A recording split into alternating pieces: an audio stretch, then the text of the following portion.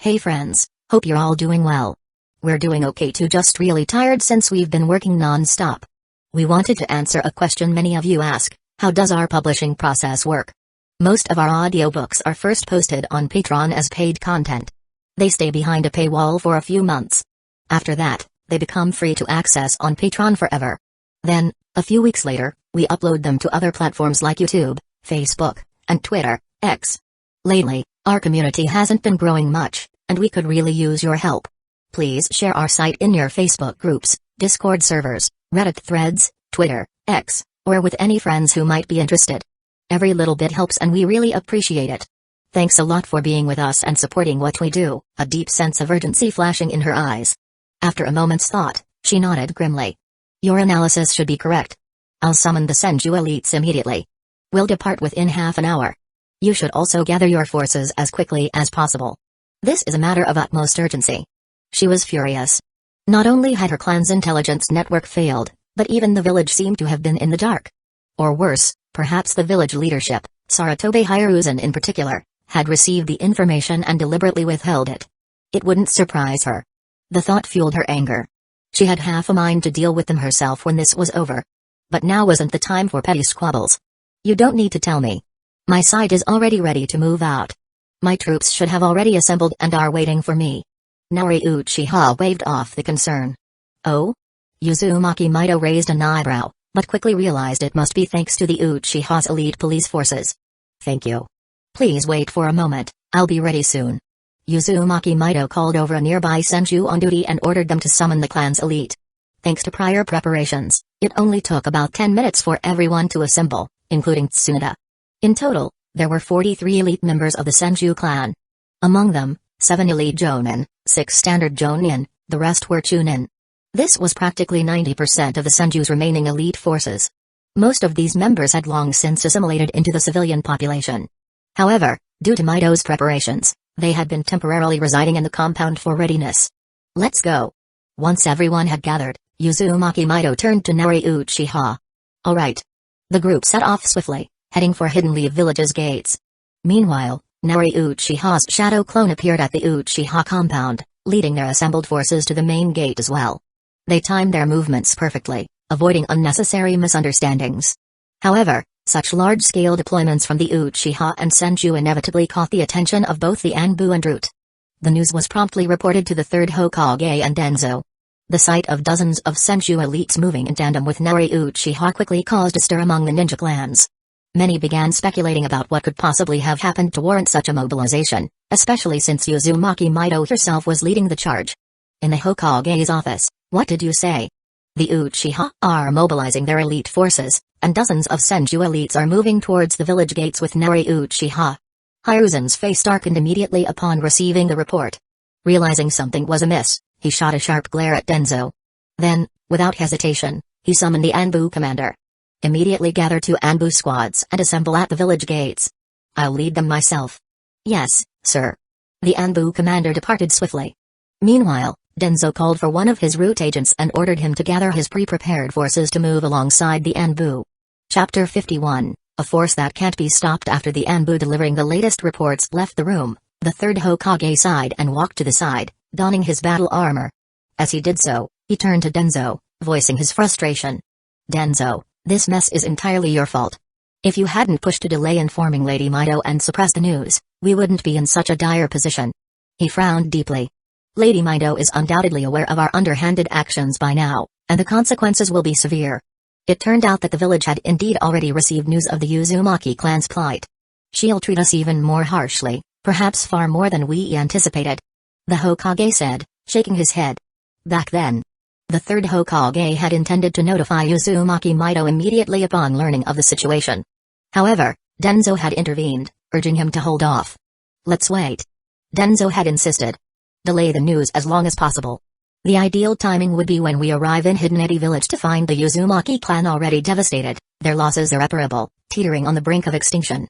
Danzo's reasoning was cold but calculated. In such a scenario, Hidden Leaf village could easily seize the Uzumaki clan's remaining assets. At the same time, it would sever the last ties of support for the Senju clan, crushing any lingering hope of their resurgence. If we save the Uzumaki clan in full. Danzo had reasoned, Lady Mido, with her personality and the Senju's current state, would undoubtedly push to relocate the entire clan to Hidden Leaf Village. And if that happens, the Senju and Uzumaki would inevitably unite, working in tandem, breathing as one. Their unity would make them an unstoppable force. With the Uzumaki's backing, the Senju would quickly regain their strength and influence. Neither Danzō nor the third Hokage wanted to see such an outcome. Convinced by Danzō's arguments, the Hokage had reversed his original decision, setting the stage for their current predicament. Complaining about it now won't change anything. Danzō retorted. You agreed to this plan, didn't you? Let's focus on catching up to Lady Mido before it's too late. He added impatiently. I didn't expect her to act so quickly. Danzō admitted grudgingly. The Senju don't have such an extensive or effective intelligence network anymore. This must be the Uchiha clan's doing. The Uchiha? The Hokage echoed, his expression darkening. Isn't it obvious? The Uchiha have also mobilized their forces. And isn't Naori Uchiha currently with Lady Mido? They've clearly struck some kind of deal behind our backs. Lady Mido must have enlisted the Uchiha to support her in aiding the Uzumaki clan. Danzō's frustration boiled over. Damn it, the Uchiha again. Their carefully laid plans were now in shambles. Who could have predicted that Lady Mido would ally with the Uchiha? The Hokage muttered, his tone bitter. It's clear she no longer trusts us. To think she would rather collaborate with her longtime rival than place any faith in us. What terms did the Uchiha demand for this cooperation? What promises did she make to them? The thought sent chills down the Hokage's spine. If the Senju and Uchiha truly formed an alliance, his position would be in jeopardy. Let's go. With that, the third Hokage and Danzō hurriedly left the Hokage office. After regrouping with a contingent of Anbu and Root ninjas outside, they made their way toward the village gates. By the time they arrived at the gates, Uzumaki Mido and Naori Uchiha had already led the elite forces of their respective clans out of the village. Lady Mido, please wait. Where are you planning to go with such a large force? The Hokage called out, pretending to be puzzled. Hey! Naori Uchiha scoffed, unable to hide her disdain. Even at a time like this, the Hokage was still putting on an act, treating Uzumaki Mido as if she were a fool. Especially laughable was how quickly they had mobilized so many Anbu and Root members to intercept them. Did they think Uzumaki Mido couldn't see through their little tricks? Naori shook her head in disbelief. She had clearly overestimated the intelligence of the third Hokage and Danzō. Lady Mido wasn't blind to their actions either. Her expression turned icy as she glared at the Hokage. You've known all along, haven't you? Yet here you are, feigning ignorance. What is the meaning of this? Do you take me for a fool? No, Lady Mido, you misunderstand. The Hokage felt a pang of regret. He had underestimated the situation. Desperately trying to salvage his dignity, he explained, you must be heading to Hidden Eri Village, Land of Whirlpools, because of the recent news. We only just received the same information ourselves and were preparing to act. We had no idea you were already mobilizing. Turning to Naori Uchiha, the Hokage added, though I must admit, I didn't expect the Uchiha's intelligence network to be so advanced, more efficient than the village's own, really amazing. Hey! Naori sneered. Don't flatter the Uchiha. We don't need your empty praise. We simply assigned people to monitor the Land of Whirlpools days ago. The warning signs have been apparent for over a month now. Even Lady Mido requested the village's attention, hoping you would act swiftly should something occur. But clearly, not everyone shares the same priorities. Naori said pointedly, her sharp gaze cutting into the Hokage and Danzō. Now you're trying to delay us? What's the goal, giving the other villages more time to destroy the Uzumaki clan? That's not true. The Hokage's voice faltered under Naori's accusations, her words hitting too close to home. Lady Mido's piercing stare only deepened his unease. Of course, we're here to join forces with you. The Hokage insisted, scrambling to cover his tracks. Lady Mido, you see, Danzō and I have brought a majority of our Anbu and Root forces. We can handle this matter. Perhaps you should stay in the village, for safety's sake. Your presence is vital here. Your Hidden Leaf Village's pillar of stability. If you leave, it could draw unwanted attention from our enemies. Mido cut him off coldly. Enough. I'm going, and that's final. No one can take my place in this matter. If the Uzumaki clan is to survive without becoming a target again, I must convince them to relocate. Only I can achieve that. Since you've brought your forces, you might as well come along. You're not staying behind. Lady Mido's words were resolute. She wasn't naive enough to leave the Hokage and Danzō unsupervised in the village, especially with most of the Senju clan's elite, and even Tsunade, departing. I can't take the risk of leaving these two here to scheme against the clan or my family. The Senju can't endure any further losses. Similarly, the Uchiha had taken a significant portion of their elite forces, leaving their village presence weakened. Mito wasn't about to give the Hokage and Danzo an opportunity to exploit this. Bringing them along was the safest option. As for whether they might sabotage the mission in Hidden Eddy Village, that was a risk she'd rather take than leave them behind to plot unmonitored. Keeping things under close watch is undoubtedly the best choice. This. The third Hokage was stunned for a moment. He hadn't expected Uzumaki Mito to say that. He immediately felt as though he had miscalculated again. On the side, Danzo's face darkened, but he hid behind the third Hokage without saying a word. After all, most of the actions targeting the Senju clan over the years had been orchestrated by him. Danzo was still somewhat afraid of Uzumaki Mito. He feared that she might snap and deliver a fatal punch to him right then and there. Thus, he decided it was better to let the third Hokage handle the situation or to take the fist hit. Even so, he couldn't help feeling uneasy and a little resentful. This isn't appropriate, is it? The third Hokage's expression turned grim as he said, the village also needs protection. Especially now, with the other great ninja villages showing signs of unrest. What if their target isn't the land of whirlpools but Hidden Leaf Village instead? If that happens, Hidden Leaf Village's defenses could be left vulnerable to a surprise attack. I am the Hokage, I can't just sit idly by and let such a situation unfold. How about this? Danzo can't lead the Anbu and the Root members to go with you? Or perhaps, you stay here, and I'll go with Danzo instead? His concern for the village's stability was genuine. Especially today, with Uzumaki Mito and the Uchiha suddenly gathering a large number of elite forces and hastily leaving the village. At this point, many of the ninja clans and individual shinobi in the village were likely alarmed, wondering what was happening. Humphrey. Uzumaki Mito snorted coldly and glanced at both the third Hokage and Danzo. She sneered, fine then.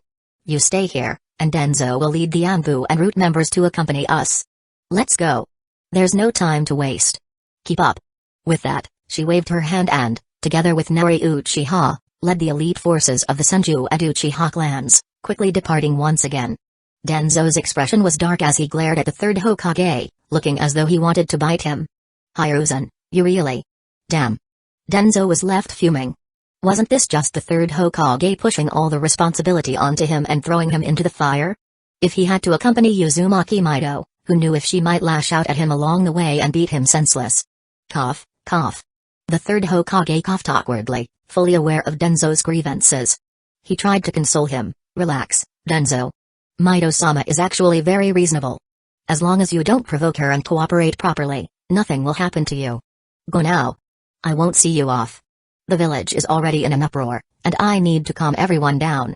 As for the rest, you'll have to handle it yourself. If things can't be done, don't force it. After giving these instructions, the third Hokage ordered the Anbu to assist Danzo and Uzumaki Mito on their mission. He then waved Danzo off and headed back toward the village. Danzo. This bastard. But what could Danzo do? Humphrey. Follow me. He could only snort coldly and order his Root members and 2 squads of Anbu to speed up and catch up with Uzumaki Mito's group.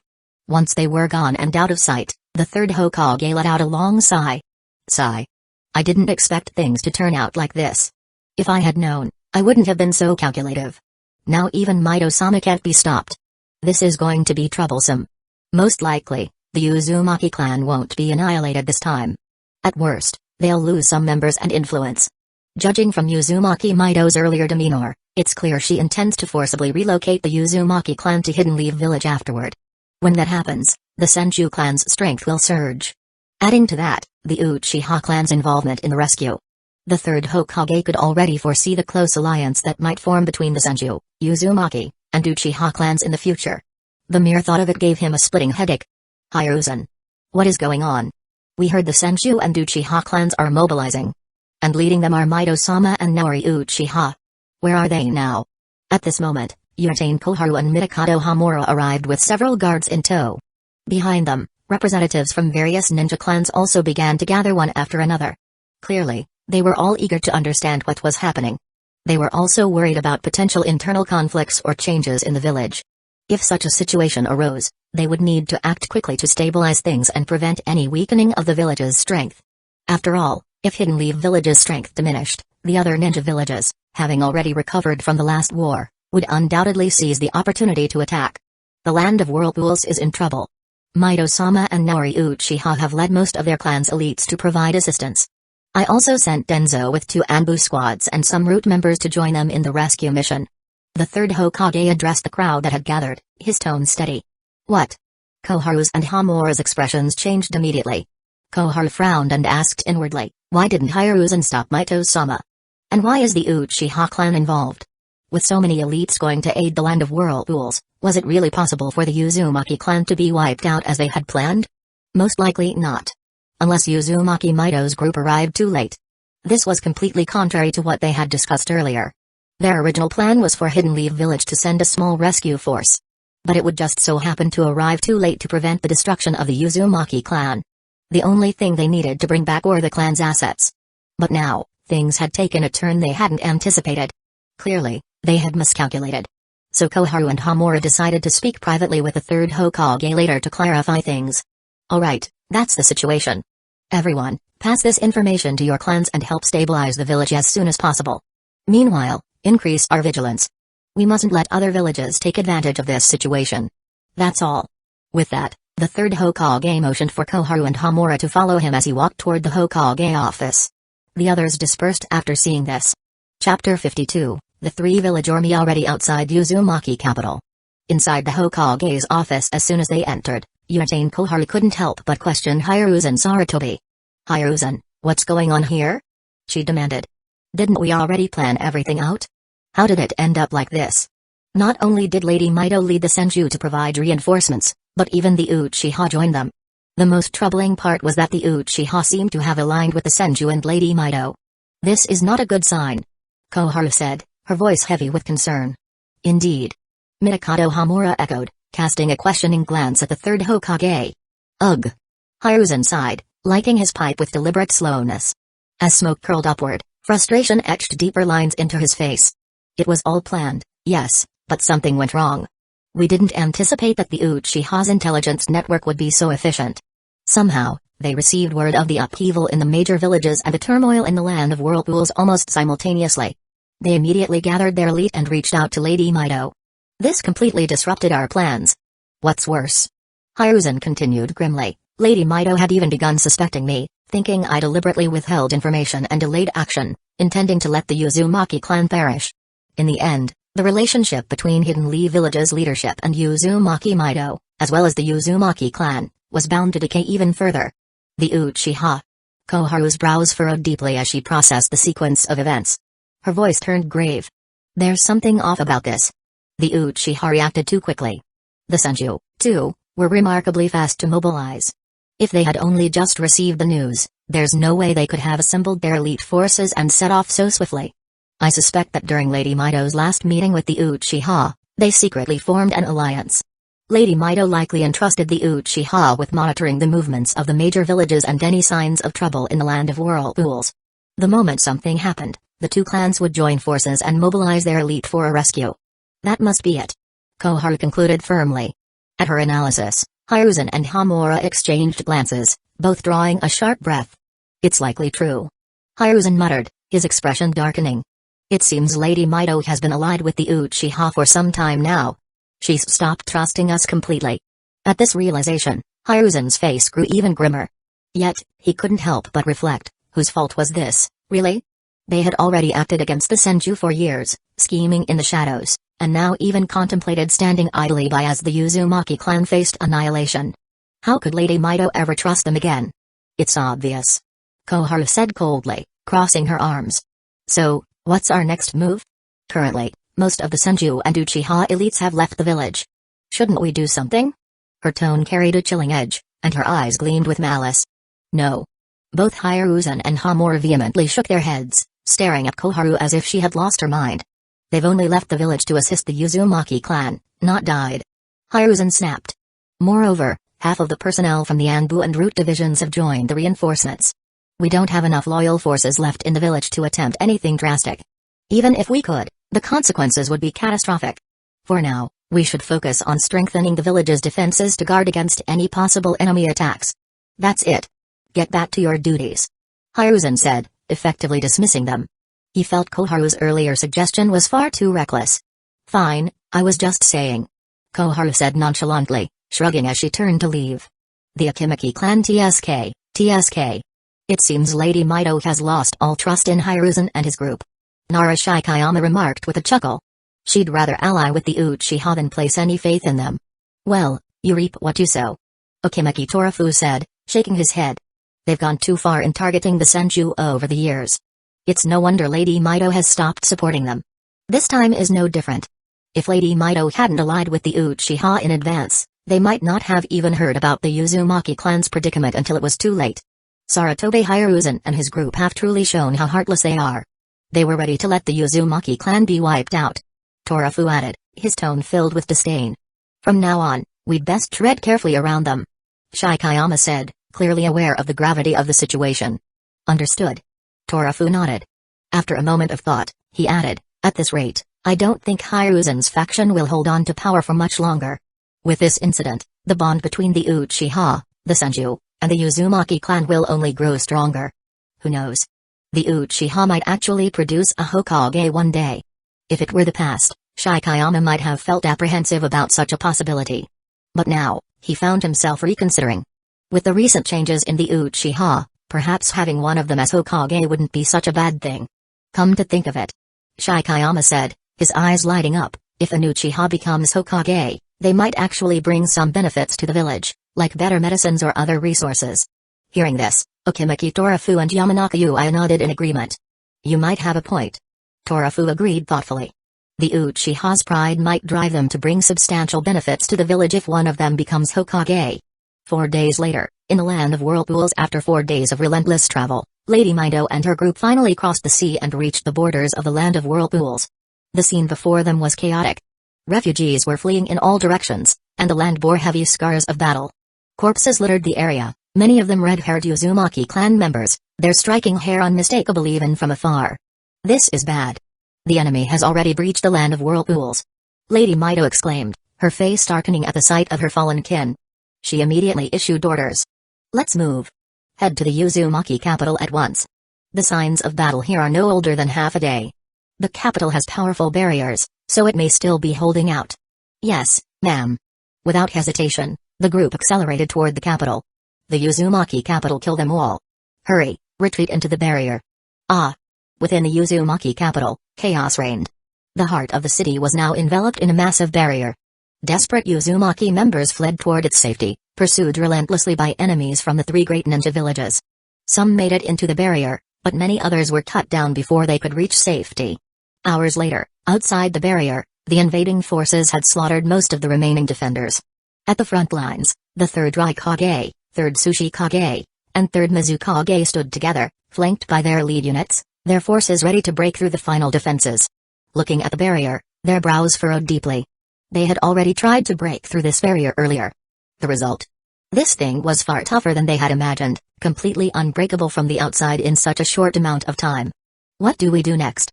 By now, Hidden Leaf Village must have received word and is likely sending reinforcements, right? The 3rd Mizukage couldn't help but voice his concern. Hey. Not necessarily. The 3rd Tsuchikage, Onoki, floated midair with his arms crossed, sneering. You say that because you don't understand Hiruzen Saratobe well enough. That man might not even care if the Uzumaki clan is wiped out. Otherwise, after all the activity we've stirred up in Hidden Eddy Village over the past month, why hasn't Hidden Leaf Village made any moves? Frankly, they're probably hoping for the Uzumaki clan's annihilation. Similarly, the Uzumaki clan might not even want to ask Hidden Leaf Village for help. Onoki had dealt with the 3rd Hokage enough times to have a fairly accurate assessment of his personality. Is that so? The 3rd Mizukage's eyes flickered at this response. We should just focus on breaking through the barrier as quickly as possible and grabbing what we came for, said the 3rd Raikage, his deep voice resonating. Saratobe Hiruzen might not care, but don't forget, Uzumaki Mido isn't dead yet. With her around, Hidden Leaf Village will definitely send people to aid them.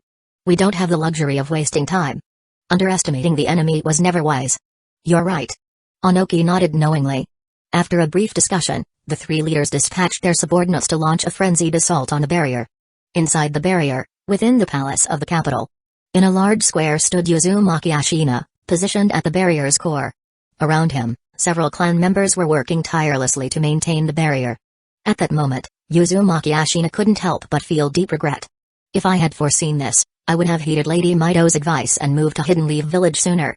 My pride and short-sightedness blinded me. I never expected this disaster. Beside him, another Uzumaki elder shook his head. There's no point in dwelling on that now. Moving to Hidden Leaf Village wouldn't necessarily have been a good thing either. Have you seen how far the Senju clan has fallen over the years? And who could have predicted that the three great ninja villages would suddenly unite to launch a surprise attack on us? This is just fate. How's the evacuation going? We don't have much time left. With the intensity of these attacks, the barrier won't hold out for much longer. Regret was useless now. The priority was figuring out how to preserve as many lives and as much of their clan as possible. Uzumaki Ashina nodded. It's all been arranged. Aside from those of us staying behind to maintain the barrier, and by time, the remaining few hundred clan members have been split into 5 groups and sent through different escape routes. I've directed one group toward Hidden Leaf Village, but the others are heading elsewhere. I don't intend to put all our eggs in one basket. Besides, I don't trust Hidden Leaf Village completely, especially with Lady Mido's time running out. This ordeal had taught him a painful lesson. Dispersing the clan was the best way to ensure its survival. That sounds reasonable. The elders nodded in agreement, raising no objections. Wait. The enemy's attacks have weakened. An elder's voice cut through the tension. It's Hidden Leaf Village. I can feel a formidable chakra signature drawing closer, one that is unmistakable. It's Lady Mido. She's leading reinforcements to save us. We're saved. A younger elder, using the Kagura mind's eye, exclaimed with excitement. The others were stunned before their expressions turned to joy. What? Are you sure? Positive. The elder nodded confidently. It's not just Lady Mido, I can also sense the life force of the Senju clan. And wait, there's more, it's the Uchiha clan. Huh? Why are the Uchiha here? And so many of them. This chakra. Such immense and sinister power, paired with their Sharingan. Incredible. All of them have awakened their Sharingan, with the weakest at 2 Tomoe. This group of over 100 are undoubtedly the Uchiha's elite forces. Even though the other reinforcements included some Anbu and Root ninjas with less distinct traits, the elder could still discern clans like the Inuzuka and Aburame among them. What? Not only are the Senju and Lady Mido personally here, but even the Uchiha. Is this for real? The Uzumaki present were stunned and overjoyed. Another elder, also using the Kagura mind's eye, confirmed, it's true. Lady Mido and the reinforcements have already engaged the enemy. Clan leader, what should we do? All eyes turned to Uzumaki Ashina. After a moment of thought, he said, you all stay here and continue maintaining the barrier. I'll gather the remaining elites who haven't evacuated yet. If it's true that Lady Mido and the others have come to help, we'll coordinate with them to crush the enemy from both inside and out. The others had no objections. Ashina handed over control of the barrier's core to the head elder and left to rally the remaining elites. Meanwhile, outside the barrier, Uzumaki Mido led Hidden Leaf Village's reinforcements, clashing fiercely with the elites of the 3 great ninja villages. Fire style, Dragon Flame Jutsu. Water style, Wave Surge. Sharingan, Ganjutsu. In an instant, the enemy forces abandoned their assault on the barrier to focus on Hidden Leaf Village's onslaught. Damn it. How could Hidden Leaf Village send so many elites? Has Sarutobi Hiruzen changed his way? Onoki grumbled in frustration. As he spoke, he clapped his hands together, preparing to use particle style. Susanoo. Suddenly, a black Susanoo soared into the sky, transforming into a towering, nearly 100-meter-tall giant that loomed over Hidden Village's capital. The colossal figure drew a blade from its side and swung it directly at Onoki. The moment he saw the Susanoo, Onoki's heart sank, overcome with dread as memories of the psychological scars left by Madara Uchihara surfaced. Sensing mortal danger, he hastily dodged in midair. Still, the sheer force of the slash created a windstorm that knocked him back. Boom. Arg. Though Onoki escaped injury, the shinobi beneath him weren't as lucky. Dozens were obliterated instantly, their bodies reduced to nothingness. Among the dead were elite shinobi from Hidden Stones Village, Hidden Clouds Village, and Hidden Mist Village alike. For a moment, the faces of all 3 Kage darkened. Gulp. Are you kidding me? That kind of power. The terrifying sight of the Susanoo shook many shinobi from the 3 villages. They stared at the massive chakra giant, their hearts gripped by fear. This was beyond anything they could handle. Many immediately distanced themselves from the battle. Onoki steadied himself, staring at the figure within the Susanoo with a grim expression. You're Naori Uchiha. I didn't expect you to show up. Since when have the Senju and Uchiha grown so close to help the Uzumaki together? Hey. Naori Uchiha smirked coldly. That's none of your concern. Onoki, Today, you're my opponent. Don't disappoint me. Show me what you've got. With that, Naruto Uchiha continued to manipulate the Susanoo, launching relentless attacks on Onoki. Chapter 53, Dominating the Battle. Naruto Uchiha, huh? Let's see whether your Susanoo is stronger or my fists. Hell stab, three-finger thrust. Die. The third Raikage charged straight at Naruto Uchiha with unrelenting ferocity. Third Raikage, your opponent is me. Adamantine sealing chains. At that moment, Uzumaki Mido dashed forward, golden chains erupting from her body and shooting toward the Raikage in a sweeping attack. Not good. Sensing the deadly danger from these chains, the Raikage immediately veered off course, abandoning his attack to evade. His strike missed, smashing into the ground instead. Boom.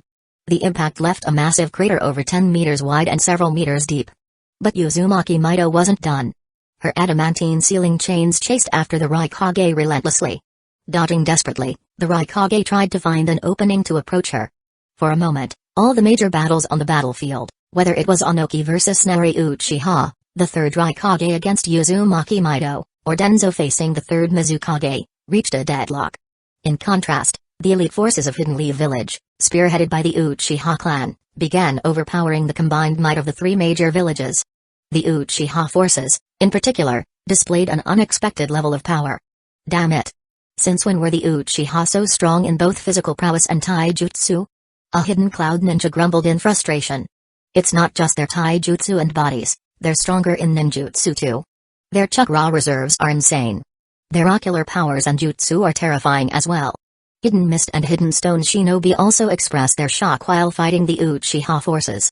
Though the Senju, Anbu, and Root operatives were strong, they didn't exceed the expectations of the three villages. Kill. Suddenly, a massive wave of Uzumaki clan elites, thousands strong, broke through the barriers and charged at the enemy forces. The surprise assault, coordinated with Hidden Leaf Village's shinobi, instantly killed over 100 enemy elites. Their arrival became the final straw that broke the enemy's resolve. Retreat. Realizing the situation was beyond salvaging, the third Raikage roared, fending off Mido's golden chains while slowly retreating and covering his allies. Although he regretted failing to fully destroy the Uzumaki clan and seize their secrets, they had still managed to kill dozens of Uzumaki ninja within the land of whirlpools. They had also looted a decent amount of sealing techniques from the corpses and homes they ransacked along the way. These would suffice for sealing a Jinchuriki. Understanding they couldn't win, the third Raikage decided to minimize further losses. Most importantly, he saw no hope of defeating Uzumaki Mido. Her abilities were too troublesome, and the sealing power imbued in her adamantine chains was a natural counter to his strength. You think you can run? Not a chance. None of you are leaving. Mido, unwilling to let the enemy escape, forcefully drew upon the Nine Tails chakra, entering her golden chakra cloak forced mode. Her power surged exponentially as she launched herself at the third Raikage. At the same time, she directed some of her adamantine chains toward nearby hidden cloud shinobi. Ah! Several unlucky cloud ninjas were caught by the chains. Crack! Crack! The sound of bones breaking filled the air as they were crushed to death. Damn it! Is this woman insane? And this chakra? It's the Nine Tails chakra. How is this possible? She's fully mastered the Nine Tails power? The third Raikage's expression darkened. Hellstab, one finger thrust.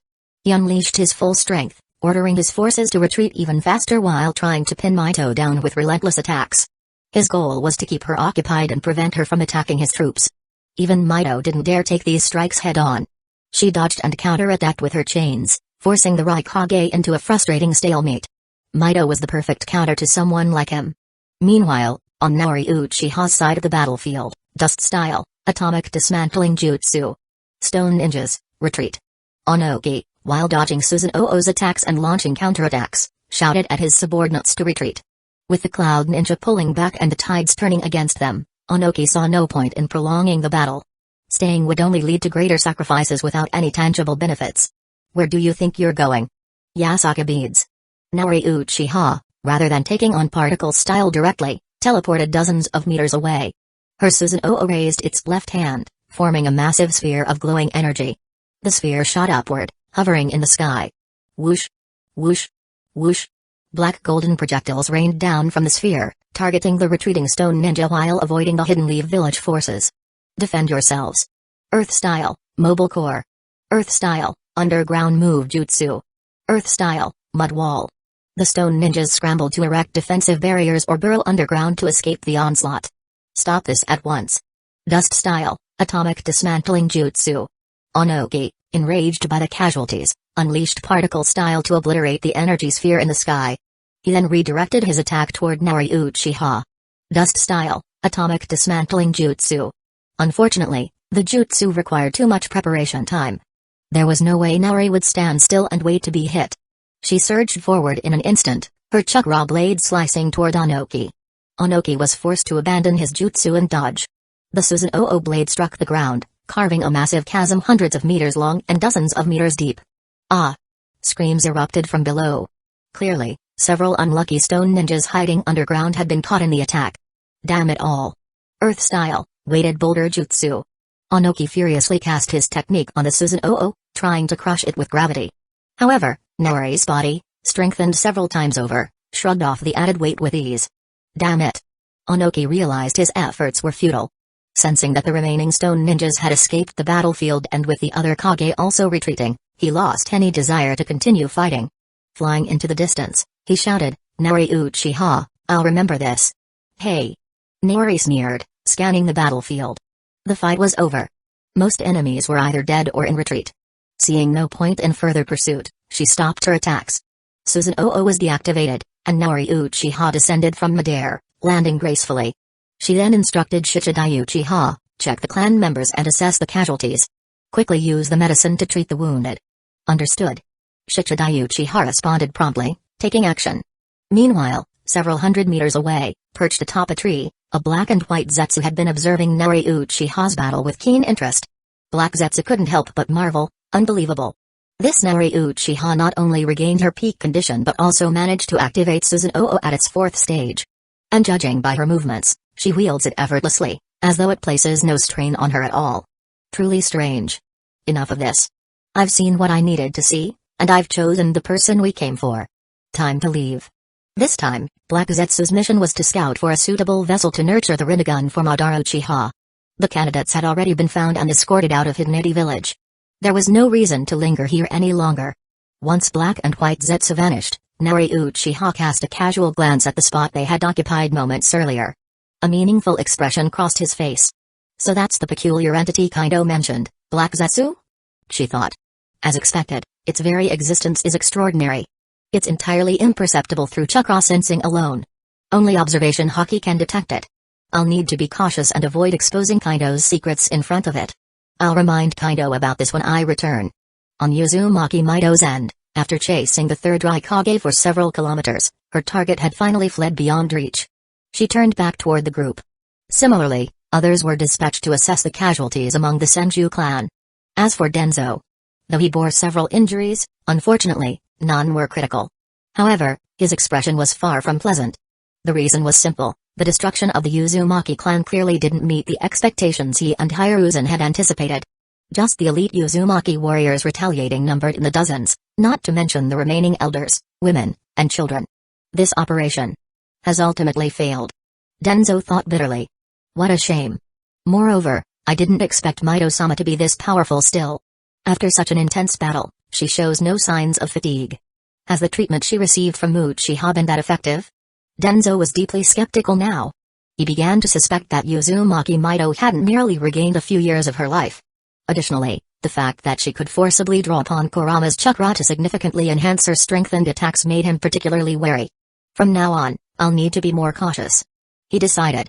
What alarmed Danzo even more, however, was the combat prowess and resilience displayed by the Uchiha elite guard during this mission. Their abilities had clearly improved dramatically, far beyond what could be considered normal. Sure enough, the Uchiha must have access to superior versions of the chakra pills and body-strengthening medicines they sell. Danzo speculated. Otherwise, there was no way to explain such a rapid increase in strength, physique, chakra reserves, and even ocular power. The Uchiha are indeed a massive threat. He thought grimly. If I'd known this earlier, I would have pressed harder to suppress them in the past. Now, however, even if he and the third Hokage wished to clamp down on the Uchiha, it would be impossible for the time being. Not only because of Naori Uchiha's terrifying power but also due to the apparent alliance between the Senju and the Uchiha. This was far from good news for him. Looks like any plans against the Uchiha, or even the Senju and Uzumaki, We'll have to wait until the next great ninja war. Danzo resolved. Mark my words. Enjoy your victories while you can. When the time comes, I'll show you who truly has the last laugh. Lady Nori, no deaths this time. Only 5 severely injured and 12 with minor injuries. Uchiha reported with a satisfied smile after completing the count. The battle hadn't lasted long, including their journey here, during which they eliminated dozens of ninja from the 3 great villages. The final confrontation had lasted less than half an hour. Moreover, the Uchiha's enhanced strength and improved teamwork greatly minimized casualties. In contrast, the Anbu, Root, and even the Senju suffered heavier losses. The Anbu and Root, in particular, had been given special attention by both Naori Uchiha and Uzumaki Mido. Oh? Naori Uchiha raised an eyebrow, then smiled. Not bad. It seems the recent intensive training, combat drills, and resource investments have paid off. Encourage everyone to keep up the good work. When we return, I'll personally evaluate their efforts. She added. Of course, compile the merits from this mission and submit them to me when we're back. I'll distribute clan merit rewards accordingly. Currently, the merit hall was increasingly stocked and well organized, becoming a familiar system for the clan members. Yes. Thank you, Lord Nori. Uchiha exclaimed, visibly excited. Merit rewards were incredibly valuable, offering countless treasures he had been eager to exchange for. Soon, the battlefield was cleared and organized. This mission had been a significant success. Later, Uzumaki Mido, Naori Uchiha, and Danzo met with Uzumaki Ashina. We're deeply grateful for your aid, Mido-sama, and to all of you for coming to our rescue. The Uzumaki clan owes you a tremendous debt of gratitude. Ashina began, bowing deeply. He had not expected such a strong and timely response from Hidden Leaf Village. Of course, he understood that much of this was thanks to Mido-sama's influence. Otherwise, with Hiruzen and Danzo's personalities, they would likely have allowed the Uzumaki clan to be destroyed, reaping the benefits afterward. The Uchiha's presence, in particular, surprised him. However, he assumed their involvement was also due to negotiations led by Mido-sama, unrelated to Hiruzen and Danzo. After all, the relationship between the Uchiha and Hokage was far from amicable. How are the clan's casualties? How many members remain? Mido asked without preamble. Ashina hesitated briefly before answering, the exact numbers still need to be tallied. Many of our people weren't in the capital's core area and were scattered throughout Hidden Village. Some were stationed at the borders as defensive units.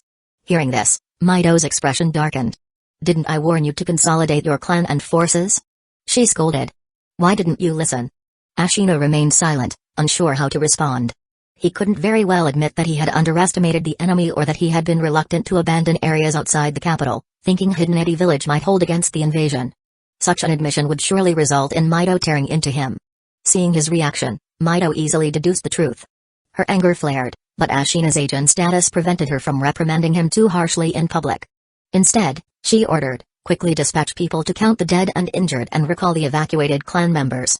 Gather Hidden Village's remaining assets, and then prepare to lead the Uzumaki clan back to Hidden Leaf Village with me. From now on, the Uzumaki clan will officially become part of Hidden Leaf Village. This.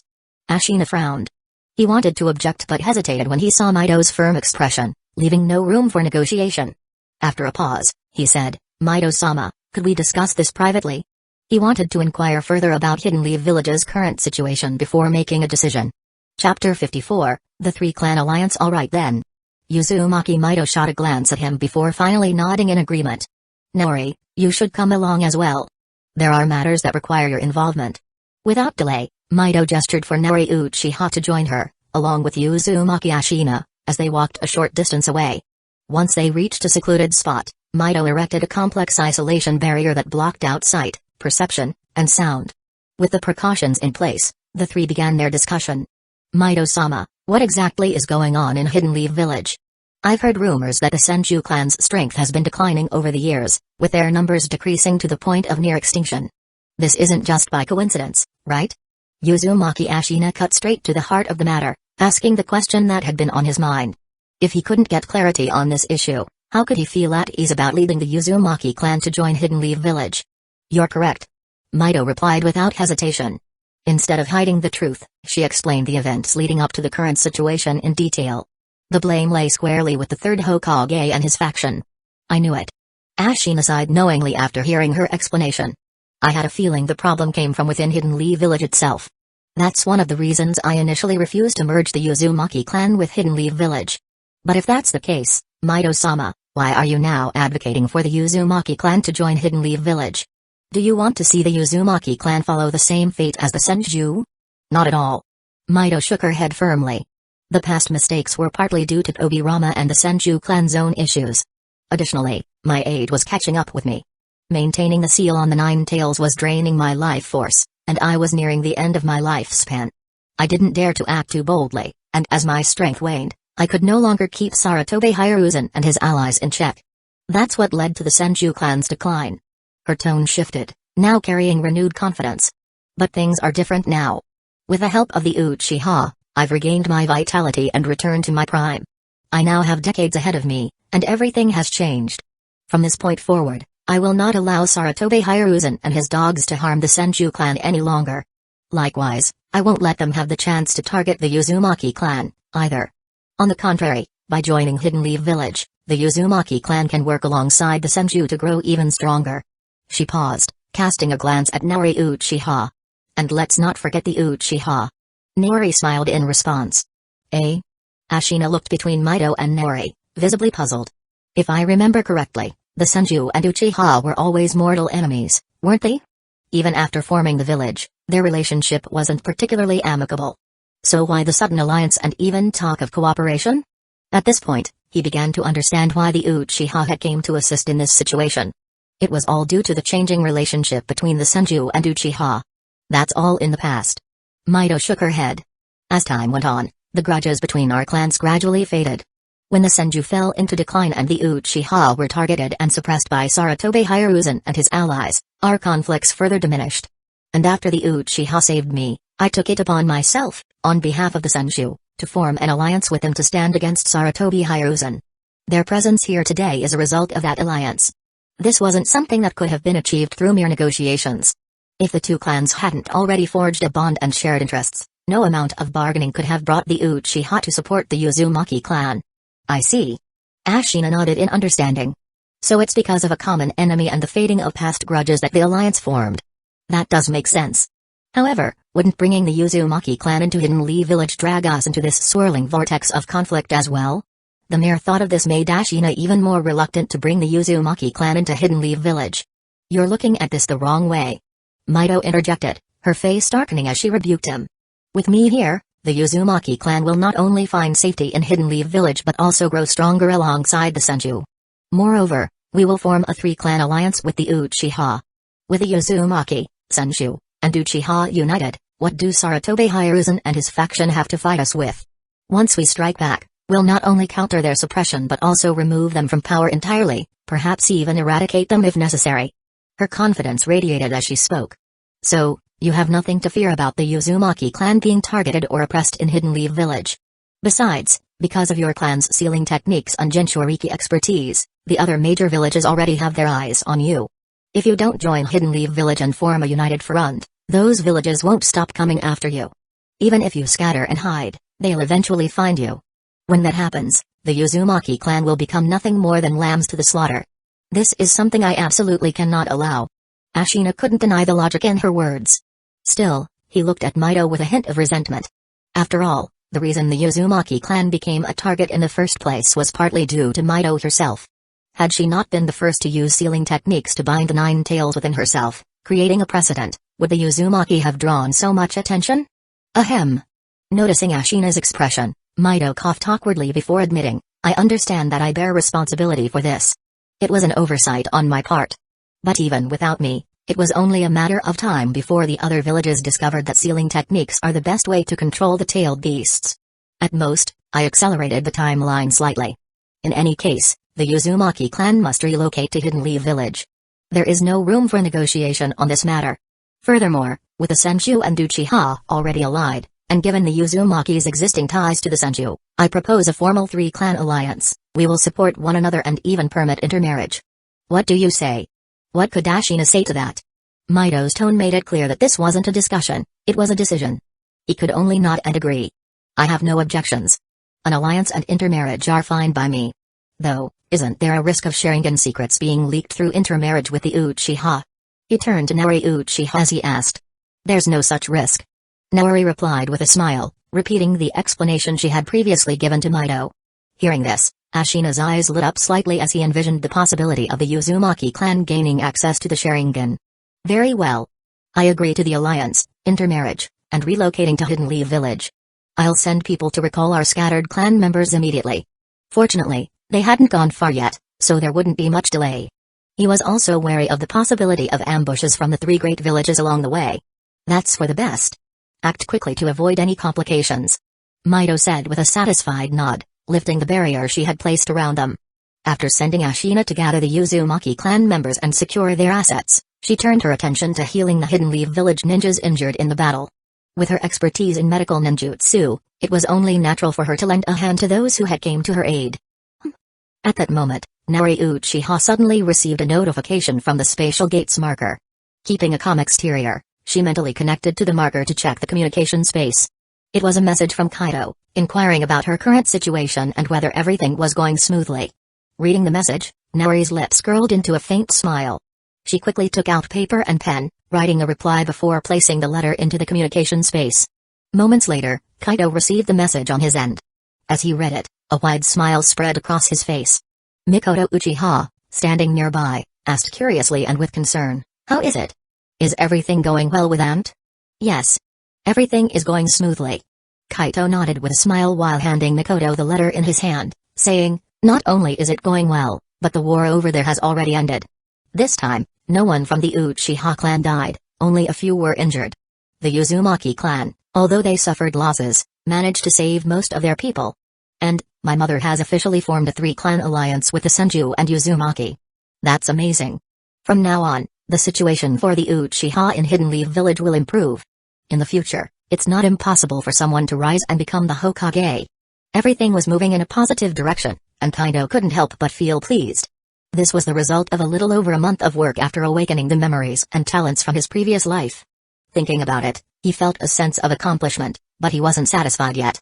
His ultimate goal was to control not just the world of Naruto but also the world of One Piece. In fact, if possible, he wanted to further develop his ability to open spatial gates and explore even more unknown worlds. Of course, he also knew that trouble was far from over. This time, the 3rd Hokage and his faction had taken a huge loss. When they learned about the alliance of the 3 clans, they would likely come up with more aggressive ways to suppress them. Although Kaito wasn't afraid, he didn't want to deal with the annoyance. They might just change their methods. He muttered to himself. For now, Kaido decided to focus on improving his strength further and growing faster. Then, he would deal with the 3rd Hokage and his faction directly. As long as there are no casualties, that's good. Mikoto said with relief as she read through the letter, nodding happily. I'll look forward to the day when you become the Hokage, Kaido. Are you planning to explore Sky Island next? Yes. Kaido replied confidently, noticing Mikoto's curious expression. He couldn't help but chuckle. What's this? Do you want to come to Sky Island too? Mikoto nodded eagerly, her eyes sparkling with anticipation as she asked, Can I? It shouldn't be a problem. Kaito said after some thought. I can take you along. But it's still dangerous over there. You can't wander away from my mother, or something bad could happen. Both the Skypians and Shandians were known to be wary of outsiders, especially the Shandians. I won't cause trouble. Mikoto promised, nodding earnestly before breaking into a delighted smile. Sky Island. Ever since Kaido had shared information about it, she had been filled with curiosity and longing for the place. And not just Sky Island, Fishman Island, Amazon Lily, Sabati Archipelago, the Red Line. Though the Sabati Archipelago had already been mapped and marked, Mikoto hadn't visited due to the dangers there. 3 days later the Uzumaki clan had gathered their remaining people and resources. After laying to rest those who had sacrificed their lives, they set out for Hidden Leaf Village, led by Mido Uzumaki. Although a few clan members were still missing, there wasn't much else they could do. Unlike their hasty arrival, the journey back was slow. The Uzumaki, burdened with their families and a large amount of resources, could only move cautiously. To prevent ambushes by other villages, the Uchiha, led by Nori, chose to stay with the main group instead of returning to Hidden Leaf Village on their own. This also gave the Uchiha clan's people more time to bond with the Uzumaki.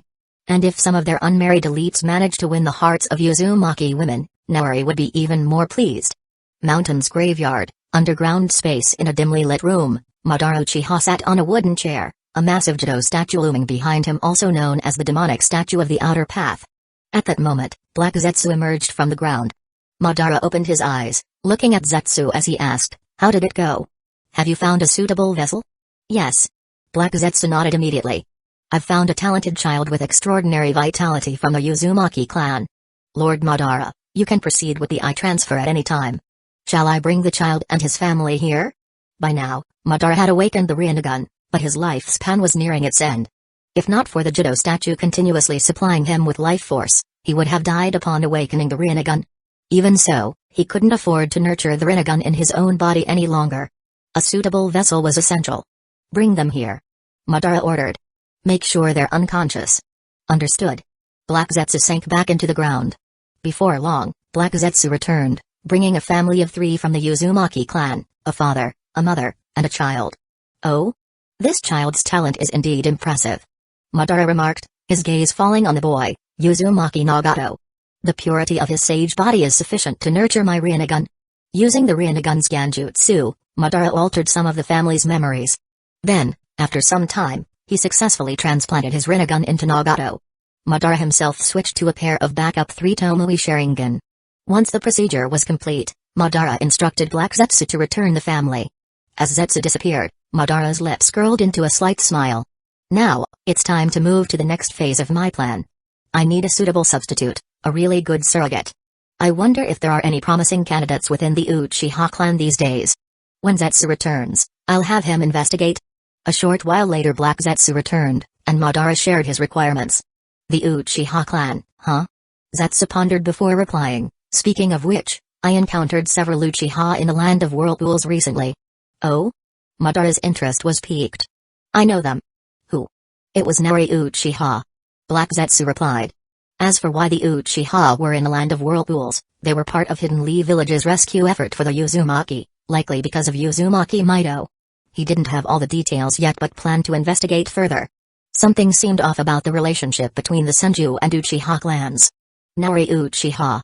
Her? Madara raised an eyebrow. "If I recall correctly, she's the one who developed the Sharingan's forbidden technique, Izanami, and single-handedly ended the Uchiha's internal conflicts." "Quite the girl. She's still alive?" "Interesting. Not only is she alive, but she's thriving," Zetsu confirmed. "The damage she suffered from using the forbidden technique has completely healed. Her vitality, physical condition, and even her visual powers have all been restored. Earlier today, she used her Mangekyō Sharingan to activate the 4th stage of Susanoo and defeat the 3rd Tsuchikage, Anoki." Chapter 55, Madara and his typical plan. Madara Uchiha was a bit surprised after hearing the report. Her lost life essence and ocular power have been fully restored to their peak? And with just a one-eye ordinary Mangekyō Sharingan, she could unlock the 4th stage of Susanoo? Zetsu replied, "Yes, her other eye seems to have lost its power as she was only using one eye. That's not bad at all. Even back in his prime during the Mangekyō stage, he could barely achieve the same. However, for Madara as he was now, this was merely acceptable. In his opinion, Nari Uchiha would never reach the eternal Mangekyō stage, let alone awaken the Rinnegan. Without those advancements, her future potential would always be limited. She would never pose any real threat to him." "Indeed." Black Zetsu nodded affirmatively. "It's not just her. The other Uchihas also seem different somehow. Their physical strength and vitality have significantly improved. There must be some kind of secret behind this." Even if Madara wasn't overly concerned about this, Black Zetsu was determined to figure it out. He didn't like things happening beyond his control, it unsettled him. "Oh? It's not an isolated case?" Madara raised an intrigued eyebrow. "Interesting. In that case, go investigate Hidden Leaf Village. Find out what's going on. While you're at it, evaluate the Uchihas and see if any are suitable candidates to act as my surrogate." "Understood." Black Zetsu immediately accepted the order. To Madara, everything else was secondary. The smooth execution of his plan was what truly mattered. 8 days later, Hidden Leaf Village's main gate. "Finally, we're back. I can finally rest for a few days." Tsunade stretched lazily as she looked at the familiar gates of Hidden Leaf Village. "You."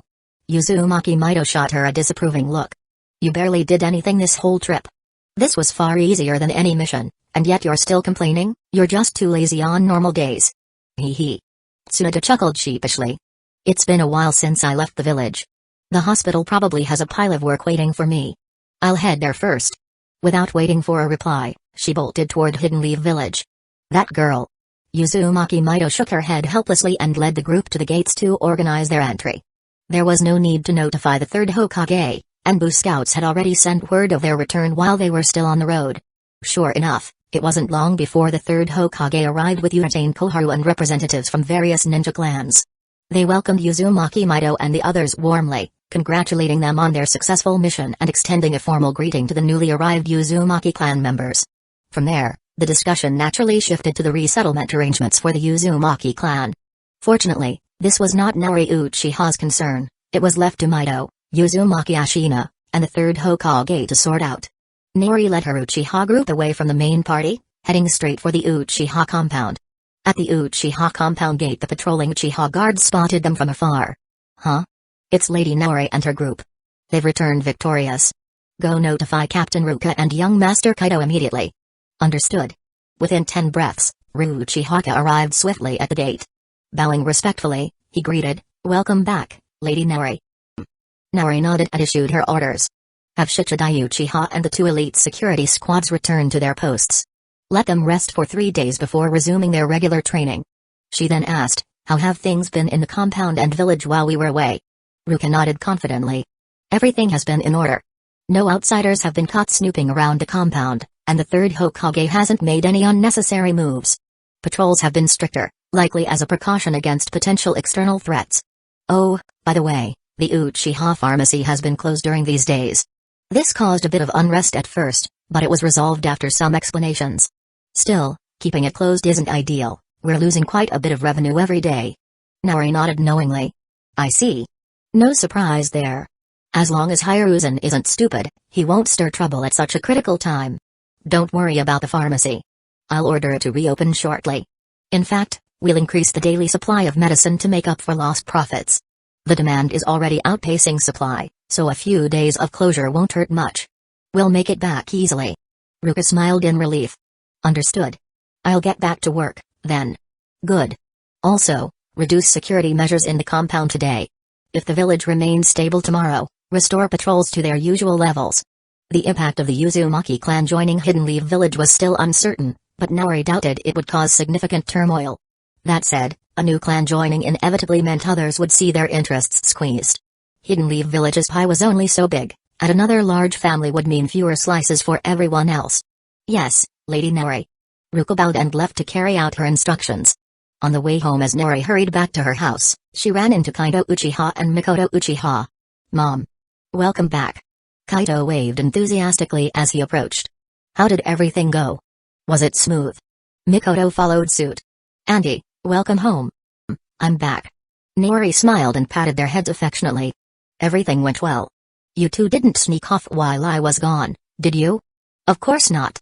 Kaido grinned. "We spent all our time training." "Good." Naori nodded in satisfaction. Once they were back home, Kaido couldn't contain himself any longer. "Mom, do you have any plans right now? If not, can we finally explore Sky Island?" He was eager to get his hands on the Thunder Fruit, Rumble Fruit, and study it thoroughly. If there was a way to eliminate its weaknesses, all the better. Haha. Looks like you can't wait either, huh? Naori Uchiha smiled knowingly. "Give me a couple of days," she said. "I'll likely need to deal with the Uzumaki clan's matters first. Integrating a large clan like theirs into the village isn't as simple as it sounds. It won't be long before the village convenes a meeting with all the major clan leaders to discuss this. The Uzumaki clan would need a sufficiently large area of land designated as their territory. Discussions would also cover the clan's future responsibilities and obligations within the village." "I see." Kaito nodded in understanding. "In that case, we'll wait a couple more days. Meanwhile, I can take Kushina and Minato over to the pirate world to get them familiarized with it. These preparations would speed up their training in the future." For safety reasons, he hadn't left the clan territory these past few days. Instead, he relied on shadow clones to guide Minato and Kushina in their training every day. Moreover, he avoided taking them to their old training grounds, as the remote location made it potentially unsafe. Instead, Kaido chose one of the training fields within the Senju compound. "Oh? You haven't taken them there yet? Well, handle it however you see fit," Naori said, surprised, but she didn't comment further, leaving the arrangements up to Kaido. Afterward, Naori asked Kaido about their training progress over the past few days, as well as the overall situation within the clan. Once the updates were finished, she turned her attention to preparing dinner. The meals she'd had while away had been far from satisfying. Seeking meat wasn't convenient while traveling, so she had relied on the full nutrient pills to maintain her training and strength. While effective, the pills lacked the satisfaction of actual food. After all, dishes made from seeking meat weren't just nutritious but also incredibly delicious, a true indulgence. Meanwhile, in the Hokage's office, after arranging for the Uzumaki clan to temporarily stay in the Senju compound with Uzumaki Mido, Hiruzen returned to his office, accompanied by Udatain Koharu, Midokado Hamura, and Shimura Danzō. With a stern expression, Hiruzen turned to Danzō. Danzō, explain the situation regarding this mission in detail. Although the Anbu has already provided a thorough report, I want to hear it directly from you as someone who was there. Could the information really be true? Could Uzumaki Mido have stood her ground against the third Raikage and even forcibly extracted chakra from the Nine Tails? And could Nori Uchiha truly summon a colossal, 100-meter Susanoo that forced even Onoki to flee? When Hiruzen first received these reports from the Anbu, he found them hard to believe. Both Koharu and Hamura also looked to Danzō, awaiting his account. Danzō scowled as he responded, "It's true. Both of them displayed power that surpassed their peaks. Especially Nori Uchiha. I never imagined she could achieve such feats with only one Mangekyō Sharingan. She didn't show her other eye, so it seems it's still damaged. Onoki was no match for her. That said, defeating Onoki in a short time isn't realistic either," he admitted. "That old man's particle style is still terrifyingly powerful. Hiruzen, Uchiha is becoming a bigger problem for us. And it's not just Nori Uchiha. Many of their elite members have grown unnaturally strong as well. Their chakra reserves, physical vitality, and even life force have all seen significant improvement. I suspect they possess some kind of medicine far superior to the nutritional pills they sell on the market. If that's true, it's bad news for us. We must find a way to uncover the secret behind these medicines and take control of it. Additionally, we need to find a way to suppress and weaken the Uchiha. If not, they'll only grow stronger over time."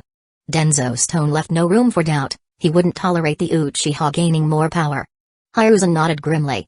"I've already received confirmation of this from Anbu reports and even personally observed the remaining Uchiha in the village. It's clear that their strength is indeed unusual. While I want the formula for their medicine as much as you do, obtaining it won't be easy." Koharu interjected. "For the past month, the Uchiha have been purchasing massive amounts of herbs, rare medicinal plants, and chakra metals. Perhaps we can reverse engineer the formula by studying the raw materials they're buying and the medicines they're selling. As long as we involve skilled pharmacists, it should be possible to deduce the formula." Her tone revealed her jealousy over the immense profits the Uchiha were undoubtedly making from these medicines. "That's a reasonable idea," Hiruzen said, frowning slightly. "But we don't have many top-tier pharmacists at our disposal. The most skilled ones are Lady Mido and Tsunade. But given their connections to the Uchiha, I doubt they'd cooperate. We'll have to explore other options, perhaps from the hospital or the Inoshikacho clan." Hiruzen sighed inwardly. Lately, he had noticed a growing rift between himself and Tsunade. On the surface, she appeared much the same as before, though perhaps a bit more casual and carefree. But Hiruzen could tell she was becoming increasingly distant from him. It was likely something Mido had told her, probably regarding the Senju. Still, Hiruzen didn't regret his actions against the Senju in the past. If he hadn't done what was necessary, how could he have secured his position as Hokage? It wasn't his fault. The Senju had overstepped, acting as though they didn't need to respect him as Hokage. Any leader in his position would have done the same. Chapter 56, Kushina and Minato's first visit to the pirate world. "I think Orochimaru might be a good choice for this kind of thing," suggested Danzō. "He might even be better than Tsunade at it." "Oh?" Sarutobi raised an eyebrow, giving Danzō a meaningful look. "Since when did Danzō start working closely with Orochimaru?" Sarutobi thought grimly. This wasn't good news for him. Sarutobi valued Orochimaru highly and didn't want him influenced, or worse, corrupted, by Danzō. "Looks like I'll need to keep a closer eye on this and personally warn Orochimaru," Sarutobi resolved inwardly. Outwardly, he nodded. "Orochimaru is indeed talented. I'll speak with him myself and see if we can make progress on this." Udatain Koharu chimed in. "Also, I propose we directly place an order with the Uchiha clan for their nutrition pills, or even their better ones, under the village's name. We need to test the waters. If we can acquire them, that's great. It would make reverse engineering them easier," she added. "Agreed," Sarutobi replied. "Leave that to me. I'll arrange a private meeting with Nori Uchiha to discuss it. If it works, great. If not, no harm done. At the very least, it'll give the Uchiha a reason to owe us something." Suddenly, Sarutobi turned to Danzō with a heavy expression. You mentioned Lady Mido can match the third Raikage, or even surpass him.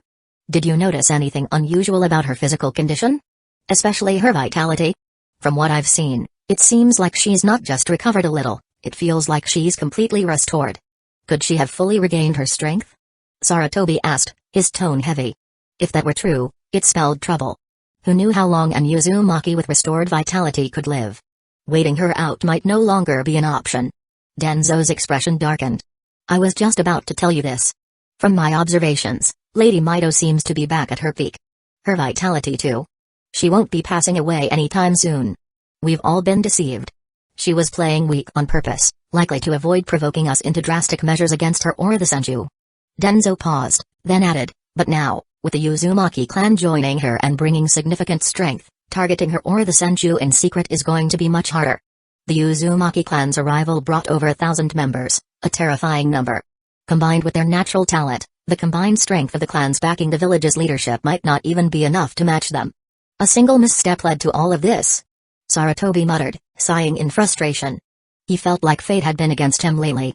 He was at a loss for what to do next. What's our next move? Koharu asked, her voice fraught with tension. Danzo responded decisively, Hiruzen, we need to separate the Uzumaki from the Senju. If possible, let's assign them land as far away as we can from the Senju's territory. This might not be a perfect solution, but it will at least slow down their recovery. Sarutobi nodded in agreement. That's possible. The Senju's land is in the heart of the village, so assigning part of it to the Uzumaki isn't practical, and the Senju wouldn't agree to it anyway. This separation seems like the best course of action. Let's handle this quickly. Sarutobi decided. I'll call for a meeting this afternoon at the Hokage Tower with all the clan representatives and active Jonin. We'll finalize the Uzumaki clan's placement there. Agreed. Fine with me. That afternoon, representatives from the various clans and the village's active Jonin gathered in the Hokage Tower's large meeting room to discuss matters related to the Uzumaki clan's integration into Hidden Leaf Village. Many clan representatives weren't happy about the Uzumaki joining but recognized it as a done deal. Opposition wasn't an option, so they remained silent. However, the debate over the division of resources and positions turned heated, with every clan pushing for their interests. Ultimately, the Uzumaki clan was assigned land on the western edge of the village. For their positions within the village, they were primarily given control over the sealing team, an obvious choice given their expertise. The sealing team's resources would be used to enhance the village's defensive barriers. But it was also an attempt by Hidden Leaf Village's leadership to learn the Uzumaki's sealing techniques through observation. The next morning, Kaito visited the Uzumaki clan's new territory to find Kushina. Although it was called a territory, the area was little more than an empty field at the moment. It still needed to be cleared and developed before homes could be built. Thank you, Kaito. If it weren't for you, our rescue operation would never have gone so smoothly. Kushina said, gazing at the ongoing construction before turning to Kaito with sincere gratitude. She had seen glimpses of the future Kaito had shared, and she knew what the Uzumaki's original fate would have been. The clan had lost a portion of its people and its control over the land of whirlpools, but this was far better than the alternative, complete annihilation. Most would credit the change to the Uchiha clan and Lady Mido, but Kushina knew the truth. Kaito had made it all possible. Had he not negotiated with her mother and Lady Mido, none of this would have happened. Haha, no need to thank me. It was just a deal. Kaito replied with a grin. The Uchiha clan benefited from it too. Besides, we're friends, right? He reached out to ruffle her hair playfully. The Uchiha clan had received a full copy of the Uzumaki's sealing techniques as part of the deal. Though integrating and mastering them would take time, the Uzumaki had no intention of backing out. After all, the two clans were now close allies, even considering intermarriage to strengthen their ties. Hee, that's true. Kushina giggled, feeling warm inside. Kaito's words and actions reassured her. Alright, let's go meet up with Minato. Kaito said. Today, I'm officially taking you both to the other world. Eh? Kushina blinked in surprise. Kushina's eyes sparkled with excitement as she asked eagerly, really? We're finally going? That's amazing. Let's go. Hurry up. She immediately grabbed Kaito's hand and started running towards the training base. She could hardly wait any longer. If it weren't for the recent upheaval in her clan, she would have already gone to the pirate world over 10 days ago. But since it was a matter of life and death for her people, she hadn't dared complain.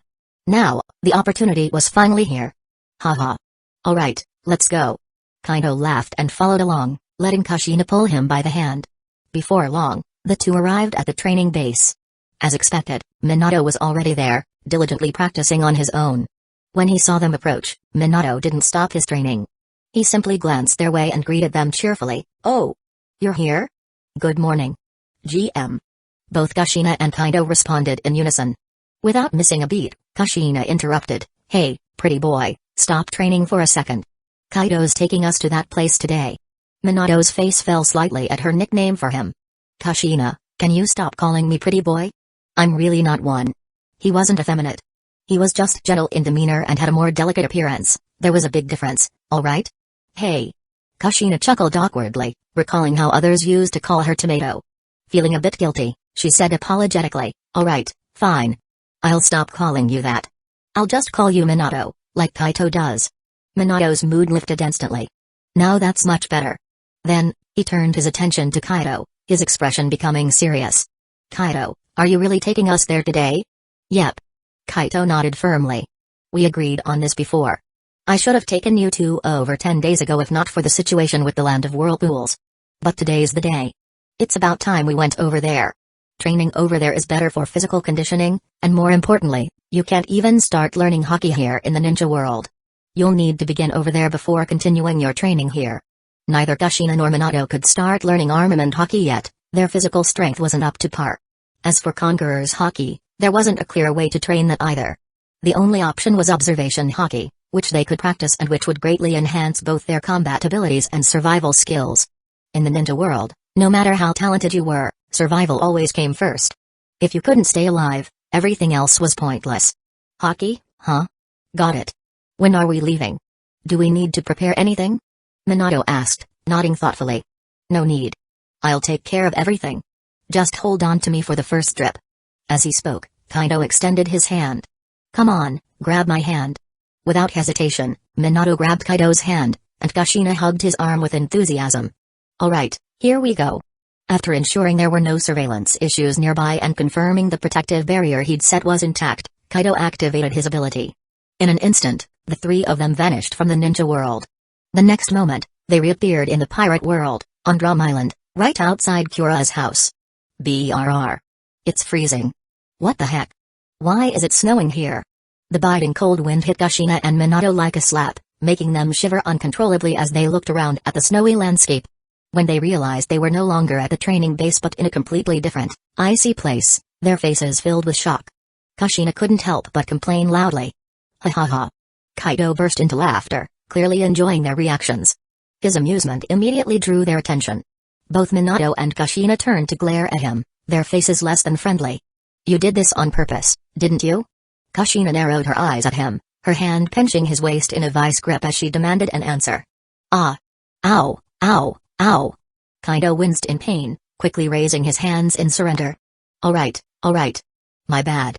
I was just trying to surprise you, that's all. Here, let's not waste time. Put these coats on before you catch a cold." With a flick of his wrist, Kaido pulled out 2 sets of warm, insulated clothing from his dimensional storage and handed them to Kushina and Minato. Not bothering with formalities, the two quickly bundled themselves up in the provided clothes. "Is there somewhere we can change?" Kushina asked, still shivering slightly. "This way. Follow me." Kaido led them into the house. "Hey, Dr. Kira. I've brought some newcomers." Entering the warm interior, Kaido greeted Kira with a wave and introduced her to Minato and Kushina. "Hello, Dr. Kira." Both Kushina and Minato greeted her politely with a slight bow. "Welcome." Kira, ever sociable, smiled and waved back. "Feel free to make yourselves at home. No need to be so formal. Kaido here already treats my place like his own house anyway." She gave him a teasing glance. "Haha, thanks." After a brief exchange, Kaido showed Minato and Kushina to a room where they could change into proper winter gear. Once they were dressed, he began their training. Not long after, Mikoto and Nari Uchiha also arrived. "Hey, Kushina. Welcome. How's it going? Isn't his place fascinating?" Mikoto greeted her warmly, her tone cheerful and light-hearted. "It is." Kushina nodded enthusiastically. "I never imagined I'd end up on an island where it's always winter. It's incredible. But you wouldn't believe what Kaido did, he didn't warn us about the weather at all. He just brought us here directly. Do you know how hot it is in the ninja world right now? I was wearing shorts and sandals when we left. I almost froze to death." Humphrey. Chapter 57, Sky beings and Shandians. Ha. Sounds just like something he'd do. Don't be fooled by how mature and responsible he acts most of the time, like some little grown-up. He has his playful and childish side too. Mikoto Uchiha chuckled at Kushina's rant. Guess I'll just have to get used to it. Kushina sighed, reluctantly nodding. Some habits, she thought, were better left unadopted. Meanwhile, Kaito noticed his mother had arrived and immediately approached her. Mom, is everything handled back home? More or less. Naori Uchiha replied with a confident nod. It all went smoother than I expected, honestly. Everything's set. So, I'm planning to head to Skypiea in a few days. What do you think? The sooner they mapped out Skypiea, the sooner she could collect the gold and unique dials found there. No objections from me. Kaito said, nodding as he began briefing her on the situation on Skypiea. Right now, the Sky Beings and Shandians should still be at war. Please, be cautious when you get there. If possible, it'd be great if you could subdue both sides and act as a mediator to bring peace and make loyal to you. They've been fighting over land for hundreds of years now, and it's pointless. Continuing this war will only lead to more casualties without solving anything. The island is big enough for both sides to coexist. Of course, convincing them might require finding the Golden Bell. Kaido went on to explain the deep-seated grudges between the two factions and the cultural significance of the Golden Bell to the Shandians. He wasn't planning to go with her, not out of fear, but because he valued life and knew the risk would be reckless at this point. The Sky Beings might be open to negotiation under their leader, Ganfall, but the Shandians were a different story. Obsessed with reclaiming Upper Yard, they were single-minded and unreasonable. The only way to deal with them would be to overpower them. I understand. Naori nodded, taking it all in. Leave it to me. Kaito still felt uneasy. Please be careful, Mom. I'm not entirely sure how strong they are compared to shinobi back in the hidden world, so don't underestimate them. Especially since they have a few devil fruit users among them. If things don't go as planned, you could always avoid direct confrontation for now, scout out the Golden City hidden in the clouds, and collect some treasure quietly. When we're stronger later, we can deal with them properly. Naori smiled warmly, sensing her son's concern. She reached out and patted his head. Don't worry so much. Your mom knows better than to act recklessly. I'll assess the situation and handle things carefully. And don't forget, I've got the teleportation function of the space gate. If it comes to it, I can always make a swift exit. Alright then, I'm heading out. With that, Naori focused her mind, locked onto the location of Jaya Island, and teleported away. Arriving in the forested area behind the pirate town on Jaya Island, Naori activated her observation haki, scanning the entire island with her heightened senses. Unlike Kaito, she wasn't a child anymore.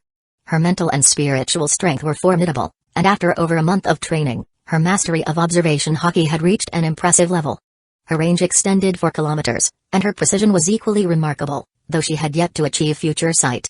As for hearing the voice of all things, that was a unique talent unrelated to haki training. Still as chaotic as ever, huh? Naori sighed, observing the island's disorderly state. In some ways, this world was even more chaotic than the shinobi world. She summoned the ninja hawk, Kuro, from the space gate, leaping onto its back and directing it to fly upward. With a sharp cry, the hawk shot into the sky like an arrow. Within minutes, they had ascended thousands of meters. At this height, the hawk's speed slowed as the air thinned, but it persevered. This must be the White Sea. Looks like we need to go even higher. Naori muttered, noticing the sea of white clouds. She couldn't find the Heaven's Gate, likely because her initial position was slightly off. Regardless, she directed the hawk upward. After a few more minutes, with the hawk nearly exhausted and breathing heavily, they finally reached the White Sea, the true home of Skypiea. So that's Upper Yard, the part of Jaya that was blasted into the sky? Naori murmured in amazement as she looked at the massive, forested island. It's hard to believe something like the knock-up stream could send an entire chunk of land this size into the sky. The sight defied all logic she had known from the shinobi world. Let's land, she instructed. The hawk descended to the edge of Upper Yard, landing on a large tree. Naori dismounted, patting the bird's neck. Good job. You've earned a rest. Go relax for now. With a flash of light, the hawk returned to the space gate. Naori took a moment to adjust to the thin air of Skypiea before activating her observation haki again and using body flicker to head toward the island's center. Meanwhile, in the heart of Upper Yard, a fierce battle was underway. Kill. Take back our homeland. A Shandian warrior roared. Hold the line. Don't let them through. A Skypiean soldier shouted. Those Shandians are insane. Why can't they just sit down and talk? What's there to talk about? This land was a gift from the heavens to us sky beings. Why should we give it up? Both sides were locked in a bloody conflict, though fatalities were rare as the leaders of both factions sought to avoid unnecessary deaths. Ganfall, the sky being leader and self-proclaimed god, was reasonable and open to peace. However, even he couldn't bring himself to kneel before the Shandians or agree to give up the upper yard. The conflict was impossible to resolve. Neither side could convince the other, and neither was willing to back down. The war would just continue endlessly. Whoosh! At that moment, Nari Uchiha suddenly appeared at the edge of the battlefield. Since she made no effort to hide her presence or movements, she was immediately noticed by both Ganfall and the Shandian battle leader, Rossi. The fighting on both sides came to a temporary halt. Ganfall turned to look at Nari Uchiha and said in a low voice, "You must be from the Blue Sea. Why are you here? What's your purpose?" Rossi, on the other hand, was far less polite. He shouted angrily, "Blue Sea dweller, get out of upper yard. This is sacred ground for us Shandians, and you're not welcome here." Eh? Even though Nari had been warned about the Shandians' fiery personalities by her son, Kaido Uchiha, she was still a bit annoyed seeing it firsthand. She didn't even bother replying. Instead, she decided it'd be easier to beat some sense into them first. After all, she had already used observation haki to assess them. These people weren't her match. Might as well fight them into submission first. Whoosh! With that thought in mind, Nari Uchiha used her body flicker jutsu and rushed straight at Rossi. "Ha! You're courting death!" Rossi roared, enraged. He abandoned his fight with Ganfall and charged directly at Nari Uchiha. Fire style, Great Dragon Fire Jutsu. As Rossi closed the gap, leaving only a few meters between them, Nari didn't hesitate. She unleashed her fire-style jutsu. A blazing fire dragon roared toward Rossi. What the? Rossi hadn't expected this strange woman to suddenly breathe fire at him. He was caught completely off guard. Because he was rushing straight at her, and with their combined speeds, there was no time to dodge. The fire jutsu hit him directly. Ah! Engulfed in flames, Rossi let out a blood-curdling scream. Nari kept sensing his condition through observation haki. When she felt it was enough, she withdrew her chakra, causing the flames to quickly subside and extinguish. Moments later, a charred Rossi fell from the sky, landing heavily on the ground. Though he hadn't lost consciousness, he was in immense pain and completely immobile. Rossi. Leader. The Shandians were horrified. They rushed to Rossi's side, surrounding him protectively and glaring at Nari Uchiha with hatred. "Do you still want to fight? If so, come on. I'm ready anytime." Nari ignored their hostile stares and spoke with a light laugh. But neither the Shandians nor the Sky Islanders made a move. They had been shaken to the core by how easily Rossi was defeated. It was clear to them now, this woman was far beyond their ability to handle. "Who are you, really? And why are you here? I can tell you don't seem to harbor any real hostility toward us," Ganfall said, breaking the silence. He didn't want to provoke a strong opponent like Nari Uchiha if it could be avoided. He had a responsibility to protect his people. Nari smiled and replied, "Me? Like you said, I'm from the Blue Sea. My name is Nari Uchiha. I'm here for the City of Gold. And, if possible, I'd also like to establish a long-term trade relationship to purchase some of the amazing shellfish you have here." "What? The City of Gold?" The Shandian's expressions darkened at her words. Rossi, despite his injuries, struggled to stand with the help of his people.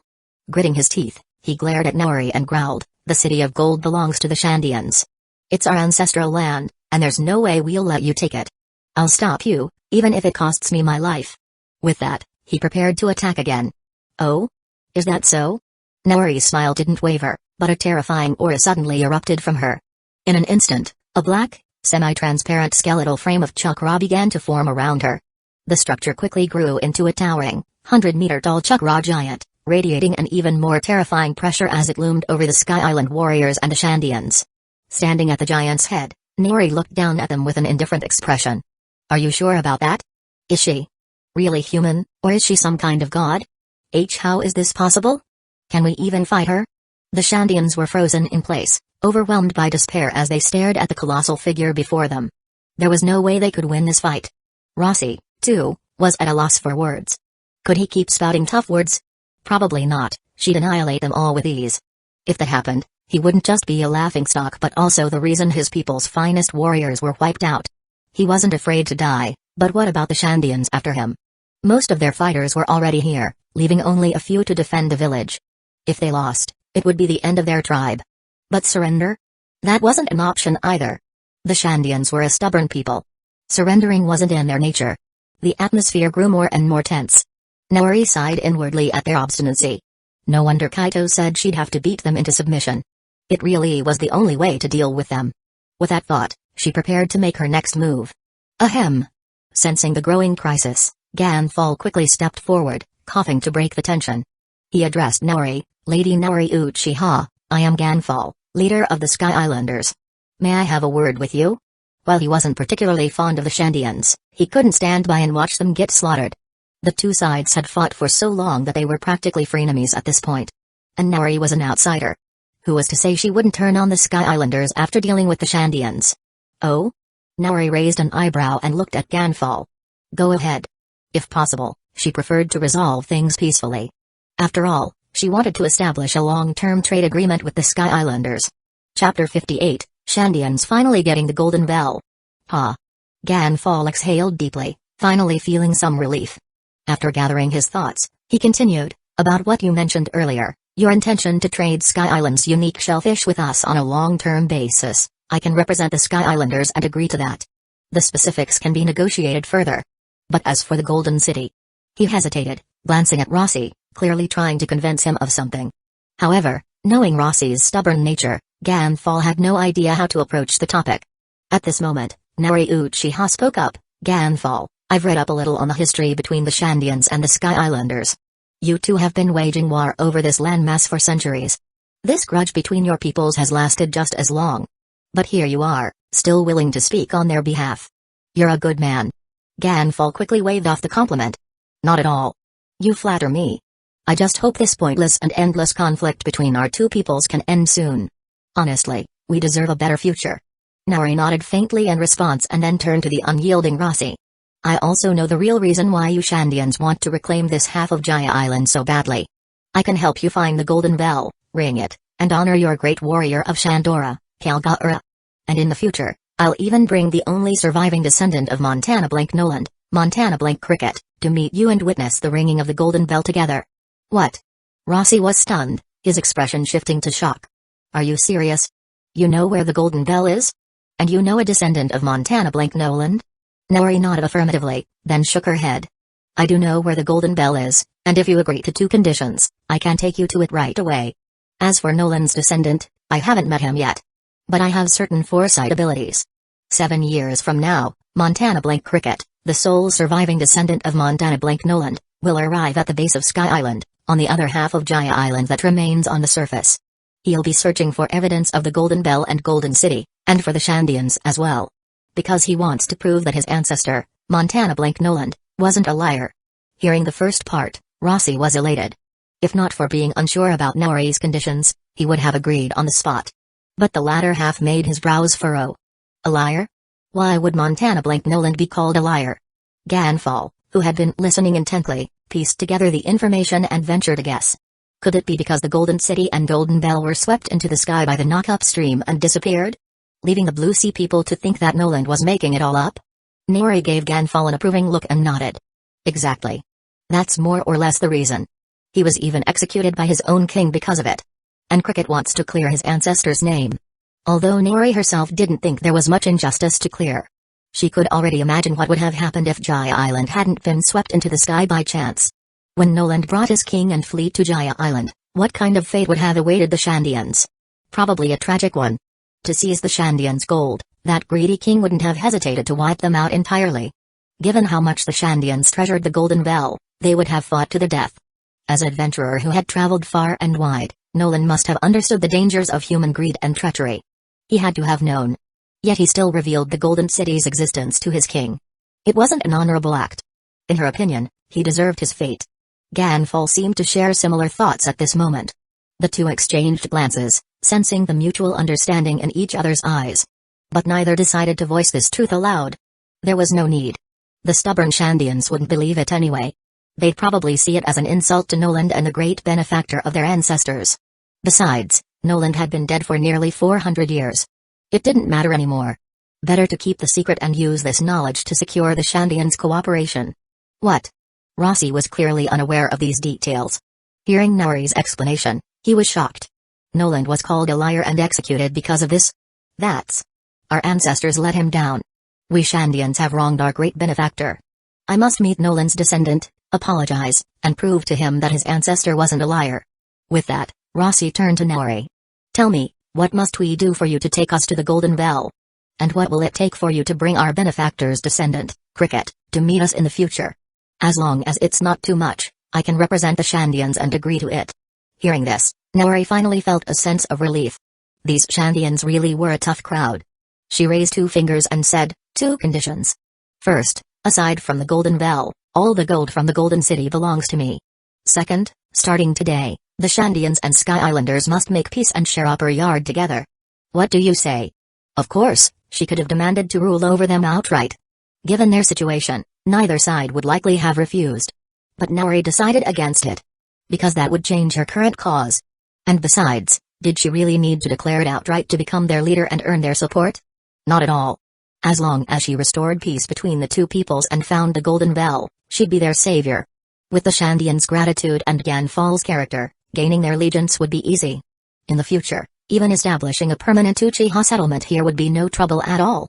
Huh? That's it? Rossi was stunned. These conditions seemed far too simple. The gold from the Golden City? The Shandians didn't care about that, they only cared about the Golden Bell. Oh, and Upper Yard itself, of course. As for the second condition, it wasn't much of a problem either. After 400 years of war, the Shandians were tired of fighting too. The only reason they hadn't made peace before was that they couldn't find the Golden Bell. And because both sides wanted sole ownership of Upper Yard. With Naori as a mediator, sharing it peacefully wasn't impossible. Ganfal was also surprised. He hadn't expected Naori's second condition to be this straightforward. This woman seemed fierce at first, but she's actually quite kind. He thought with some relief. Then he anxiously looked at Rossi. If this could work out, it would be perfect. That's it. Naori smiled and nodded. So, do you agree? Rossi hesitated. I agree personally. But I'll need to get approval from our chief first. Even though he was the battle leader, the chief was the true authority within the tribe. All right. You may first seek your chief's opinion. Naori Uchiha said. It would be even better if you could bring him here to discuss this matter together. Naori's tone was calm and understanding, not giving Rossi a hard time. Understood. Thank you very much. I'll head back right away. Rossi said excitedly, expressing his gratitude before preparing to leave. However, the moment he moved, pain surged through his body. He winced, taking a sharp breath. His burns were severe. Even with his strong physique, he would need time to recover. You'll go in my place to speak with the chief and seek his opinion. Rossi ordered one of the Shandian warriors beside him. Yes. Without hesitation, left to carry out the task, while Naori retracted her Susanoo and patiently waited on the ground. About 10 minutes later, returned, accompanied by the Shandian chief, who arrived on a flying board. Chief. Rossi began, struggling to stand and say something. The chief waved his hand to stop him. No need to explain. I've been fully briefed on the situation. The chief then turned his gaze to Naori Uchiha, a smile on his face. You must be the esteemed Naori Uchiha. Indeed. Naori replied calmly. I am the chief of this generation of Shandians. The chief said respectfully. I've heard your requests and, on behalf of the Shandians, I agree to them. Furthermore, we owe you our deepest gratitude. If you can truly help us find the Golden Bell and, in the future, bring Nolan's descendants here, we will forever owe you 3 great debts, one for the Golden Bell, one for reconnecting us with Nolan's lineage, and one for helping us achieve peace with the Sky Beings. He is a wise man. Naori thought. Then it's settled. Naori said with a slight smile. I can lead you to the Golden Bell right now. As for Nolan's descendants, you'll have to wait 7 years. And peace is within reach. All you need to do is work sincerely with the Sky Beings to reach an agreement. I can tell Ganfal is a reasonable man who also yearns for peace. It shouldn't be too difficult. The chief nodded, turning to look at Ganfal. Both men exchanged smiles, signaling a mutual understanding. Let's go find the Golden Bell. Naori said with a grin, motioning for both the Shandians and Sky Beings to follow her. They made their way to the central area of Upper Yard, stopping beneath a massive vine. Naori glanced upward at the towering plant. Actually, the Golden Bell is at the very top of this vine, hidden within a cloud layer. What? The Shandians were stunned. The chief, however, seemed to realize something. So that's it. No wonder we couldn't find it before. It must have been pushed to a higher location by the vines. For so long, we never thought to look higher. He added with a wry smile, and the other Shandian warriors chuckled bitterly at their own oversight. It seemed so obvious now. At that moment, a deafening roar shattered the air. A colossal snake's head burst out of the clouds below, lunging at Naori and her group. "What a gigantic snake!" Naori exclaimed, surprised by the creature's sheer size. It was easily over 10 meters wide. Without hesitation, she activated her Susanoo in its fourth stage and swatted the snake's head with a massive bomb, sending it flying hundreds of meters away and knocking it unconscious. She could have killed it instantly but refrained. Kaito had advised her earlier that this snake was a descendant of the Shandians' once revered snake god. More importantly, the snake possessed full intelligence and could potentially be tamed as a summoning beast. "It's the descendant of Kashigami, the master of the sky, Nola." Recognizing the snake, Rossi and the others quickly pleaded with Naori. "Please, Lord Naori, spare it. We know this snake well and can convince it to cooperate." "Fine," Naori said indifferently, gesturing for Rossi and his group to handle the snake.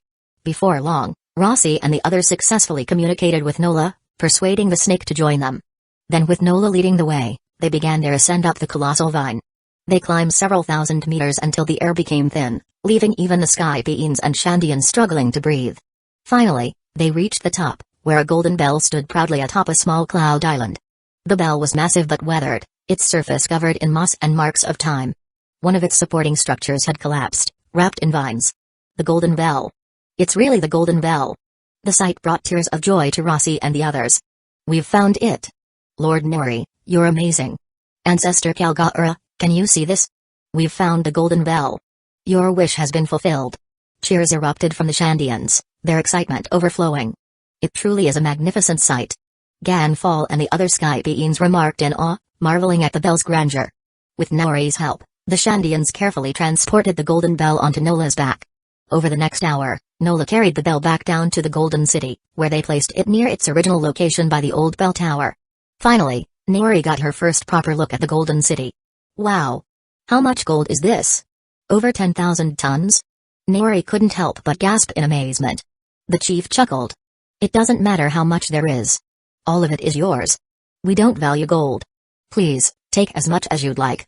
To the Shandians, gold was nothing more than pretty rocks. It didn't compare to the soil of Upper Yard or the symbolic significance of the golden bell. "Haha. In that case, I won't hold back." Naori laughed. She had felt slightly guilty earlier, wondering if her demands were excessive. But since the Shandians didn't care about gold, why should she hesitate? "Need our help with anything?" the chief asked. "No need.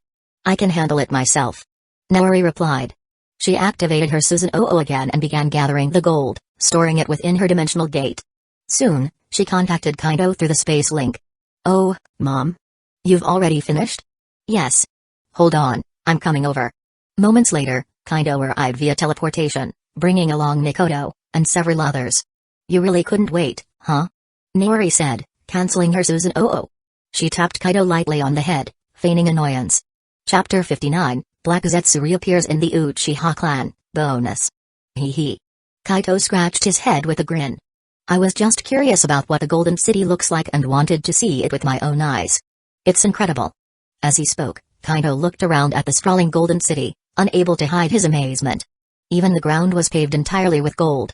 At this moment, Kushina and the others were left speechless, their mouths agape as they stared at the massive Golden City in utter shock.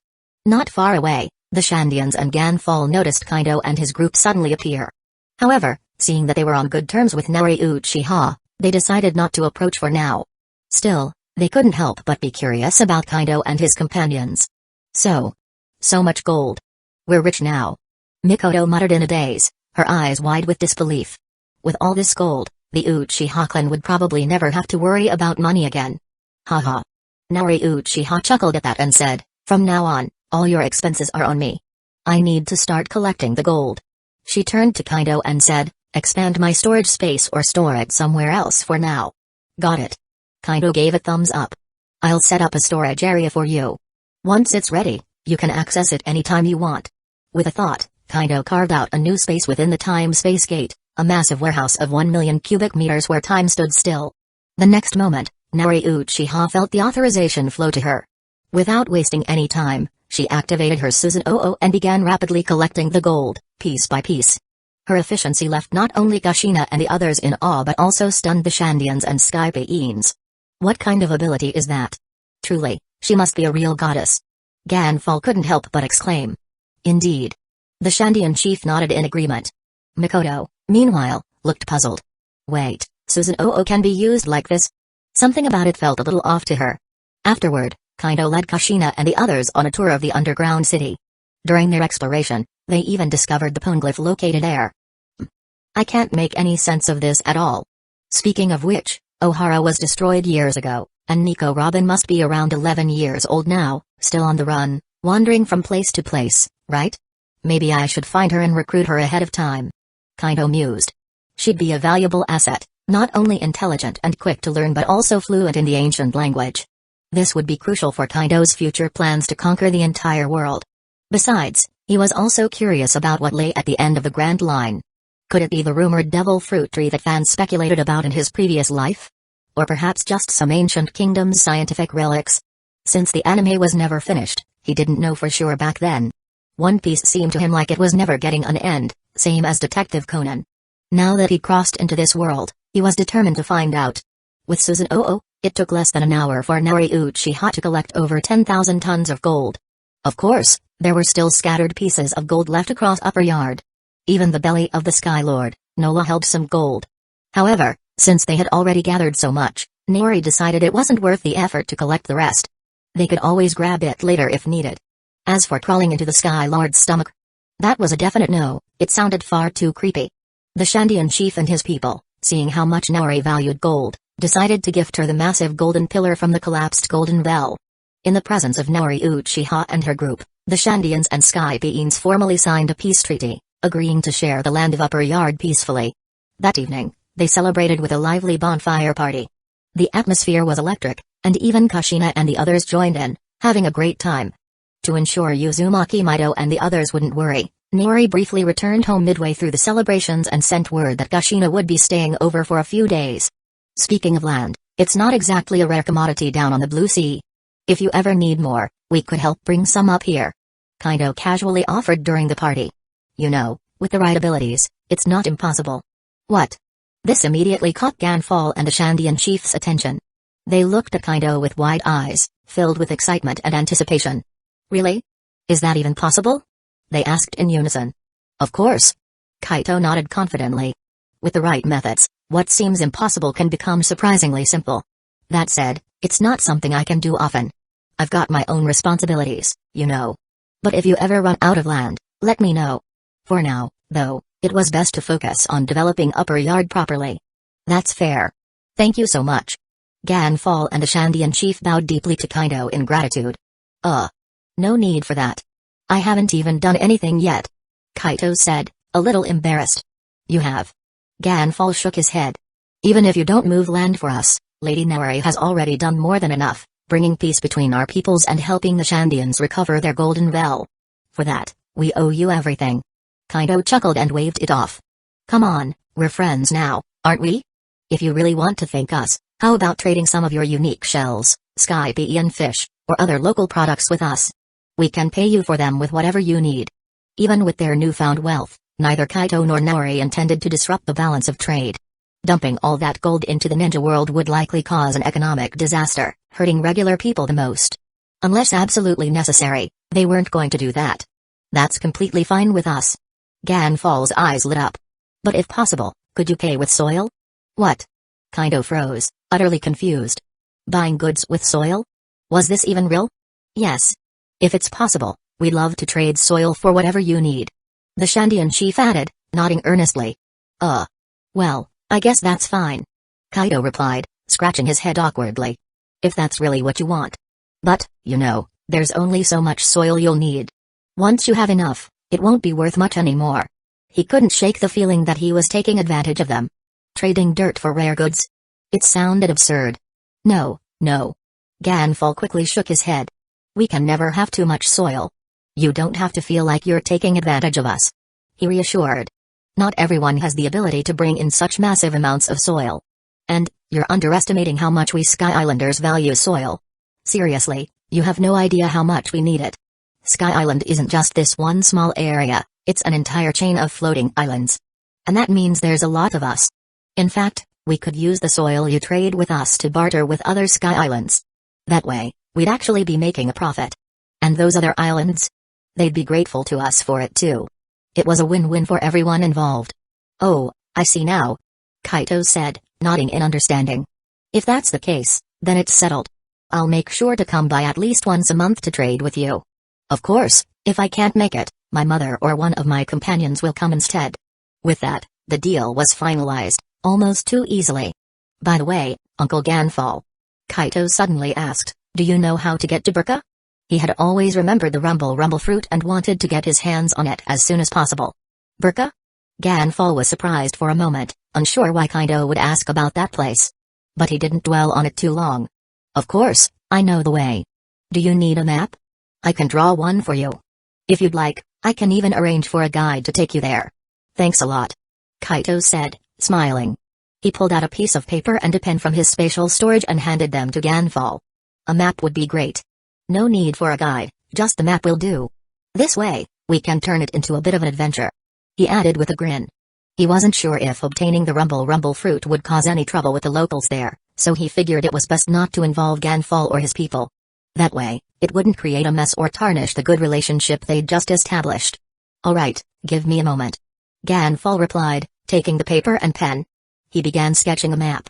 A short while later, he handed it back to Kaito. Burka is roughly in that direction, he said, pointing southeast. Just follow the map and head that way for about 100 kilometers, and you'll reach it. Best of luck on your adventure. Thanks. Kaito replied, quickly memorizing the map. Then, he handed it to his mother, Nari Uchiha. It was obvious that she wouldn't let him go running off on his own. And sure enough, as soon as she took the map, she said, I'll head over there first and check it out. Once I've scouted the area, I'll let you know if it's safe to come. At her speed, using the Ninja Hawk, it would take only a few hours to get there. The banquet lasted late into the night, and by the time it ended, it was already past midnight. Nari Uchiha and her group bid farewell to Ganfall and the Shandians, then teleported back home to the ninja world. Minato returned directly to his house, but Kushina decided against doing the same. Unlike Minato's place, hers wasn't empty. She didn't want to risk exposing anything, so she opted to stay at Kaito's home instead. Besides, Kaito's house was huge, with plenty of spare rooms. For the past couple of months, Mikoto had been staying there as well, since it was convenient for training. In the end, Kushina decided to share a room with Mikoto rather than taking one for herself. She was still buzzing with excitement from everything she had experienced in the One Piece world, the adventure, the sights, the sheer novelty of it all. There was no way she could fall asleep just yet. And who better to share her thoughts with than her best friend, Mikoto? Meanwhile, Nari Uchiha was about to rest when she instinctively activated her observation haki to scan the entire clan compound. That's when she noticed something. A familiar yet strange presence had entered their territory. The newly constructed barriers hadn't done anything to stop it. Her expression turned serious. It's him. Black Zetsu? What's that thing doing here? Was he the one in Uzumaki country the other day? Could it be he's figured out that something's off with the Uchiha and came here to gather intel? This wasn't good news. She wanted to capture him but held back, remembering what Kaito had told her about his unique nature. For now, she decided to act as if she hadn't noticed but kept a close watch on him with her observation haki. Dealing with something like Black Zetsu, created from Yin Yang release, was tricky, and she didn't have a good method for restraining him at the moment. Maybe I should consult Uzumaki Mido and see if she knows of a sealing technique that could work against him, she thought. Sealing techniques seemed like the best solution for dealing with such an entity. However, even if she found one, she didn't plan on using it just yet. After all, according to Kaito's intel, Madara Uchiha was still alive, and possibly already wielding the Rinnegan. She realized now that Black Zetsu's visit to Uzumaki country was likely to abduct someone as a host for nurturing Madara's Rinnegan. At this stage, Madara was not someone she could handle. If she sealed Black Zetsu, it might provoke Madara into taking direct action. That would be a disaster. Ugh, still not strong enough. She muttered. If I had the Rinnegan, or even just the eternal Mangekyō Sharingan, I'd stand a chance against him. Madara might not be at his peak anymore, but he was still a force to fear. I need to train harder and keep improving myself. She touched her blind right eye, thinking, lately, the nerves and tissues in this eye have been healing well. Even my visual powers are showing signs of recovery. At this rate, it might only take a few more months to regain my sight completely. When that happened, her strength would soar again. Maybe she'd even be able to unlock the eternal Mangekyō Sharingan on her own. She firmly believed there had to be a way to achieve it without sacrificing a loved one's eyes. After all, the Sage of Six Paths and Indra had done it.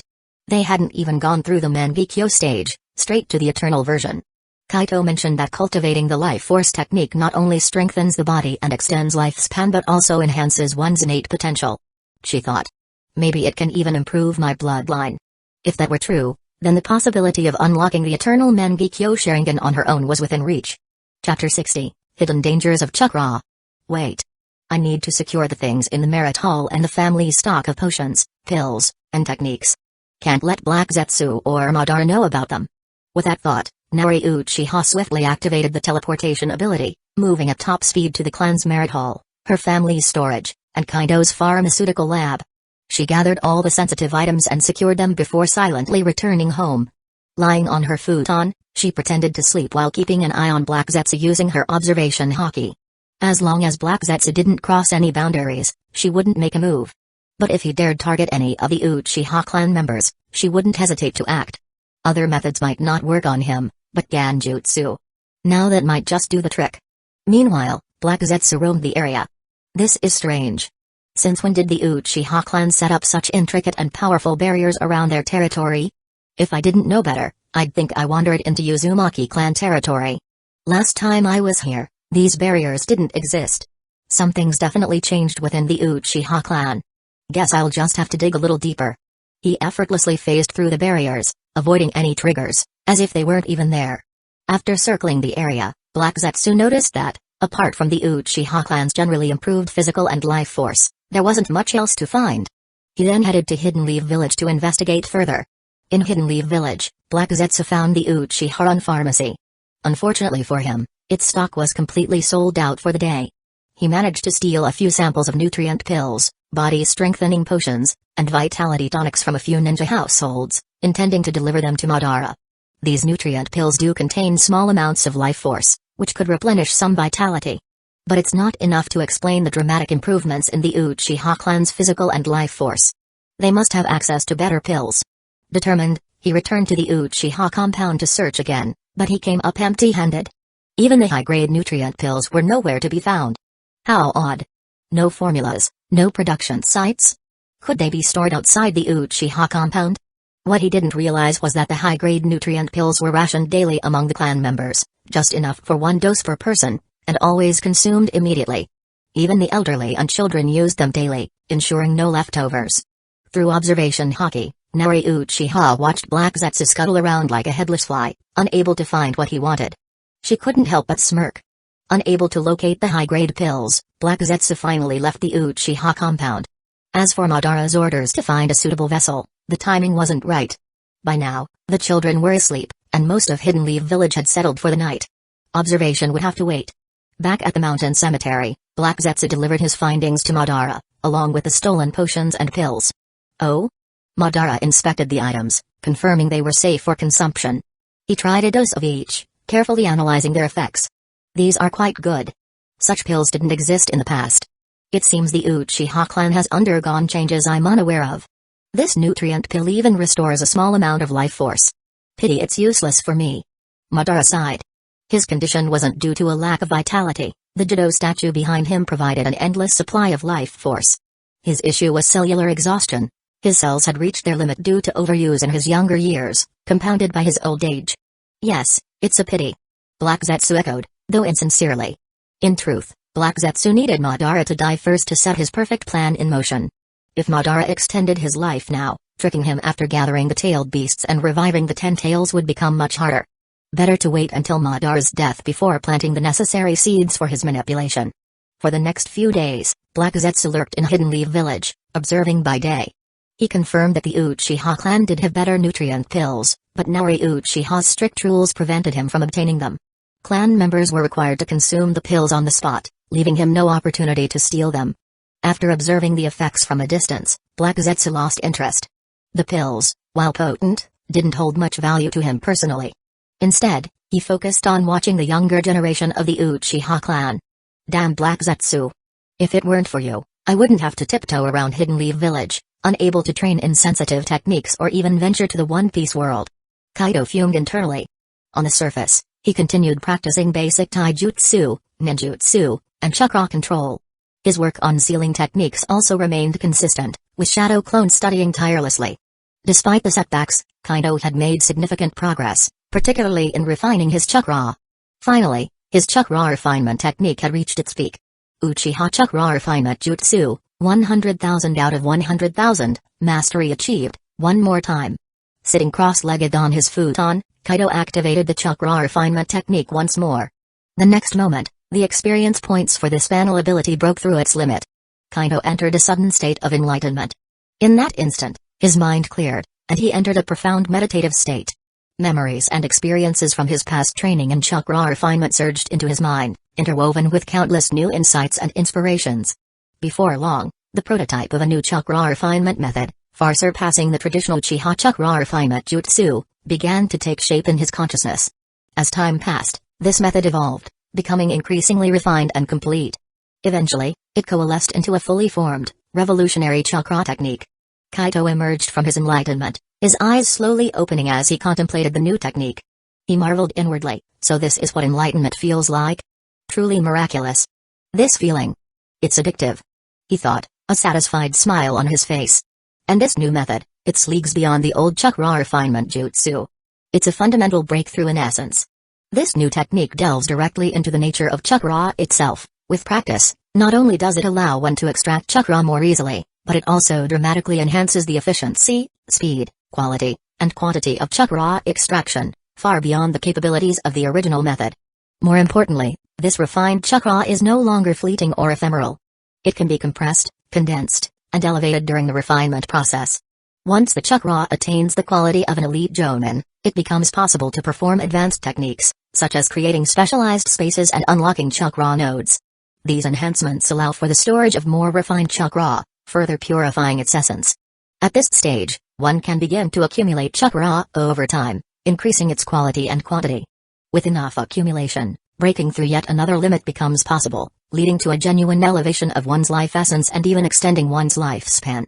This feels like a technique straight out of a fantasy world. Kaito's mind raced with excitement. To think it allows, making chakra more pure energy, raising the level of life itself and further extending lifespan. This is a true transcendent jutsu. Since it delves into the essence of chakra itself, I'll name it the Primal Essence Chakra Refinement Jutsu. Kaido decided with excitement. Turning to his personal attribute panel, he examined it carefully.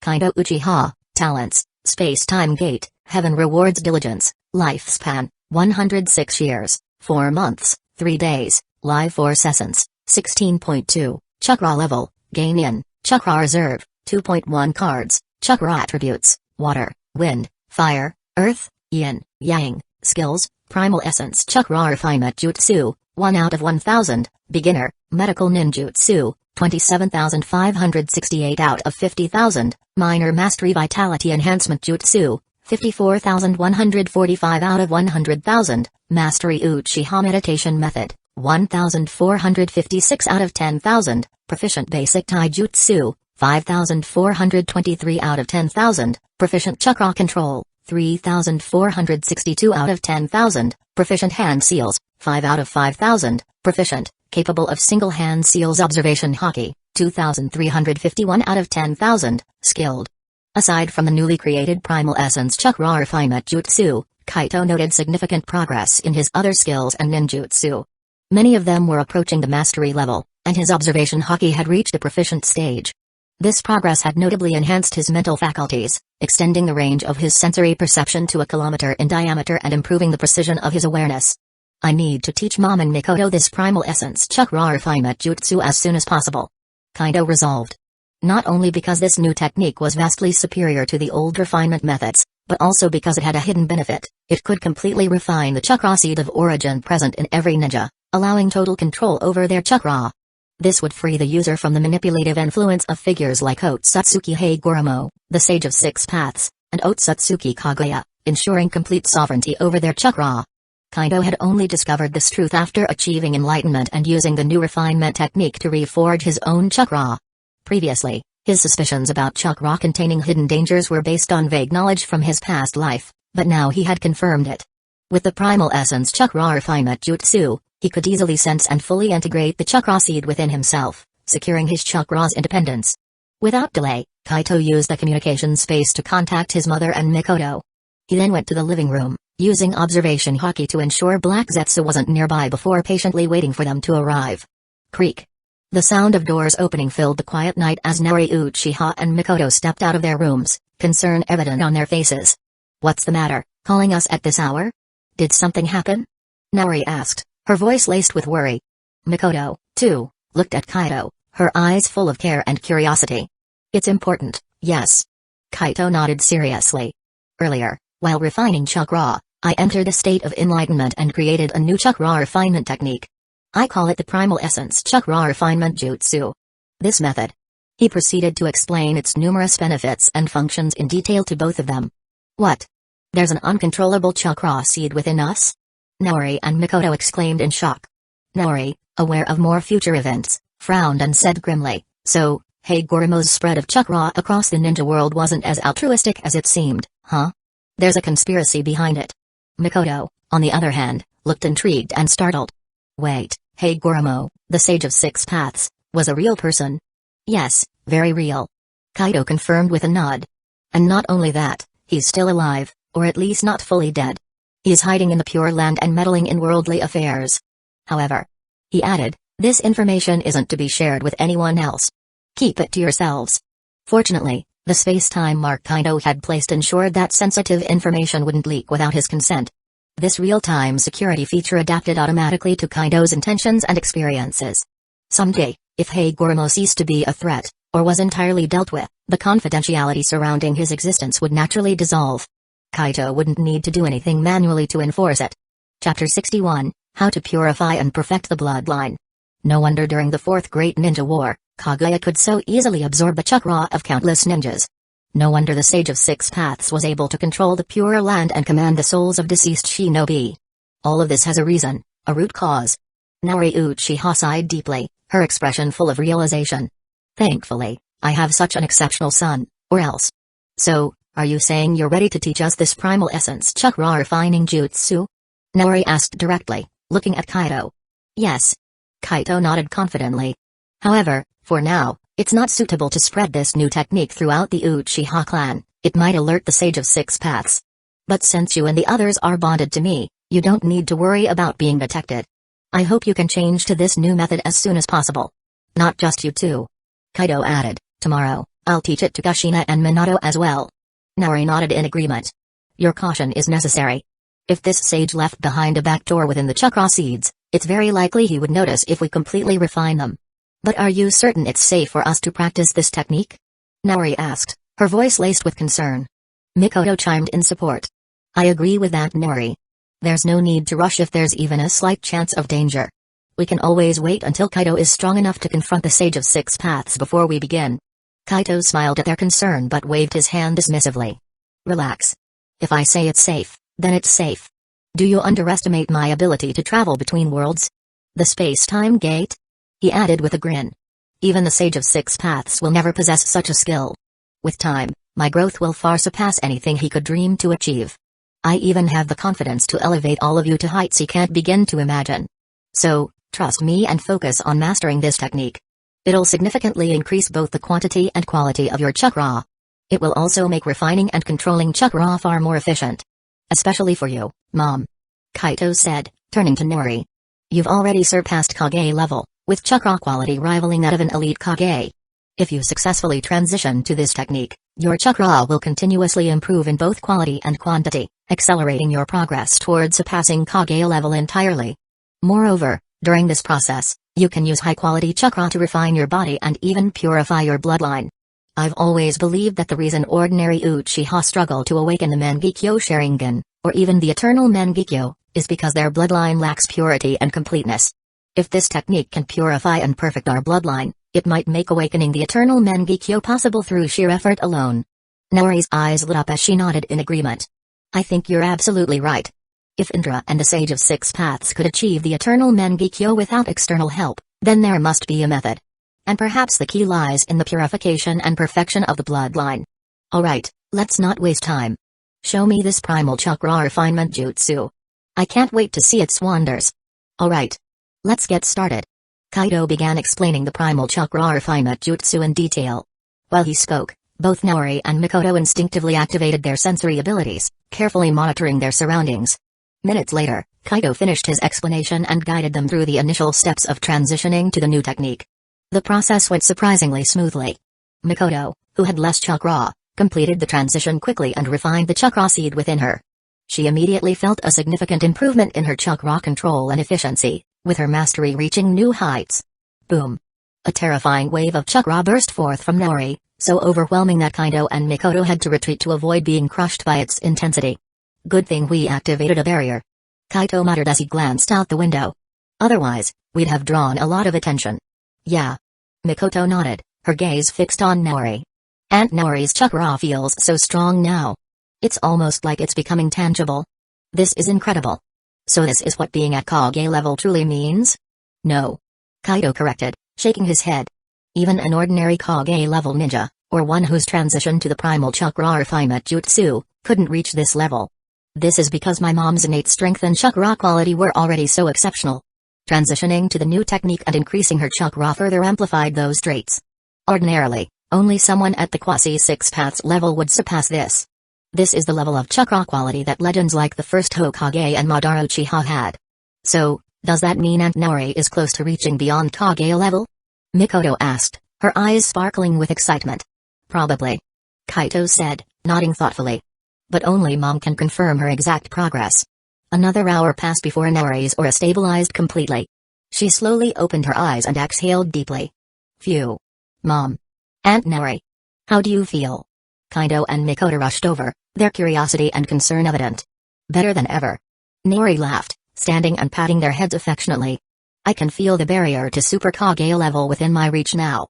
Maybe, in a year or two, I'll break through. Her chakra reserves had grown significantly, and its quality had doubled. Now, the same amount of chakra could produce much more powerful jutsu, or the same effects with far less chakra usage. Moreover, she had unlocked over 10 chakra nodes, making it possible to store pure chakra in them. Kaito. Naori said thoughtfully, after unlocking these nodes, I can indeed use my chakra reserves to temper my body and even purify my bloodline. The results are subtle but real. Great. Kaito said, eyes lighting up. That's fantastic news. But don't burn too much chakra on this. For body refinement, you can use physical training, specialized tonics, and seeking meat instead. As for bloodline purification, you can also rely on life force jutsu. It's extremely effective once you master it. The conversation ended late into the night, and everyone went to bed except for Naori, who stayed up, marveling at her progress.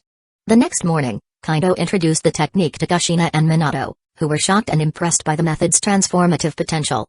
This could revolutionize how we use chakra. Minato murmured in awe. I still find it hard to believe.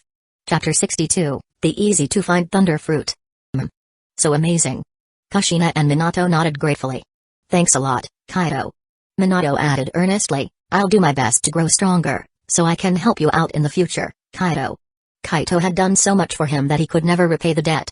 But that didn't mean his gratitude wasn't constantly growing. There was no one in the world who had treated him better or with more kindness.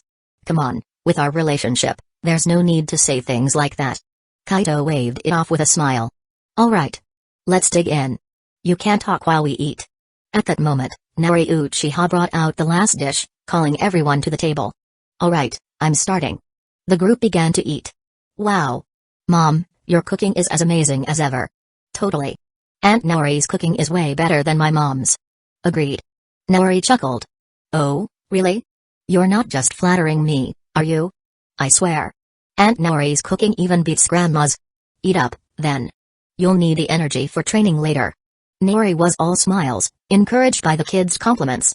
As they ate, Kushina glanced around cautiously, lowering her voice as she asked, by the way, is Black Zetsu still lurking around the village? No need to be so secretive. Naori chuckled. I already checked. That guy left yesterday and hasn't come back. At least, he's nowhere near Hidden Lee village within a few kilometers. Why? Are you itching to head to the pirate world? Initially, they were supposed to have already visited Burka Island and perhaps even found the Thunder Fruit. But Black Zetsu's sudden appearance had forced them to put their plans on hold. They'd even paused training in life force technique and hockey. During the day, they'd stopped eating seeking delicacies, replacing them with high-grade nutrient pills just to avoid revealing their secrets. All the restrictions had been stifling. Really? He's gone? Kushina's face lit up, and she cheered, finally. That guy was such a pain. When I'm strong enough, I'll make sure he pays for all this trouble. Just wait. She realized she was getting carried away, so she quickly sat back down, her face a little flushed. Taking a bite of food, she muttered, I can't wait to go back to the pirate world. It's so much more exciting than the ninja world. It's bigger, too. After seeing that place, the ninja world feels so small and dull. The pirate world, with its vastness and freedom, felt completely different from the ninja world's constraints. True. Mikoto agreed, nodding. Whether it's the snowy drum island or the sky islands, everything is fascinating. And most of the people there are really nice, too. Unlike the ninja world. Kaido suggested, if you like it so much, let's head over there to train for a while. The high altitude and thin air on Sky Island will be a good challenge for us. Once my mom finds Burka, we'll check that place out, too. Training in unique environments like Sky Island, with its high altitude, was an excellent way to push their limits. Sounds good. Agreed. No objections. Kushina and the others nodded enthusiastically. After finishing breakfast and cleaning up, Kaido and the group left Shadow Clones behind in Hidden Leaf Village and teleported back to the pirate world. Huh? Where's Kaido? Did he not come over yet? Kushina asked in confusion when she didn't see him. He probably headed to Drum Island first. Naori chuckled. He still needs to finalize his deal with Kira. Since we've been out of touch for a few days, it makes sense to check in with her first. Naori summoned a ninja hawk, leaped onto its back, and said to Mikoto and the others, I'll go search for Burka Island. You guys stay here and train for now. See you later. With that, she tapped her foot gently. Caw. The ninja hawk let out a sharp cry and soared into the sky, heading swiftly toward Burka's general direction. Whoosh. The sound of the hawk cutting through the air quickly faded as Naori disappeared into the distance. At that moment, Kaito suddenly reappeared, startling the group. Why are you all staring at me? Get to training. He teased, shaking his head. Then he looked around and asked, where's my mom? She already left? Yeah. Mikoto confirmed. She's gone to look for Burka. Got it. Mikoto, you go ahead and train. Kushina, Minato, come with me. I'll teach you the primal chakra refinement jutsu inside the house first. The three of them nodded and followed him. Inside, Kaito spent the next half hour explaining the technique in detail, guiding them through the process of transitioning to the new method. All done. Let's head outside and work on other training projects. Kaito said, satisfied. The trio left the house to continue their training. Nearby, Mikoto was already hard at work. Further away, Sky Island residents and Shandians were busy cutting down trees and building houses and streets, working to turn Upper Yard into a big town. Yo. Kaito. Long time no see. Rossi, who was chopping wood, waved enthusiastically. The hostility he'd shown when he first met Naori had completely vanished. Now, he was all smiles, radiating warmth and openness. Hey, Uncle Rossi. Kaido waved back. It hasn't been that long, only 3 or 4 days, right? Are you building a new town already? That's some serious efficiency. I can't wait to see it finished. By the way, where's Ganful? I haven't seen him around. Oh, him? Rossi laughed. He went to another Sky Island to get more special shells for you. Our island's supply is limited, and you guys need a lot. Plus, it looks like this is going to be an ongoing deal, so we're expanding the trade network to include more islands. After all, we're pretty eager to get more soil from you, too. Ha. Rossi's excitement was evident. His people were thrilled at the prospect of expanding Upper Yard tenfold, maybe even 100-fold.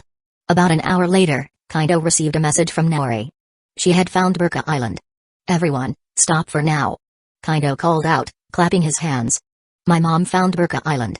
Let's head over, she's waiting for us. The group quickly activated their space-time portal runes, locking onto Burka Island's location and teleporting away. Near a forest on the edge of Burka Island, Naori was waiting. When Kaido and the others arrived, they greeted her warmly before looking around curiously. It's beautiful, but not too different from Upper Yard. Kushina remarked. Naori clapped her hands to get their attention. Don't let the scenery fool you. The people here are very different, they're extremely xenophobic, racist, especially toward people from the Blue Sea. Try to avoid the towns and settlements here. If you must go, use a transformation jutsu to disguise yourselves as Sky Beings. She added, even then, strangers stand out and might be targeted. Why are they like that? Kushina asked, confused. Naori explained, it's partly due to their religion and history. Their temples are very exclusionary, and past encounters with Blue Sea pirates caused a lot of harm here. They even dislike locals who don't have wings. Naori paused before saying, I saw a young boy being bullied earlier. He had long earlobes, likely the future god Enel. Do you want me to bring him over? Kaido thought for a moment. If he is grateful and can be recruited, I wouldn't mind nurturing him. But he's not the priority. The rumble fruit is. Oh, Kaido. Naori smirked and pulled out a golden, spiral-patterned fruit. Guess what I found? Kaido's eyes widened in excitement. You already found it? How? Where? It was surprisingly easy. Naori replied. It was being worshipped in a temple. I just snuck in, took it, and teleported out. Her smile faded slightly. But we should leave now. The temple priests seem to have a way to track the fruit, and they're already on their way here. Chapter 63, What's the true nature of devil fruits? Aunt Naori already found it? Wait, would this count as stealing? Kushina blinked in surprise, her expression a mix of confusion and amusement as she looked at Naori Uchiha and whispered. Hey, yeah, it's definitely stealing. Naori replied with a smirk. But leaving it there's such a waste. She continued, her tone becoming more serious. If we don't take it, Enel will get it in the future, eat it, and use it to destroy Burka Island to take revenge. I'm actually saving them by taking it. To be honest, they owe me a huge favor. Kushina and the others stared at Naori, dumbfounded by her audacious rationalization. Their gazes clearly said, we're just now realizing how shameless you can be. Alright, enough chit-chat. Let's move. They'll be here soon. Naori urged. Though she had already stashed the rumble fruit away, it was clear their pursuers weren't fools, they had locked onto the area. Let's go. Kaido also prompted. Without hesitation, Kushina and the others activated their teleportation abilities, vanishing instantly. Kaido followed close behind, with Naori taking up the rear. By the time the temple's guards arrived, they were long gone. The guards thoroughly searched the area, practically turning over every stone, but found nothing. Frustrated, they eventually left to search elsewhere. Their method of tracking the rumble fruit only worked while it hadn't been eaten. Once consumed, it would become impossible to trace. After returning to Drum Island via teleportation, the group took the opportunity to examine the devil fruit more closely. Unbeknownst to Kaido, Naori had already stored the fruit in her private space within the time-space gate. If Kaido had checked, he would have noticed it much earlier, but he generally avoided prying into the storage spaces bound to others as a sign of respect for their privacy. So, Kaido, are you going to eat it? Naori asked playfully, her eyes sparkling with curiosity. The others turned their attention to him, equally curious. Kaido hesitated, frowning slightly. Honestly, I don't want to eat it outright. It'd give me an obvious weakness. With my talent and access to resources from both worlds, I'm confident I can become strong enough without relying on a devil fruit. The rumble fruit isn't essential for me. However, his gaze sharpened, I do have an experiment I'd like to try. If it works, we might be able to remove the flaws of devil fruits entirely. Everyone perked up at that. If successful, it would mean they could all eat devil fruits without worrying about the associated drawbacks. Their power levels would soar, accelerating their growth significantly. Really? How do you plan to do that? Naori's curiosity deepened, and the others leaned in closer, eager to hear his explanation. It's simple. Kaido said confidently. I'll use the time-space gate to analyze it. I have absolute control over that space, I can manipulate both time and space within it at will. So, I'll attempt to isolate the flaw from the fruit. Of course, this assumes the flaw isn't an inseparable part of the fruit itself. He grinned. This was something he had been itching to test for a while now. Oh? Then get on with it. Naori urged, and the rest of the group chimed in excitedly. Alright, here we go. With a thought, Kaido sent the rumble fruit into the time-space gate's storage dimension. He began analyzing the fruit using his control over the space. This is interesting. He muttered. What's up? Naori asked, seeing the serious look on his face. This fruit. It's fascinating. Its form of existence is unique. It's not a fragment of some natural law or anything like that. Instead, it feels like it's directly tied to human emotions and willpower. Inside the fruit, there's a chaotic mix of wills. So, what exactly are devil fruits? Could they be special manifestations of the human spirit? A product of our desires and creativity? Kaido's mind raced with possibilities. Maybe devil fruits are a result of ancient human experimentation, some sort of advanced technological creation tied to the human spirit. Could they be the product of collective human will? The more he analyzed, the more shocked he became. Determined, Kaido began extracting the chaotic wills from the fruit. The process was surprisingly easy. Although the wills were deeply rooted and struggled fiercely, they were powerless against Kaido's absolute control. One by one, He stripped them away, leaving the fruit purified. As the chaotic wills were removed, they writhed violently, letting out unearthly screams. But soon, they began to weaken and dissipate, as if losing their anchor to existence. Intrigued, Kaido decided to release the extracted wills into the air. The moment they were exposed, they vanished, merging into the surrounding space. Kaido, using his sensory abilities, noticed faint spatial ripples and an immense, chaotic psychic presence. As I thought. Devil fruits are a manifestation of human willpower from centuries ago, shaped by their desires for transcendence. The fruit itself contains the accumulated spirit of its original creator and every user that followed. No wonder devil fruits can subtly influence their users over time. It's a form of spiritual pollution. At this, Kaido frowned. What's wrong? Naori asked, noticing his expression. Did it fail? Another chimed in. No, it worked.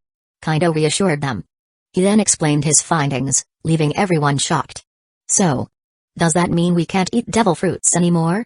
Naori asked, stunned. Not necessarily. Kaido smiled, taking out the now purified rumble fruit. I've removed the chaotic wills and spiritual pollution from it. Now, whoever eats this fruit won't have to worry about their mind being affected. In fact, as they grow stronger and use the fruit's abilities, they'll gradually absorb its spiritual energy, making it entirely their own. Not only will they gain the fruit's power, but their own spiritual strength will skyrocket. Plus, without the chaotic wills, there's a high chance they won't even be rejected by seawater anymore. Kaido's explanation left everyone stunned. He hypothesized that devil fruit users were rejected by the sea because the fruits represented a distorted form of human spirituality, disconnected from nature. The sea, as the mother of all life, rejects this artificial creation and cursing the wills inside. But with the chaotic wills removed, the fruit becomes more harmonious with nature. Still, Kaido cautioned, these are just my guesses for now. I'll need to test this further to make sure. That's why I plan to get a few more devil fruits to test on other creatures. Once we have concrete results, I'll let everyone know. Then, we can each choose the devil fruit that suits us best, optimize and refine it, and then consume it. What do you think? Naori nodded thoughtfully. It's best to proceed cautiously. Let's see how it goes with more experiments.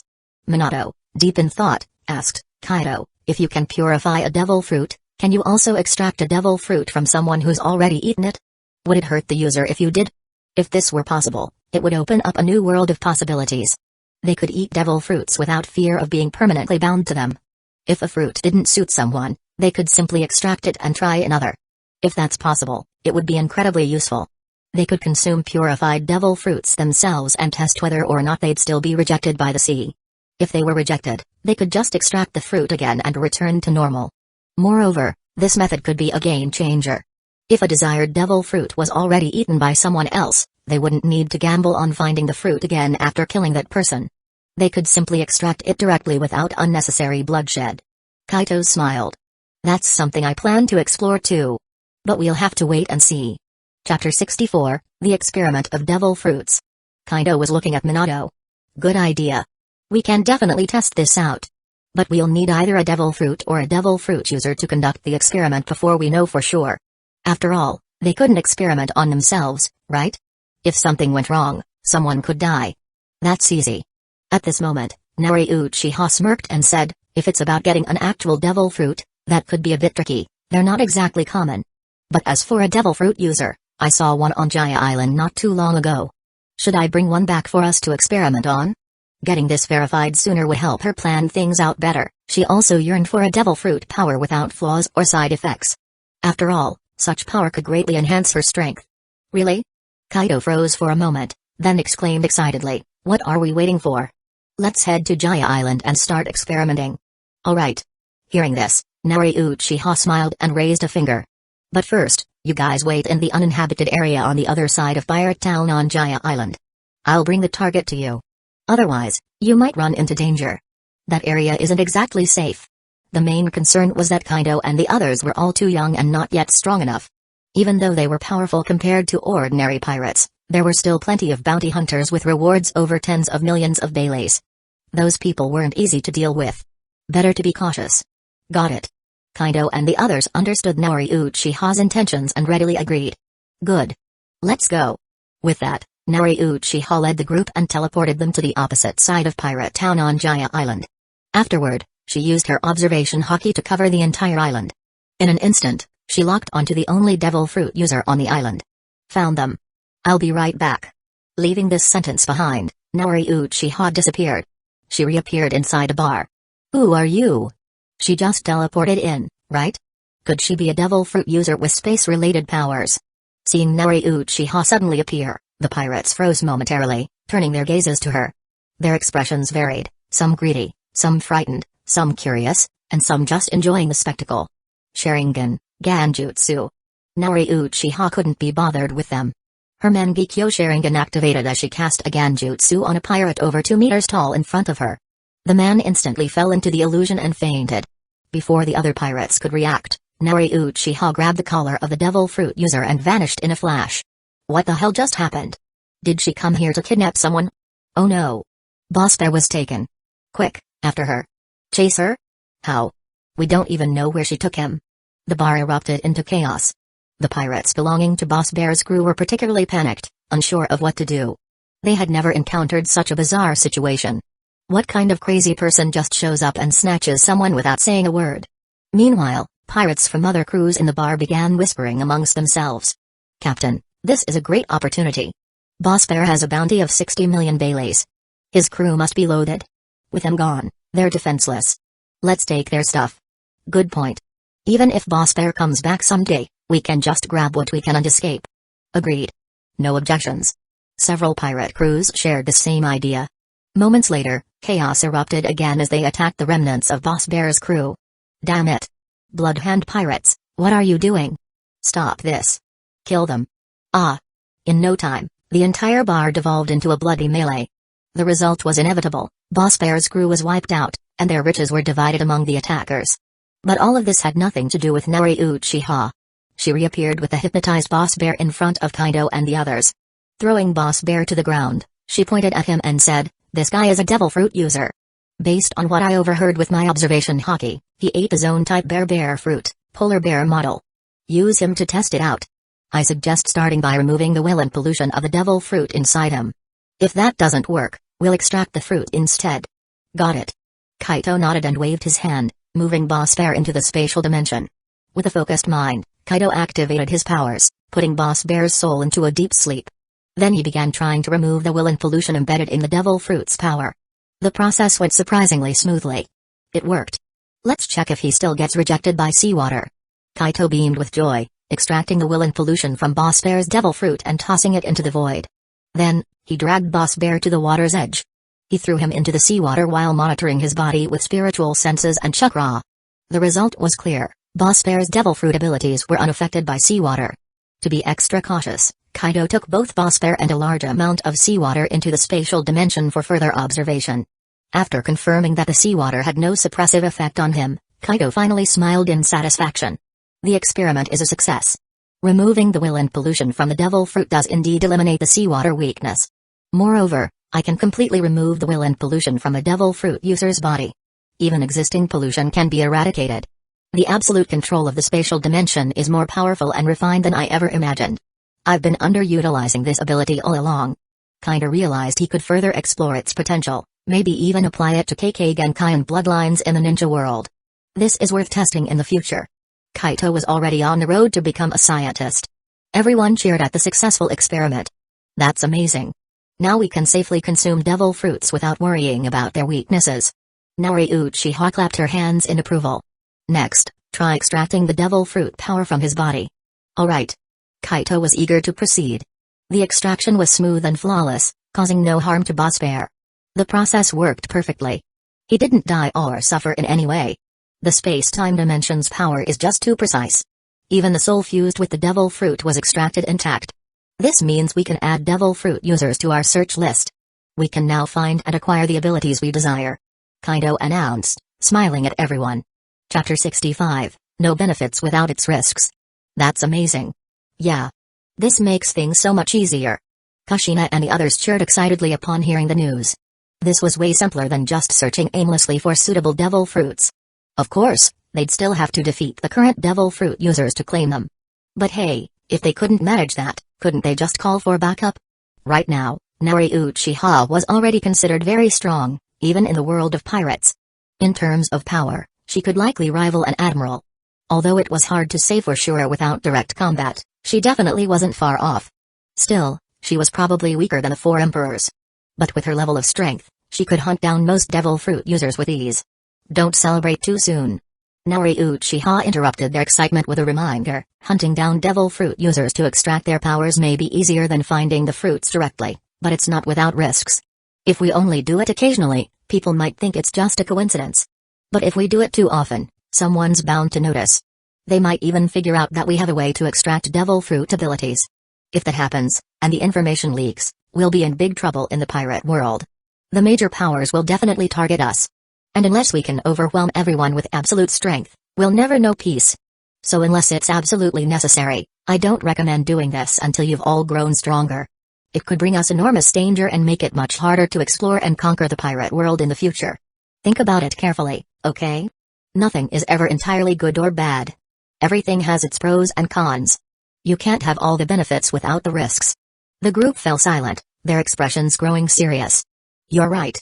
Kaito nodded in agreement. In fact, in the original future of this world, Blackbeard did something similar with the dark fruit model, darkness human devil fruit. But by then, he was already a 4 emperors, one of the strongest in this world.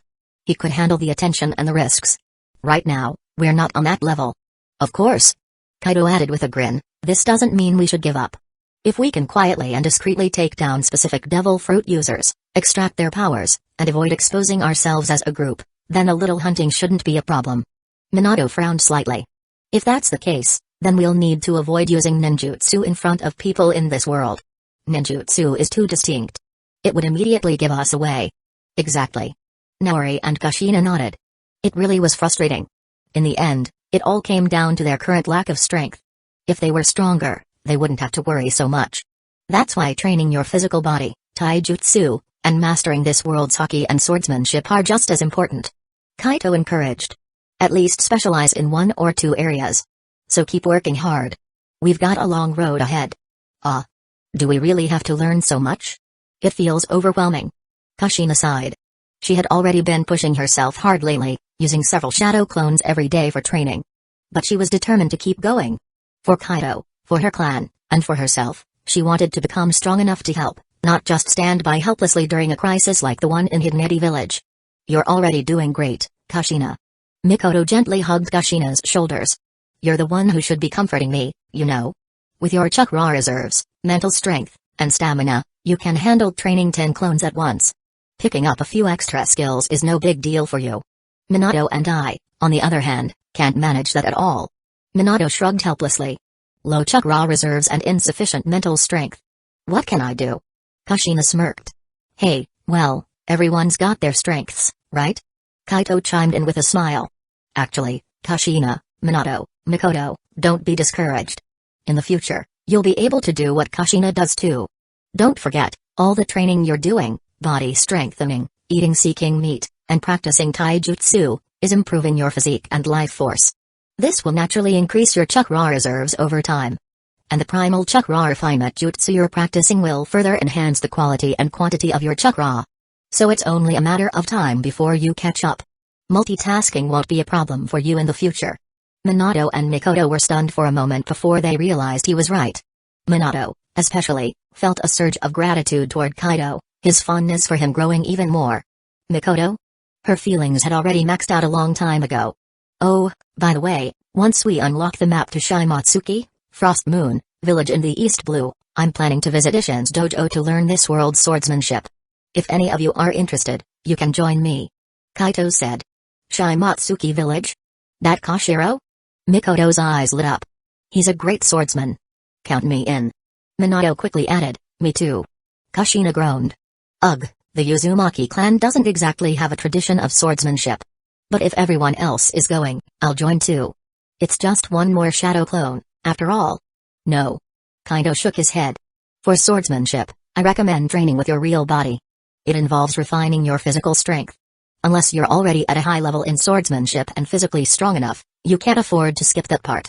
Fine, I'll join. Kushina grumbled. Speaking of Isshin's dojo, Koshiro's daughter, Kuina, hasn't had her accident yet, right? Kushina asked suddenly. Not yet. Kaito nodded. She's only about 4 years old right now. There are still 6 years before her. Accident. When we join the dojo, I'll find a way to gain her trust and change her fate. Good. Kushina beamed. Kaito smiled. Not just Kuina. There are plenty of people whose lives we can change for the better. I hope to make both worlds, this one and ours, better and more peaceful. That's my goal. Minato and the others exchanged glances, then stood up. We'll help you. Peace was their shared aspiration as well. Clap, clap. Alright, let's not get off track. We can talk about this later. Naori Uchiha clapped her hands, interrupting their conversation. She turned to Kaito. Release that bear guy. Let me take care of him so we don't leave any loose ends. And as for that zone-type devil fruit, do you have any ideas about it? Now go. Kaito nodded and, with a simple thought, released the bear guy, then left with the group. Naori as alone with the bear guy. Without hesitation, Naori made a single hand sign. A massive fireball jutsu to incinerate the bear guy into a charred lump. Following that, she used earth style to bury the burned remains deep in the sand. Once everything was done, she returned to the group with a calm demeanor, as if all she had done was kill a chicken. Because of the distance, Kaito and the others barely felt anything. And that was exactly Naori's intention. The kids were still too young, and she didn't want their hands stained with blood just yet. She figured it was best to wait a few more years until Kaito and the rest were older and more prepared. After all, there wasn't an immediate need to rush such things. That being said, even the shinobi world wasn't as peaceful as it had been during her youth. The near destruction of the Uzumaki clan had shown how fragile peace was. While they had managed to rescue many survivors, the combined efforts of the three great shinobi villages had still succeeded in wiping out many Uzumaki clan members and seizing many of their stealing techniques. Not to mention, it was likely that some members of the Uzumaki clan had been captured during the chaos. Hidden Cloud's village, in particular, was notorious for targeting and kidnapping people with unique bloodlines or abilities. It wouldn't be surprising if they had abducted a few red-haired Uzumaki. Naori vividly remembered that in the future Kaito had described, several notable young ninja with red hair and dark skin appeared under the banner of the Raikage. She strongly suspected that these individuals were the result of Uzumaki clan members being forced to integrate into Hidden Cloud's village's population. Of course, that was just a theory. Not all red-haired individuals were necessarily Uzumaki. Chapter 66, Ownership of the Rumble Fruit. Anyone interested in this zone-type fruit? Kaito asked as he glanced at Minato and the others after his mother returned. Nope. I'll pass. Absolutely not. The trio, including Minato, all shook their heads decisively. The main reason was that this devil fruit's ability wasn't particularly impressive. It could only enhance physical strength and speed up taijutsu training. Also, it was ugly. Yeah, that was the key issue. Haha. Kaito and Naori Uchiha couldn't help but laugh at their reactions. Kushina, Mikoto and Minato, influenced by their laughter, chuckled along. By the way, the energy from the extracted devil fruit needs a compatible fruit as a medium to solidify. Otherwise, it'll disperse on its own. Kaito explained. At this moment, the bear fruit was still in an energy state within the space of the dimensional gate. It hadn't solidified into a proper devil fruit. Oh? Naori Uchiha raised an eyebrow and asked, should I find you some fruit for that? Yes, please. Kaito nodded. I don't have any stock here. Could you grab some for me, Mom? Thanks. Wait here. Naori nodded and vanished in a flash, reappearing moments later in front of a fruit shop in a pirate town. With a wave of her hand, she collected all the fruit in the store into her storage space. She tossed a handful of Bailey at the stunned shopkeeper before disappearing again. The shopkeeper. What just happened? Still, he knew better than to complain. Someone like that was not worth provoking. At least she paid, right? The next moment, Naori was back with Kaito and said, many different fruits are in my storage space. You can take what you need from there, I'm not pulling them all out. Got it. Kaito retrieved one of each type of fruit from her storage and transferred them into the main space. He guided the energy of the bear fruit toward one of the fruits, watching as it transformed into a peculiar devil fruit with unique patterns and shapes. Done. Satisfied, Kaito then pulled out the thunder fruit and turned to the group. What about this one? Anyone interested in the rumble fruit? Nope. You've been eyeing it for a while, haven't you? You take it. Kushina said, shaking her head. Besides, lightning powers don't really suit me. I'm more into something like a powerful zone or a physical enhancement paramsha. Something that makes my punches stronger would be ideal. As she spoke, Kushina raised her small fist proudly. She had been learning superhuman strength techniques from Tsunade and Uzumaki Mido. Combined with the Uzumaki clan's natural advantages, she felt physical combat suited her best. Sure, lightning powers could enhance the body, but she didn't want to turn into a muscle-bound Amazon. Got it. Kaito said, nodding in understanding. You want a zone type like the nine-tailed fox or a parimsha like the quake fruit. There should be plenty of options. He added. The devil fruits shown in the memories you got are just a fraction of what's out there. In this real world, there are many powerful ones. What about the nine-tailed fox? Wouldn't that suit Grandma Mito better? Kushina asked, resting her chin on her finger. Clearly, she already knew Uzumaki Mito had the nine tails sealed within her. Well, that made sense. She'd been brought back as a potential Jinchuriki, so she'd already undergone the necessary education and preparation. Fortunately, Mito wouldn't die for decades, meaning there was no need, or possibility, to replace her as the Jinchuriki. Removing the beast would kill her. If it's for Mito-sama, her affection level for me would have to be high enough. Kaito said with a wry smile. You know I can't risk exposing information about other worlds unless someone is fully bound to me. Yeah, I understand. Kushina replied with a grin. I was just saying. Grandma Mito adores you anyway. It's only a matter of time. As for the quake fruit, we can rule that out for now. She continued. Whitebeard is in his prime, so don't even think about it. Currently, Luffy had probably just been born, meaning the Paramount War was at least 17 years away. Whitebeard was at the peak of his power right now. You're overthinking it. Kinda rolled his eyes. I'm not stupid enough to provoke Whitebeard now. With his current strength, he's likely on par with the first Hokage at his peak, if not even stronger when considering his sheer destructive power. While he hasn't reached Six Paths level, he could still hold his own for a while against someone like Kaguya or others of that level. Beating Six Paths level like Six Paths Madara, though? That's a mystery. Strength comparisons between worlds were always tricky to figure out. Kaito figured he'd have to wait until his own power grew enough to test it himself. Maybe all his assumptions were wrong. I'll pass too. Minato said, shaking his head. You should take it, Kaito. I've already taken so much from you, I can't keep asking for more. Same here. Mikoto added. It's better if you eat it. You're missing a lightning attribute, right? This might help you get it. Good point. Naori agreed. From the information you've given me, breaking into Six Paths level strength will require more than just eating a god tree fruit or becoming the 10 tails Jinchuriki. You'll need to master your bloodline limits, refine yin-yang release, and create truth-seeking orbs on your own. This thunder fruit could help you fill in the gap for the lightning attribute. Don't waste the opportunity. You should eat it. The sooner your strength improves, the sooner I'll feel comfortable letting you explore the outside world. She added. As for me, I'll decide on a devil fruit later. The thunder fruit doesn't suit me anyway. Alright then. I won't hold back. When we find more devil fruits, we can distribute them then. Kaito had secretly wanted the fruit, but he had been hesitant. Since everyone was encouraging him, he felt justified in taking it now. Kaito knew that this devil fruit would suit Minato well, but he needed it for himself. Besides, he could always find Minato a more fitting fruit, like the Dorador fruit or another space-related one. So without hesitation, he bit into the fruit. As he swallowed, he felt a surge of lightning energy flow into his body, settling in his heart and spreading throughout his entire being, reshaping him. Strange. Since this is a product of spiritual energy, shouldn't it fuse directly with my soul? He couldn't help but wonder. He saw how the power of the bear fruit had partially fused with its user's spirit. Maybe it's something I have to integrate step by step? While Kaito was deep in thought, Kushina couldn't resist her curiosity. Kaito, is it true? Does the fruit really taste as bad as they say? Like eating poop? She teased, her eyes gleaming with mischief. Mikoto and the others also cast curious, amused glances at him. Snapping out of his thoughts, Kaito gave them an exasperated look. That's nonsense. I wouldn't know what the original devil fruits taste like, I've never had one before. And as for the taste of poop, I have no idea what it's like. He added, rolling his eyes. Kushina, if you're curious, stop right there. Kushina interrupted, raising her hand. I get it. Don't say another word. Not interested at all.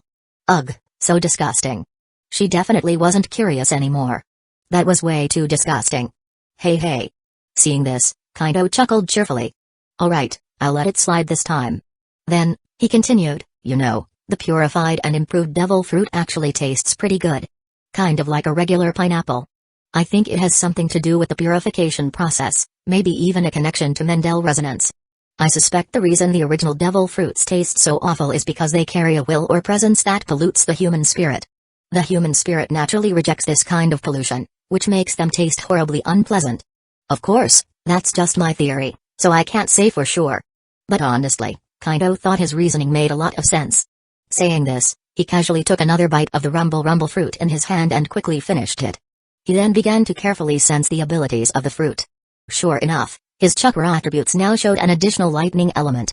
He also glanced at his status panel, noticing a new skill in the list, Rumble Fruit, 1 out of 1000, Beginner, ZZT.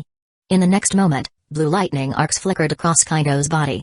Raising his hand, he aimed at a nearby open space. Zrak! A bolt of blue lightning, as thick as a finger, shot out from his palm, streaking across the sky before striking the ground. The blast left a small pit about 10 centimeters deep, with faint traces of vitrified sand around its edges. You have used the Rumble Fruit ability. Proficiency plus 20, this level of lightning power is already on par with a C-rank lightning-style jutsu. What about the energy cost? Naori Uchiha's eyes lit up as she observed, posing her question. Kaido did a quick mental calculation and replied, this doesn't consume chakra. It only drains physical stamina. Based on my current physique, it took about 1% of my total stamina. Oh? Hearing this, Naori Uchiha's eyes shone even brighter. That's pretty good. The cost-effectiveness is amazing. This is way more efficient than ninjutsu. It seems the Logia-type devil fruits really provide a significant boost. Maybe it was time for her to start looking for a strong Logia-type devil fruit for herself? Not quite. Kaido shook his head and explained, don't forget, I've only just eaten this fruit. My spiritual energy is strong, and I've honed my chakra control through rigorous training. Plus, I already have expertise in several lightning-style techniques before, trying to get the lightning affinity. Although the abilities of the Rumble fruit are different from chakra control, they both involve manipulating energy, specifically the lightning element. My initial control over it is decent, and the development speed will likely be quite fast at the beginning. So, this level of power shouldn't be taken as the standard for what a devil fruit can do. Fair enough. Naori Uchiha nodded thoughtfully. As expected, certain principles overlap between different training systems. Alright, keep testing. Sure thing. Kaito was more than happy to comply. He turned to Naori Uchiha and said, Mom, try throwing a kunai at me. Oh? Testing elemental intangibility, huh? Alright. Understanding his intention, Naori Uchiha pulled a kunai from her storage space. With a swift flick of her wrist, she sent it flying toward Kaido's shoulder. In the blink of an eye, the kunai pierced straight through Kaido's left shoulder without any resistance, embedding itself deep into the sand behind him. Whoa. That's incredible. Lightning style can't replicate this. Both Naori Uchiha and Kushina were astonished. They quickly stepped forward to inspect Kaido's body, but their hands passed right through him without any resistance. As they withdrew their hands, faint arcs of electricity flashed over the areas they touched before returning to normal. This intangibility ability is excellent against pure taijutsu specialists and even projectiles in the ninja world. Naori Uchiha mused. But I wonder, does it work against ninjutsu? Also, is this effect always passive, or do you have to activate it yourself sometimes? Resting her chin on her hand, Naori Uchiha directed her questions to Kaido. If this ability could even block ninjutsu, its value would skyrocket. Kaido's survivability in the ninja world would be maxed out. It's always passive, but I can deactivate and activate it if I want to. Kaido clarified. As for whether it works against ninjutsu, I'm not sure yet. We'll need to test it. Alright. Let's give it a try. Naori Uchiha immediately raised her hand, summoning a small arc of electricity. Let's start with lightning style. This wasn't a full-fledged jutsu, just a minor manipulation of lightning chakra. While it wouldn't cause any real harm, it was enough for testing. Okay. Kaito stretched out his hand eagerly. Naori Uchiha guided the arc of electricity toward his outstretched hand. ZT. The tiny spark struck Kaido's finger, and she immediately stopped the flow of chakra. Well? How is it? She asked, slightly nervous. No effect. Kaido laughed and shook his head. It didn't do any damage at all. But I'm not sure if that's because of the Rumble fruit. Maybe I'm just naturally immune to pure lightning attacks. We should try other chakra natures next. Figured as much. Let's keep going. Unfazed, Naori Uchiha continued her experiments, testing all 5 basic chakra natures against Kaido. The results. While Kaido wasn't completely immune to other chakra types, their effectiveness was noticeably reduced. What a pity. When the tests concluded, Naori Uchiha sighed. If only he were fully immune to ninjutsu, his intangibility would make him nearly invincible. That's strange. In the One Piece world, other devil fruit powers can't hurt Logia users in their intangible state. So why can ninjutsu? She muttered in confusion. Probably because of how chakra works. Kaito offered a theory. Chakra is a fusion of cellular energy and spiritual energy. He explained. In the One Piece world, Logia intangibility can be bypassed by armament hockey or conqueror's hockey. According to Rayleigh's notes on hockey training, armament hockey seems to involve a mix of willpower, vitality, and life force. It's as if users imbue their attacks with their own intent and life energy. Conqueror's hockey might go even deeper, tapping into the soul or spirit.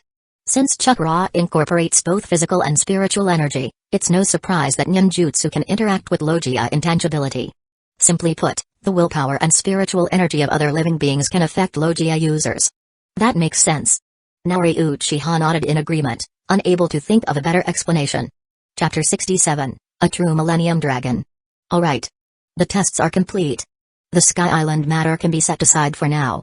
Next, you all should focus on training and improving your strength. Once the Ninja Hawk, Kuro, completes the map of Warship Island, we'll proceed. That should be done by tomorrow. When the time comes, I'll take you to search for the Dragon Bones and a true Millennium Dragon. For now, let's head back. Naori Uchiha waved her hand, urging everyone to move along. Got it. Kaido and the others nodded eagerly.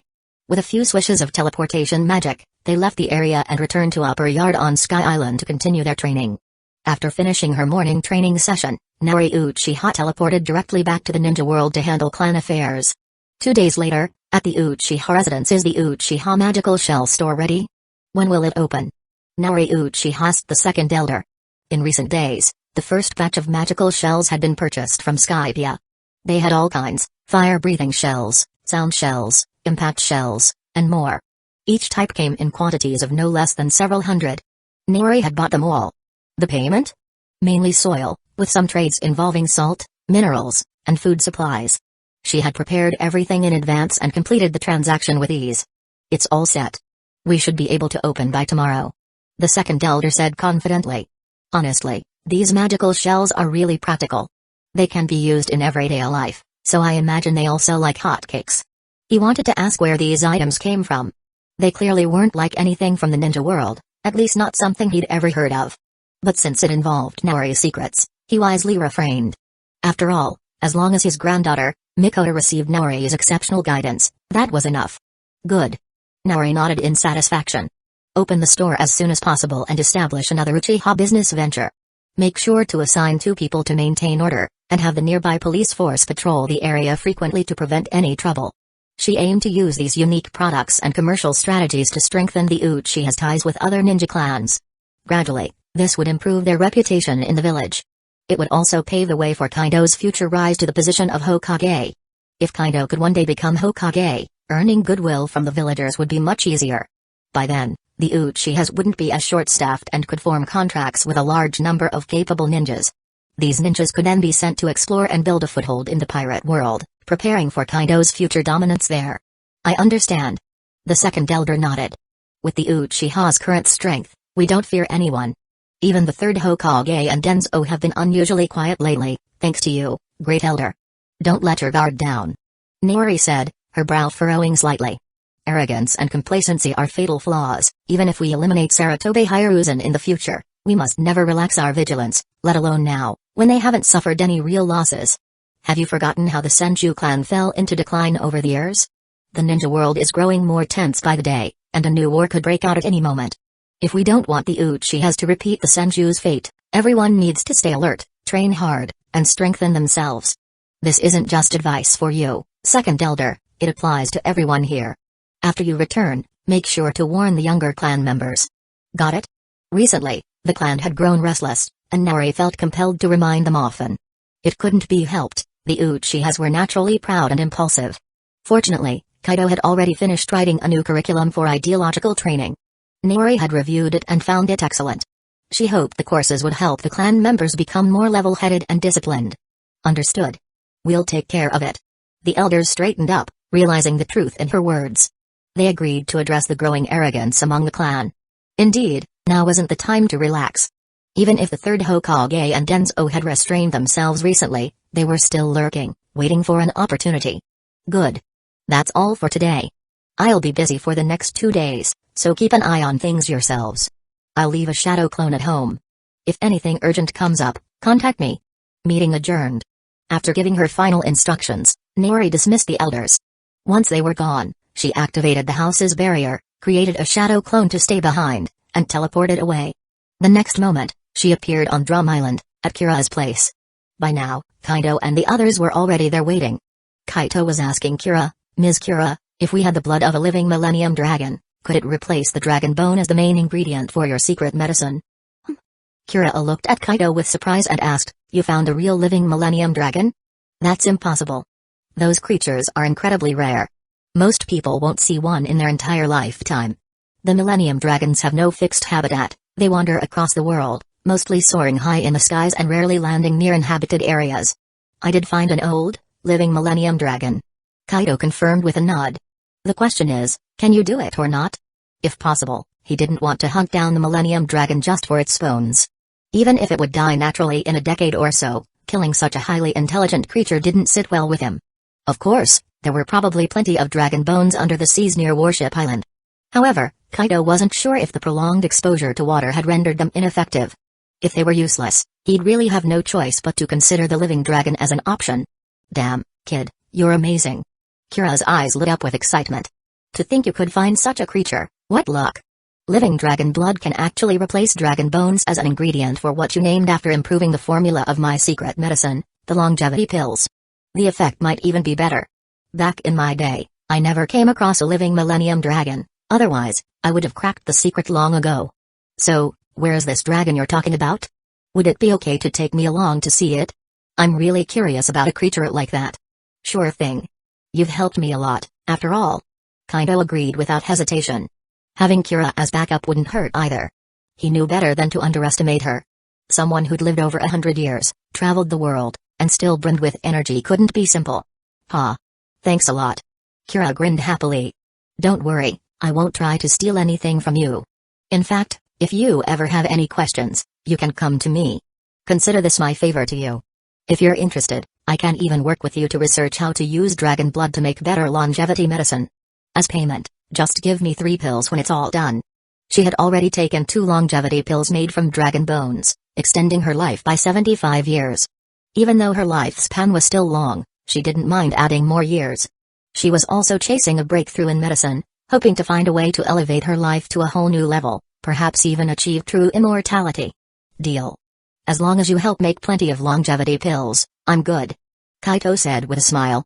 If dragon blood really worked, the number of longevity pills they could produce would skyrocket. Of course, he wouldn't kill the dragon. At most, he'd occasionally draw some blood from it, which might even improve its circulation. In return, he could also promise to help the dragon regain its memories and reunite with its kin. He already knew how to do that, after all. As for whether summoning the dragon's kin a decade early would cause problems, Kaito figured it wouldn't. Compared to the Millennium Dragon's lifespan, a few years early or late didn't really make a difference. Besides, who knew? If not for this dragon's old age and dementia, it might have already called its kin long ago. Alright then, what are we waiting for? Let's go now. Kira got up immediately, quickly packing a few essentials into her bag before turning to Kaito. "Let's move." Kaito grabbed her arm, nodded to Neri Uchiha and the others, then activated his ability. With a thought, he teleported both himself and Kira to a spot halfway up Warship Island. "Wow, you can teleport with people? So, where are we now? Care to explain?" Kira looked around in awe at their surroundings, marveling at Kaito's teleportation ability. At the same time, her observation haki activated without her even realizing it, scanning the entire island in an instant. Before Kaito could respond, she gasped and looked toward the mountain's peak. Unbelievable. There really is a Millennium Dragon here. And it's an old one too, so old it's forgotten its past. Huh? Kaito stared at her in surprise. "How do you know all that? Observation haki?" "Yep, observation haki. I already had a conversation with the dragon." Kira confirmed with a nod. Everyone around them couldn't help but gasp. "Just how strong is your observation haki?" Kaito asked, astonished. "You can sense things from this far away and even communicate with the dragon directly? Wait, don't tell me you've mastered the ability to hear the voice of all things?" Maybe he'd been underestimating Kira this whole time. This woman was full of surprises. "Hey, close enough." Kira chuckled. "But the true voice of all things is a natural ability, it can't be learned. Of course, some people might develop something similar through training. Like the sword masters who can cut through steel, they've achieved a weaker version of it." "I see." Kaito nodded in understanding. In that case, since you can communicate with the dragon, this will be much easier. Let's go meet the dragon, he said, leading the group as they climbed to the mountain's summit. Eventually, they reached a cave where they saw a massive creature with green feathers sprawled on the ground. The dragon's head was bald, and its eyes were dull and cloudy. When it noticed Kaito and the others entering, it barely moved, just lying there and watching them silently. Kaito stepped forward and said, "Sir Dragon, I can help you regain your lost memories and remember your mission. Would you like to try?" At his words, the dragon's cloudy eyes suddenly gleamed with dazzling light. In an instant, its dull gaze turned sharp and full of life. It glanced at Kira, who walked up to Kaito and relayed the dragon's response. "It says if you can really do that, it's willing to do everything in its power to repay you." "Great." Kaito nodded, satisfied. "All I'll need afterward is some of your blood." Kira translated, "It agrees." "All right." Seeing the dragon's goodwill at 54 points, Kaito stepped forward confidently. He placed his hand on the dragon's head and used his spiritual power to transmit visions of its future, calling its kin, building a nest, and raising offspring. The dragon's eyes brightened even further as the images unlocked its buried memories. At that moment, it remembered everything, including its purpose. Chapter 68, Space-Time Gates Hidden Uses. The dragon let out a low growl in a deep voice as it gazed at Kaito. Kira quickly pulled Kaito back while simultaneously shouting a warning to Naori Uchiha and the others. "It says it's going to fulfill its mission now. Once it completes its mission, its body will belong entirely to you, kid. So let's make way. We need to retreat for now." Hearing this, Naori Uchiha and the others hastily followed Kira, leaving the cave and distancing themselves from the dragon's den. Boom, boom, boom. Loud, thunderous footsteps echoed from the cave. Before long, a massive Millennium Dragon emerged from the darkness, stepping onto a nearby stone platform. It flapped its wings, preparing to take flight.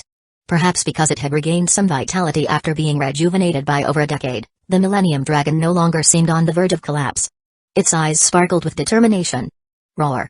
Under everyone's watchful gaze, the Millennium Dragon let out an earth-shaking roar. The sound reverberated with a strange frequency, causing the entire warship island to tremble violently, along with the surrounding sea. The Millennium Dragon continued roaring. Roar. Minutes later, distant echoes of similar roars responded from the horizon. Soon, a group of Millennium Dragons came soaring toward the island at incredible speed. They quickly surrounded the Elder Dragon, roaring as they circled it mid-flight. The entire warship island began to tremble even more intensely.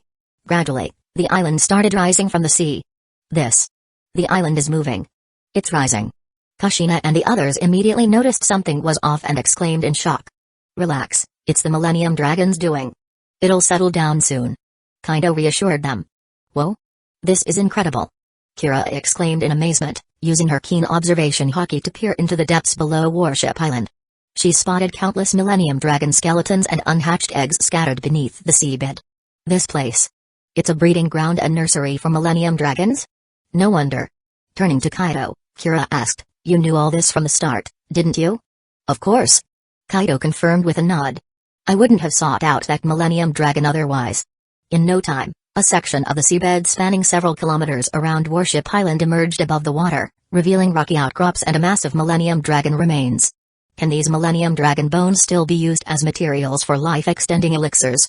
Kaito couldn't help but ask as he looked at the scene. "They should still be effective," Kira replied after a quick examination with observation haki. "The essence in Millennium Dragon bones doesn't dissipate easily. Though they won't be as potent as bones from a living or freshly deceased dragon, you'll just need more bones to extract enough essence for crafting longevity elixirs. Even so, with this many bones, you'll be able to make a lot of those elixirs.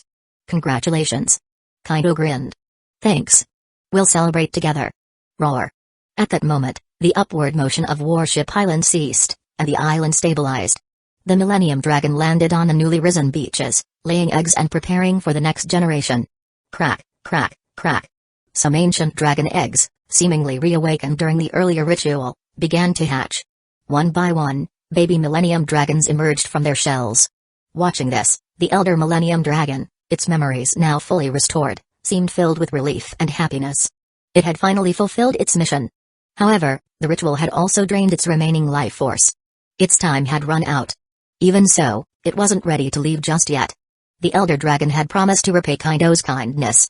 After saying its goodbyes to its kin, the dragon flapped its wings and returned to Kaito and the others. Looking at Kaito, it let out a low growl. Kira quickly translated. The Millennium Dragon says thank you for helping it recover its memories and complete its mission. It wants to offer its body as repayment for your kindness. Kaido felt a little conflicted but couldn't help asking, Millennium Dragon, isn't there any way for you to keep living? A living Millennium Dragon would obviously be far more valuable than a deceased one. The dragon shook its head in response. Kaido's expression hardened. Suddenly, an idea struck him. He checked the dragon's goodwill toward him using his innate ability and found that it had reached 88 points, enough to fulfill the requirements for a binding contract. With the unique properties of the space-time gate in mind, Kaido stepped forward and said, wait. I might have a way to save you.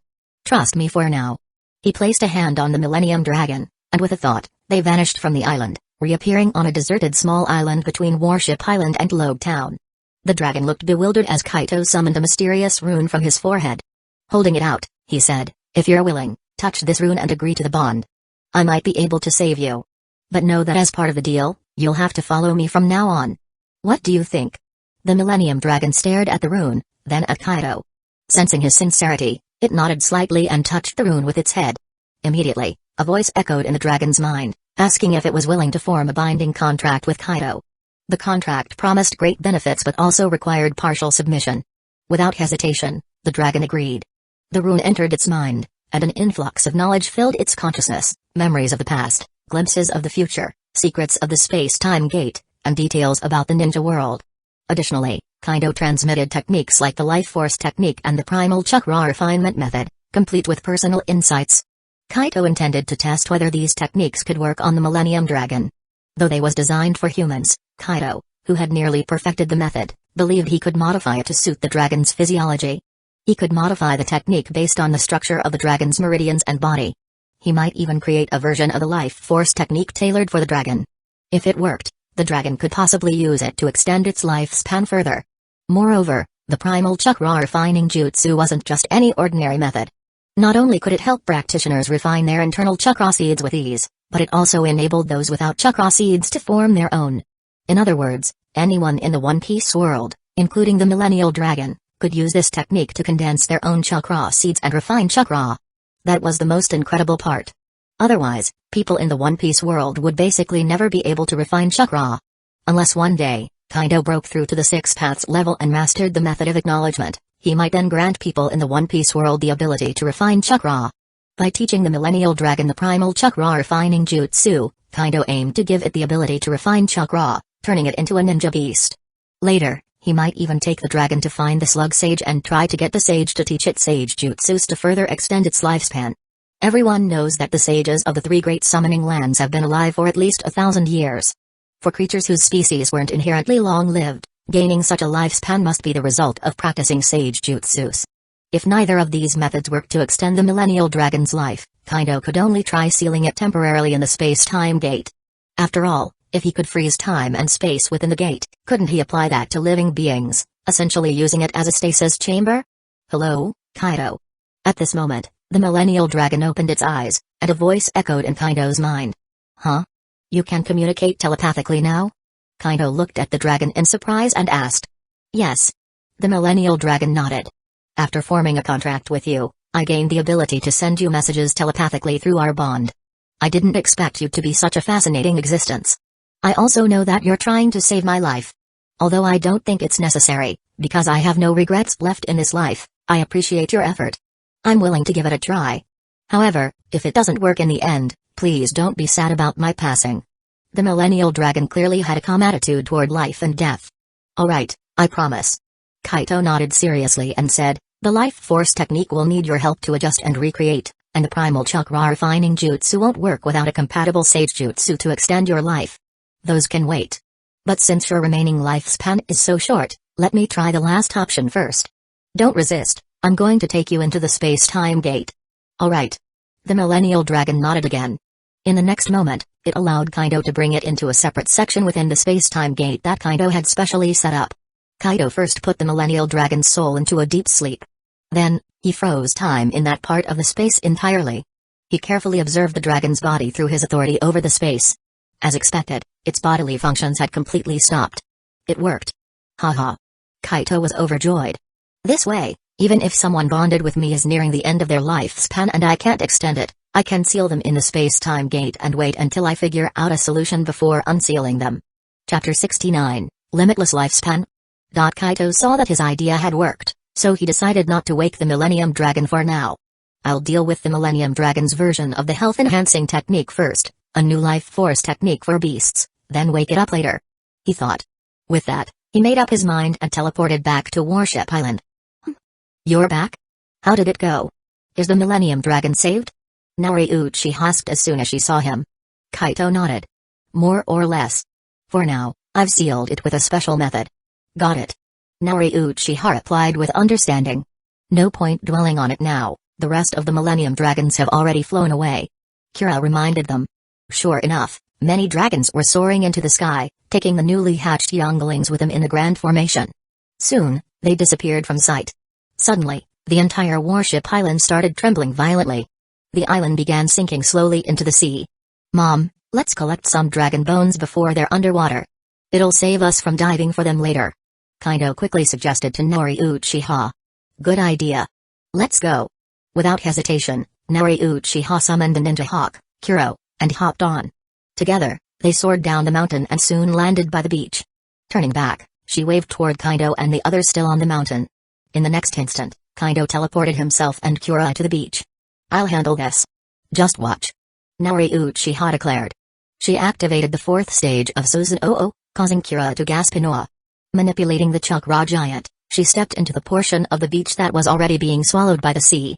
One by one, she collected dragon bones, storing them in her storage space. She was careful to avoid disturbing the unhatched dragon eggs. Stealing bones is one thing, but ruining the eggs would be too much. She muttered.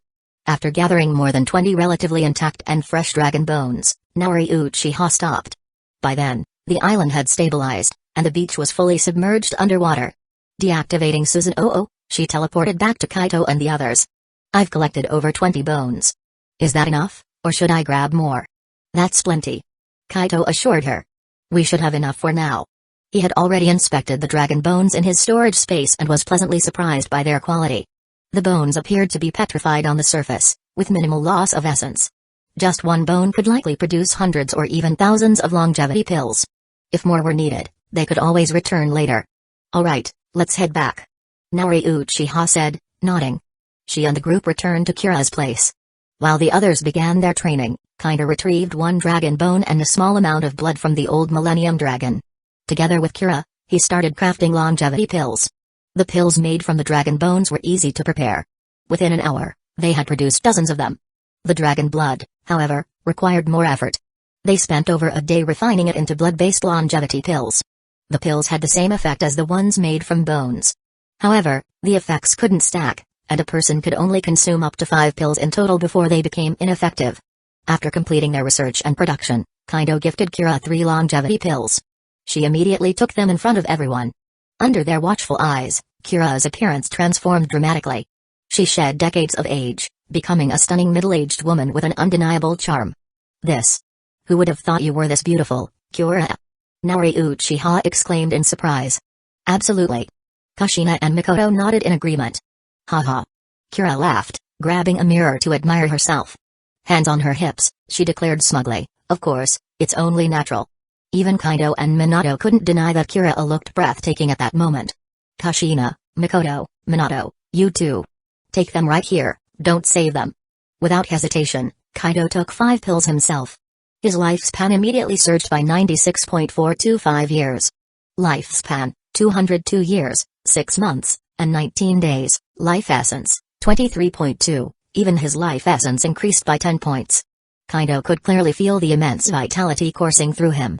At that moment, anyone would have believed he was part of the Uzumaki clan. However, with his precise control over his body, he quickly suppressed most of his life force aura, making himself appear ordinary.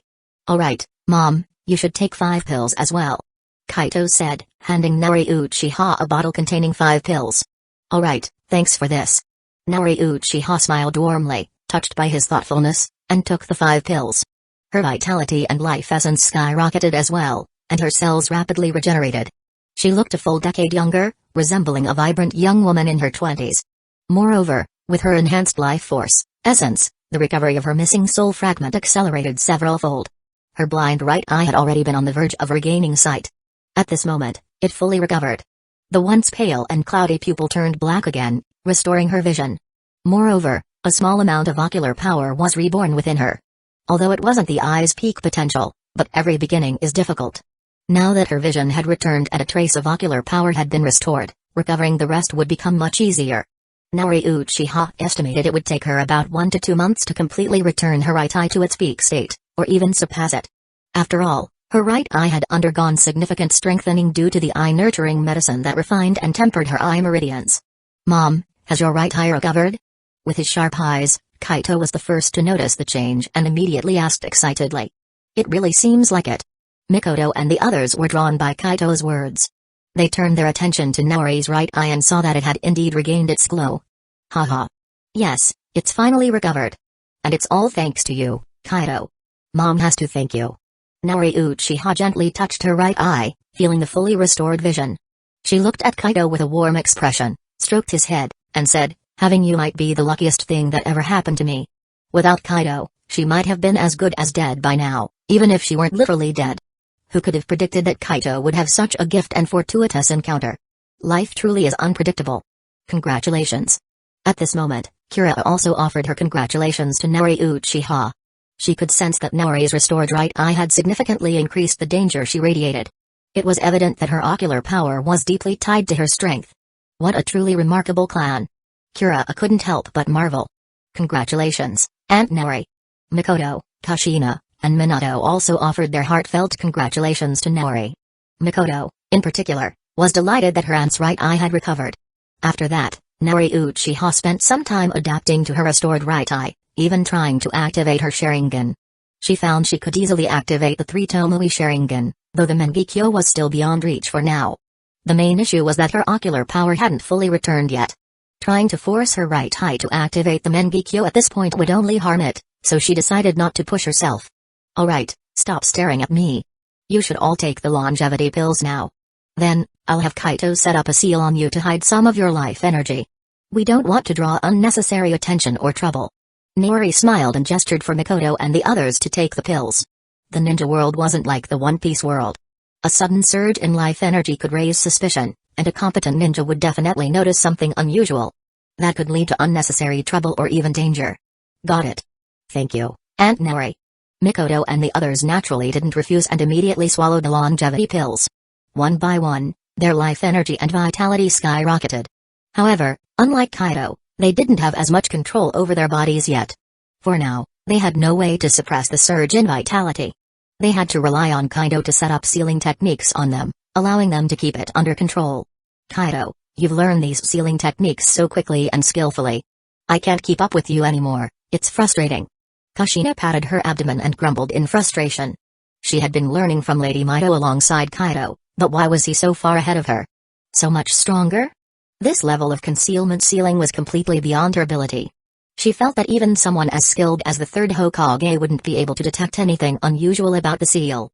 Kaito was just on another level, a total monster. "Ha ha ha."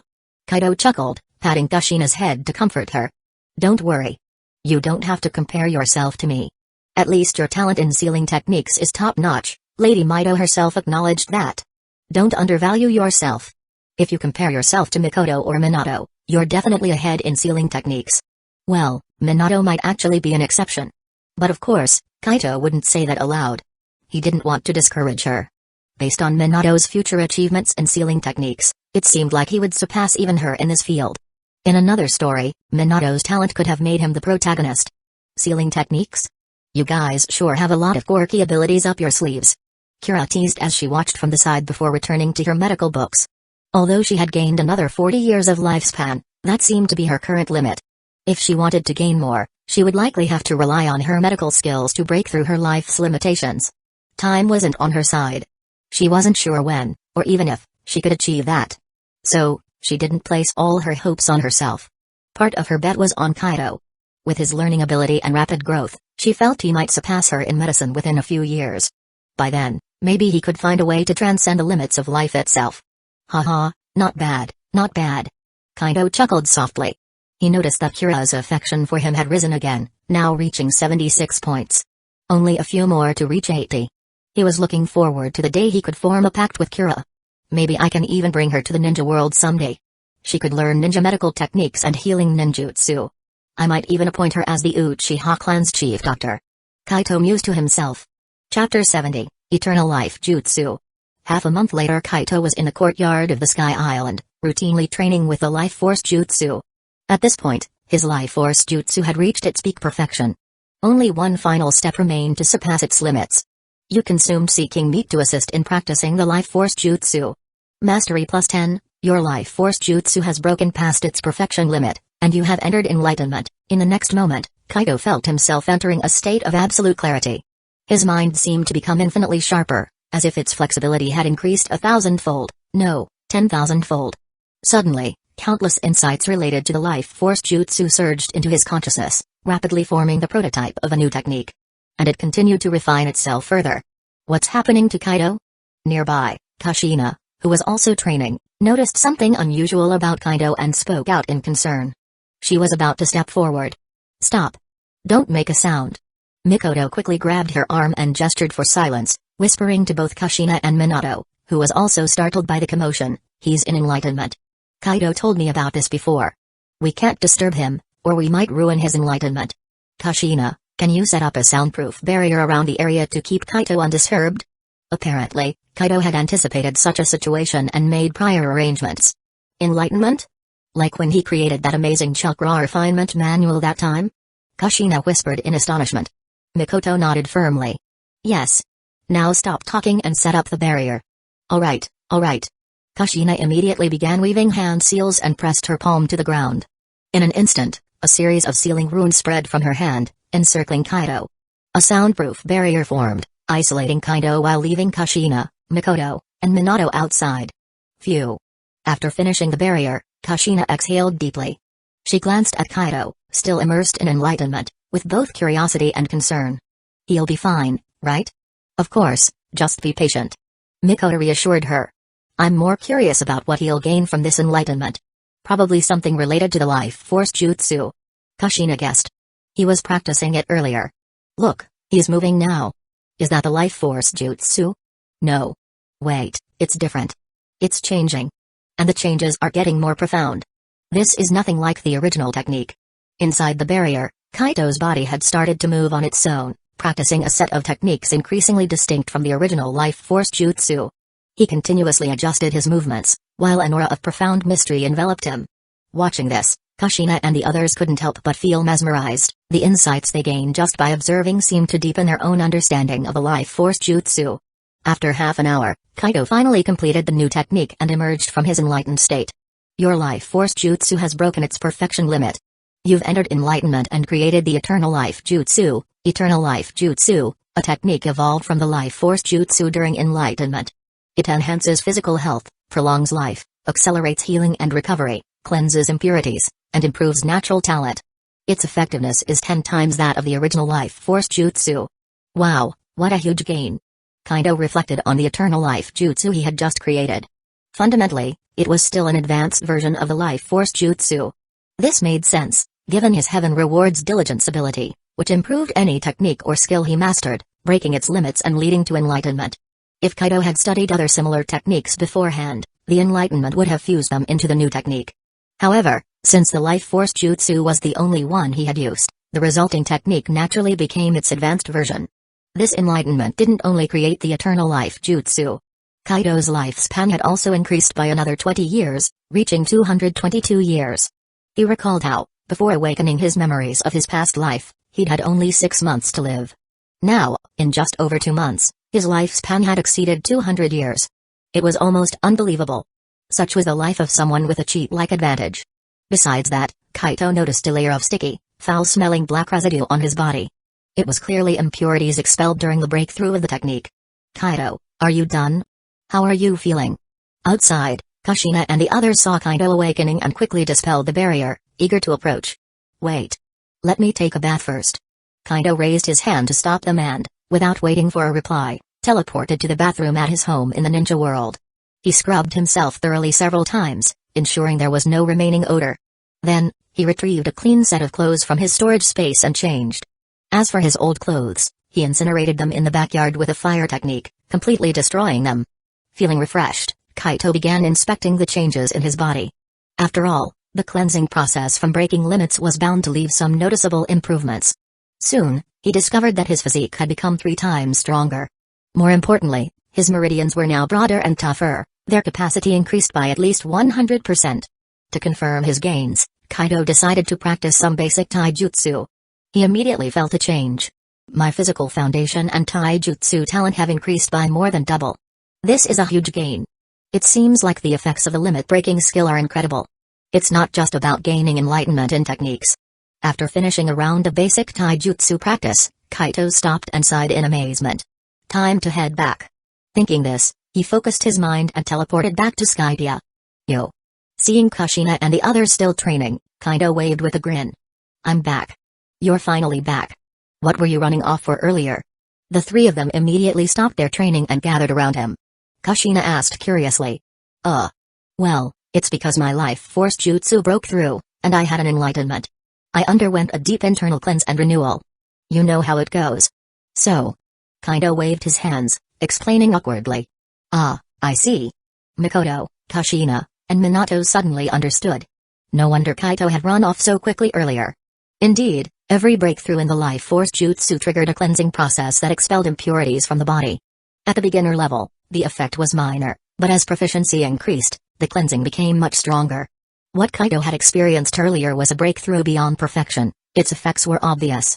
And yes, cleansing impurities leaves behind quite the unpleasant smell. So? What did you comprehend this time?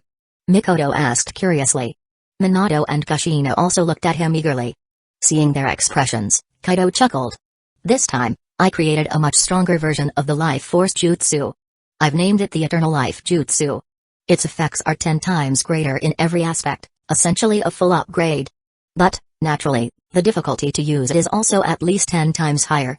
And it requires mastering the life force jutsu to perfection before you can switch to it. So, don't get your hopes up too soon. Focus on perfecting the life force jutsu first. At this point, for the 3 of them, the current technique was already plenty. Oh, I guess that's out of the question for now. Kushina's face immediately fell upon hearing this. Haha. Mikoto laughed softly, covering her mouth. Laying a solid foundation is always a good thing, isn't it? True, true. Kushina nodded, her disappointment vanishing instantly. She was naturally an optimistic person. Alright, everyone.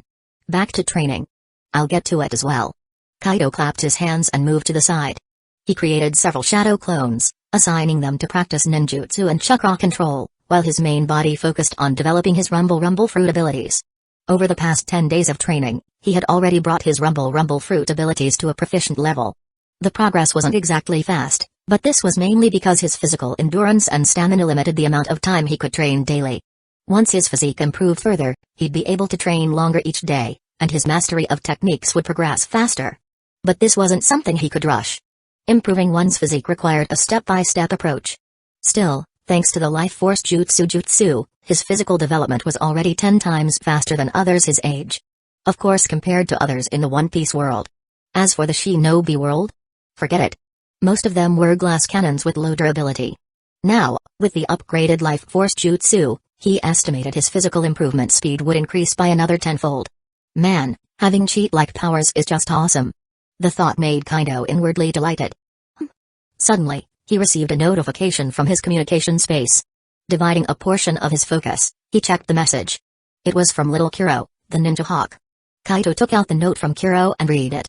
Message: the map of Shimatsuki village has been marked. Please confirm, Master. As expected, it was from little Kuro. Since being bound to Kaito, the ninja hawk had been nurtured with care. Not only did it have an endless supply of seeking meat, but recently, when Kaito developed a version of the village specifically for the Millennium Dragon, he also created a tailored version for his ninja hawk. With this technique, Kuro's lifespan increased, its physique and bone strengthened, and its digestion and absorption capabilities improved by more than tenfold. This meant its growth speed skyrocketed. It became stronger, larger, and smarter by the day. Now, not only could it speak human language, but it had also learned how to write.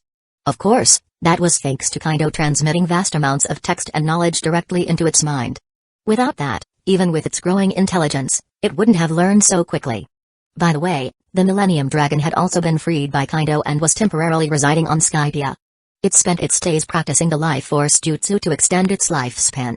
And its food? It hunted sea kings in the blue sea below. Given its size and appetite, feeding it would have been a hassle for Kaido.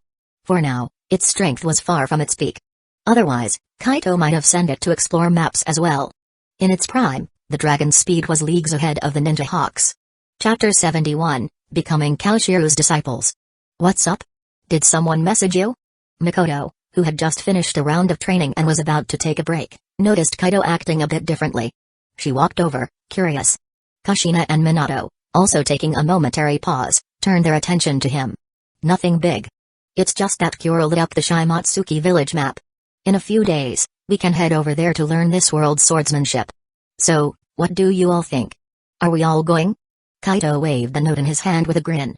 Mikoto nodded without hesitation. Of course. We agreed on this earlier. I'm curious about this world's sword techniques. After all, these were techniques capable of splitting mountains and seas, a must-learn skill. Minato chimed in, same here. Kushina, on the other hand, pouted slightly. If you're all going, then I'll go too. But as for learning swordsmanship?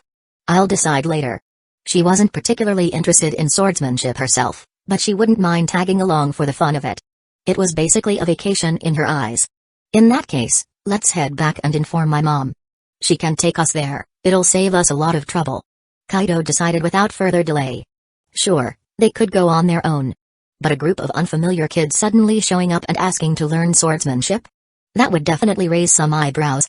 Plus, considering that Shimatsuki Kaoshiru and his family were refugees from Wano who had settled in the East Blue, their guard was likely to be up.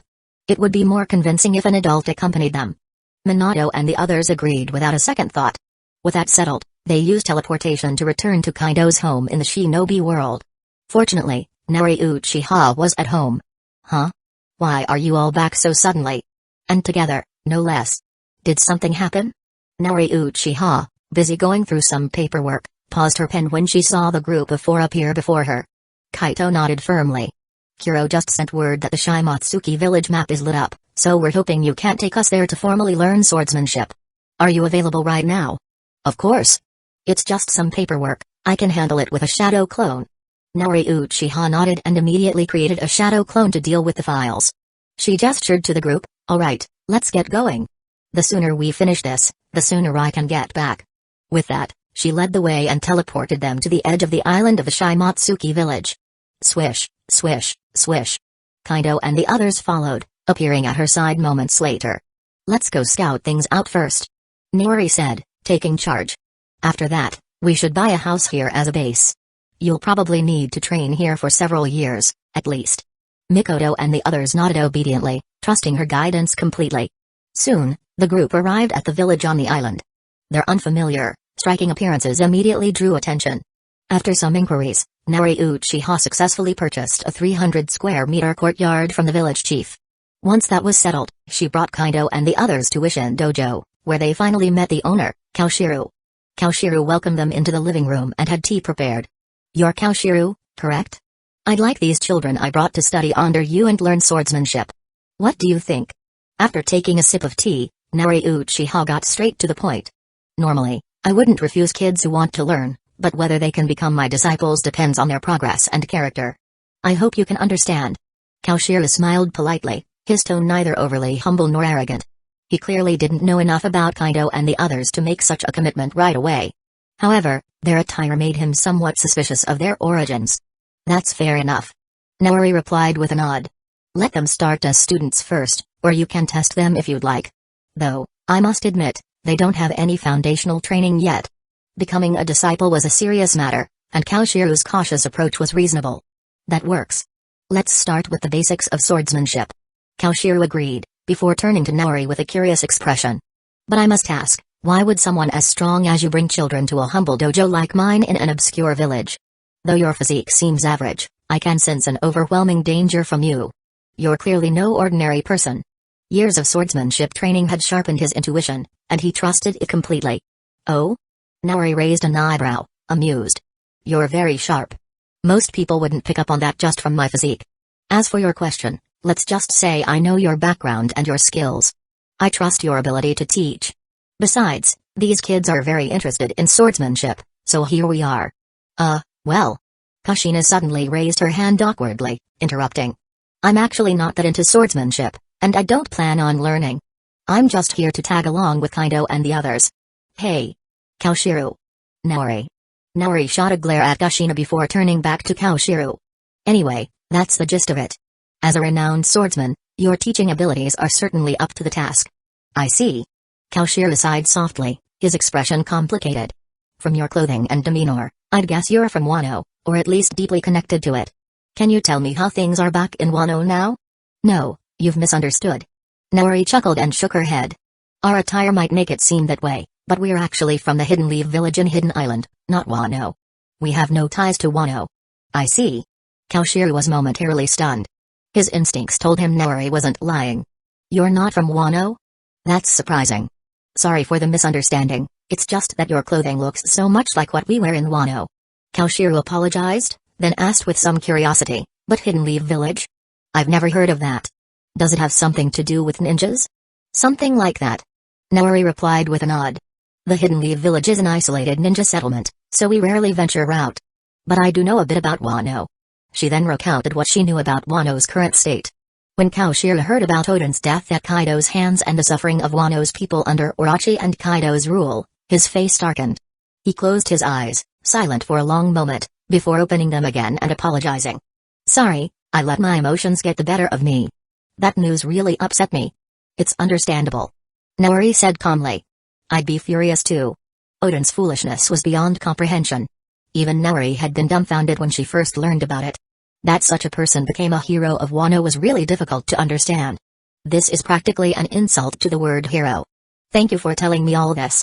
Rest assured, I'll do my best to teach your children well. Kaoshiru expressed his gratitude to Naori Uchiha and made a sincere promise. Of course, he still didn't immediately agree to officially accept them as disciples. Something like this couldn't be decided so casually. But his impression of Naori and her group improved significantly. In his heart, he decided that if Kaido and the others showed decent aptitude for swordsmanship and their backgrounds checked out, he would formally accept them as disciples and teach them his special swordsmanship style. Then I'll leave it to you. Why not start today? I'll stay to observe as well. Naori bowed slightly as she spoke. Might as well take this opportunity to learn the basics of swordsmanship in this world herself. As for more advanced techniques, once Kaido mastered them, she could just have him teach her. After all, she had no doubt Kaido would be able to become Kaoshiru's disciple and learn all the secrets of his swordsmanship. No one could resist taking a genius like her precious son as a student. Alright, follow me. Kaoshiru readily agreed, introducing Kaido and the others to the other instructors and students before beginning the basic swordsmanship lessons himself. At the dojo, Kaoshiru immediately began guiding Kaido and the others through their training. Minutes later. What the? How is this possible? Kaoshiru, along with the other instructors and students, was dumbfounded. Kaido learned just by watching once, and with every subsequent practice, his progress was visibly astonishing. In less than half an hour, Kaido had already mastered the basics, leaving everyone stunned beyond belief. By comparison, Minato and Mikoto, while also showing incredible aptitude and progressing quickly, were no match for Kaido. This is unreal. If I didn't know for sure that this kid had never been exposed to swordsmanship before, I'd think you were all playing a trick on me. I never expected your son to be such a swordsmanship prodigy. This disciple is mine now. No, wait. I'll take all three of them as my disciples. Kaoshiru laughed bitterly but spoke seriously to Naori. At this point, he no longer cared much about their origins. After all, who would go to the trouble of sending geniuses of this level just to mess with him? He wasn't important enough for that. So, taking them on was no issue. Who knows, he might even have to rely on them someday. He couldn't fully let go of his concerns about Wano country, especially after hearing about its current miserable state. Then I'll leave them in your capable hands, Kaoshiru-san. Hearing this, Naori smiled brightly and gave a slight bow. The process had gone much smoother than she anticipated, saving her a lot of trouble down the road. No, it's I who should thank you for bringing me such amazing disciples.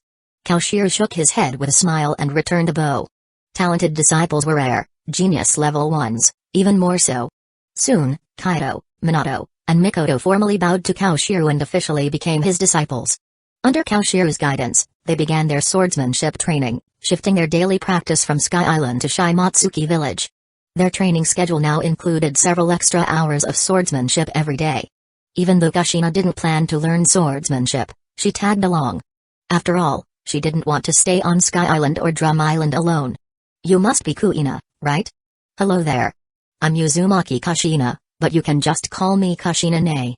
While Kaido and the others were performing the disciple initiation ceremony, Kushina noticed a cute little girl peeking in.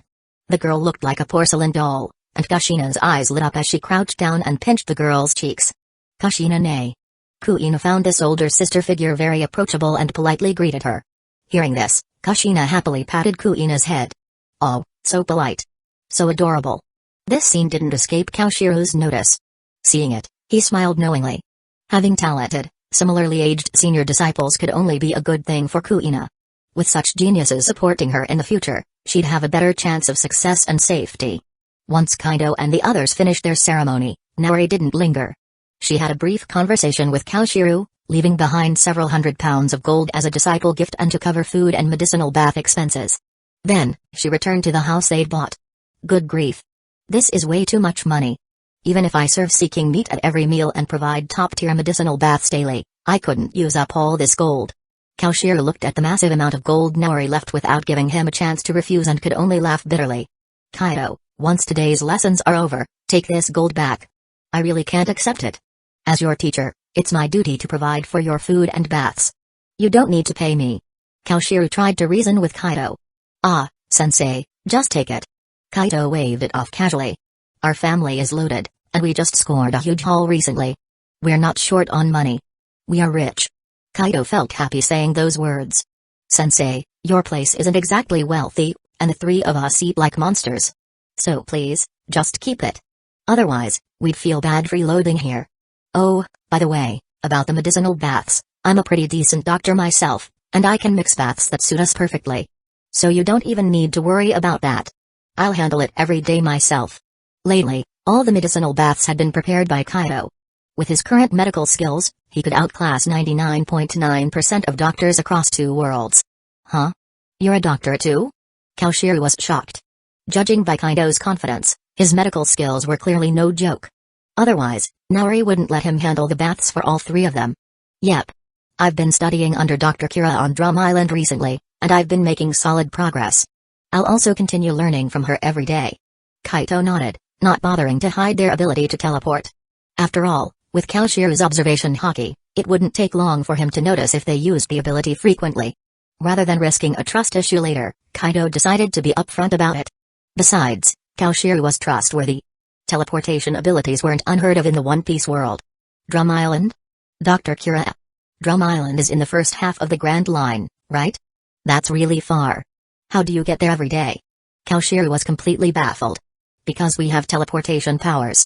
As long as we've been to a place before, we can instantly travel there. Super convenient. Kaido explained and even demonstrated a short-range teleportation for him. Kaoshiro. He was speechless. Completely stunned. Chapter 72, The Sharingan Meditation Method. For a long moment, Kaoshiro managed to calm himself, though his head was still spinning. Alright, I get it.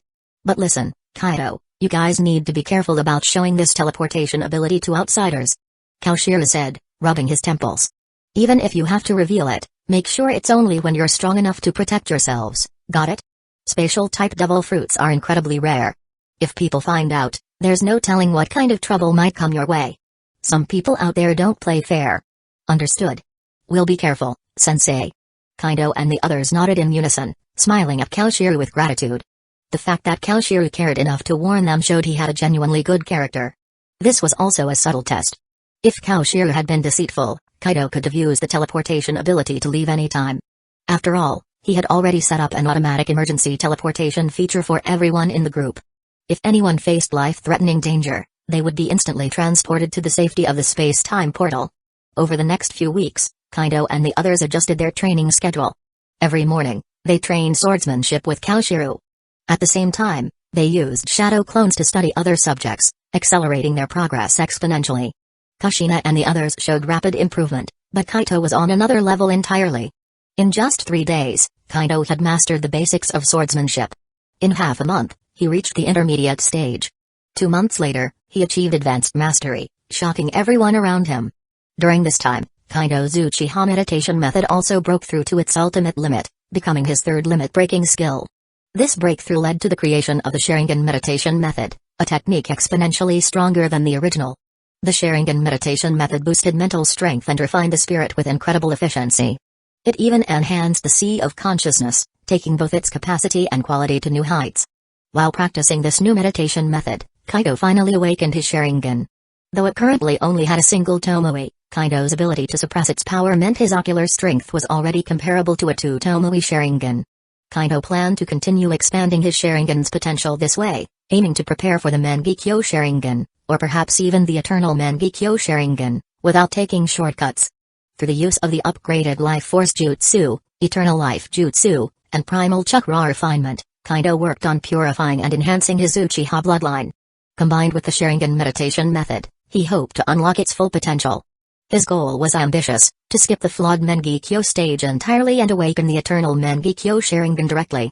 To Kaido, the Mangekyō Sharingan was merely an incomplete version of the Sharingan, a half-baked product resulting from an imperfect bloodline. Its drawbacks and side effects made it less than ideal. If possible, he intended to bypass it entirely, aiming for a perfected Sharingan, much like Otsutsuki Hagoromo, Sage of Six Paths, or Otsutsuki Indra had achieved. This approach would greatly enhance the Sharingan's power, ability and potential. Since Kaido didn't currently rely on the Sharingan for his strength, there was no rush to force its growth. Not only did Kaido follow this path, but he also shared the upgraded meditation method with Mikoto, advising her to prioritize potential growth over rapid advancement. The Sharingan meditation method was tailored for the Uchiha bloodline. It involved visualizing and constructing an image of the Sharingan during meditation, gradually filling it in and upgrading it step by step. For non-Uchiha individuals like Minato and Kushina, Kaido created a different technique called the Crystal Meditation Method, drawing inspiration from the Sharingan method. This new meditation technique is amazing. Kushina exclaimed after practicing it for a while. My mental energy is growing so much faster, not just in quantity but in quality too. Even my observation haki is improving rapidly. Minato and Mikoto nodded in agreement. It's true. Mikoto added. Kaido's methods are incredible. With this, I feel confident about unlocking the Eternal Mangekyō Sharingan someday. By the way, isn't the school semester ending soon? Kushina suddenly asked. Mikoto rolled her eyes. Aren't you sending a shadow clone to school every day? Shouldn't you already know what's going on? What's your clone even doing at school? Hee hee. Kushina laughed awkwardly, scratching the back of her head. Well, you know me. I don't want to go to school, so my clone inherited that part of my personality. She spends most of her time napping or reading random books. Honestly, I don't really know much about what's happening at school. Actually, Kushina felt she had learned everything she needed. The school didn't have much left to teach her. Honestly, cultural lessons at the academy? They were more like chores she had to put up with. She chuckled awkwardly. It wasn't that she wasn't smart, quite the opposite. If she weren't, she wouldn't have mastered the incredibly complex and brain-melting sealing techniques with such ease. At the end of the day, it was just a matter of interest. When you don't like a subject, it's hard to focus, no matter how clever you are. Alright, you win. Mikoto sighed and pinched the bridge of her nose. Yes, the semester's almost over, probably just a few more days. But you should still review for your cultural lessons. You don't want to fail, do you? If that happens, Lady Mido is going to be really upset with you. Ugh. Kushina groaned dramatically. I know. But it's so boring. She pouted, knowing Mikoto was right.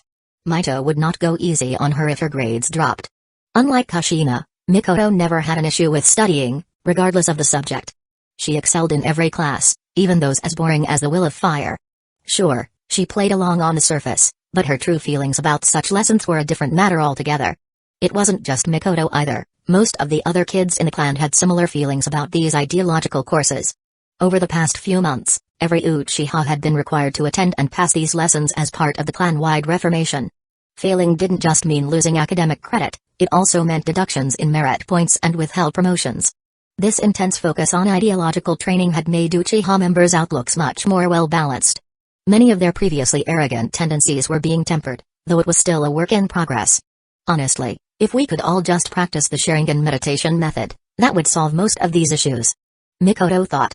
This method could refine mental strength, strengthen emotional resilience, and purify the negative energy inherent in their ocular powers.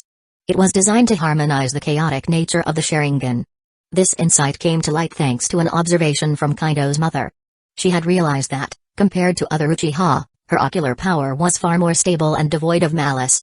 When she asked Naori about it, Naori revealed it was the result of years of relentless mental training and self-discipline. On top of that, her Mangekyō abilities naturally helped stabilize her Sharingan nature.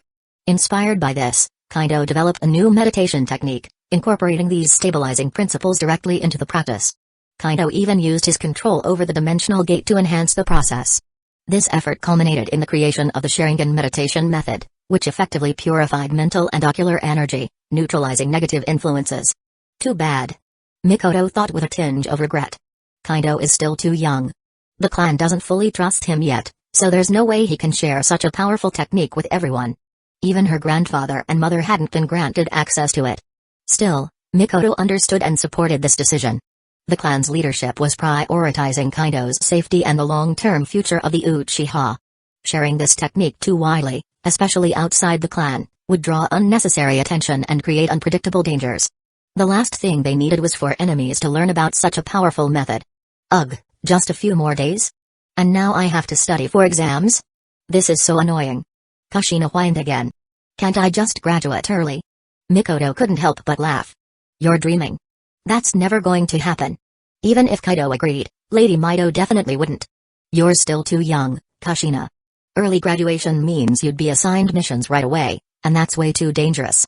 Don't forget, you're no longer likely to become the Nine-Tails Jinchuriki, which means you're not even a backup candidate anymore. And now that so many Uzumaki clan members have joined Hidden Leaf Village, your safety isn't guaranteed. If anything, it's even less secure. Mikoto's tone grew serious as she continued. The third Hokage and Danzo wouldn't hesitate to target you if they thought it would serve their interests. And given what happened to the Uzumaki clan in the past, they might even secretly oppress you in retaliation. Kushina fell silent, her frustration replaced by a thoughtful frown. She knew Mikoto wasn't exaggerating. Over the past few months, the Uzumaki clan had faced plenty of subtle suppression tactics from Hidden Leaf Village's leadership. While the third Hokage and his faction couldn't use overtly malicious methods to target the Uzumaki, Senshu, or Uchiha clans, they weren't above using more legitimate means to undermine them. After all, they were still the ones in power.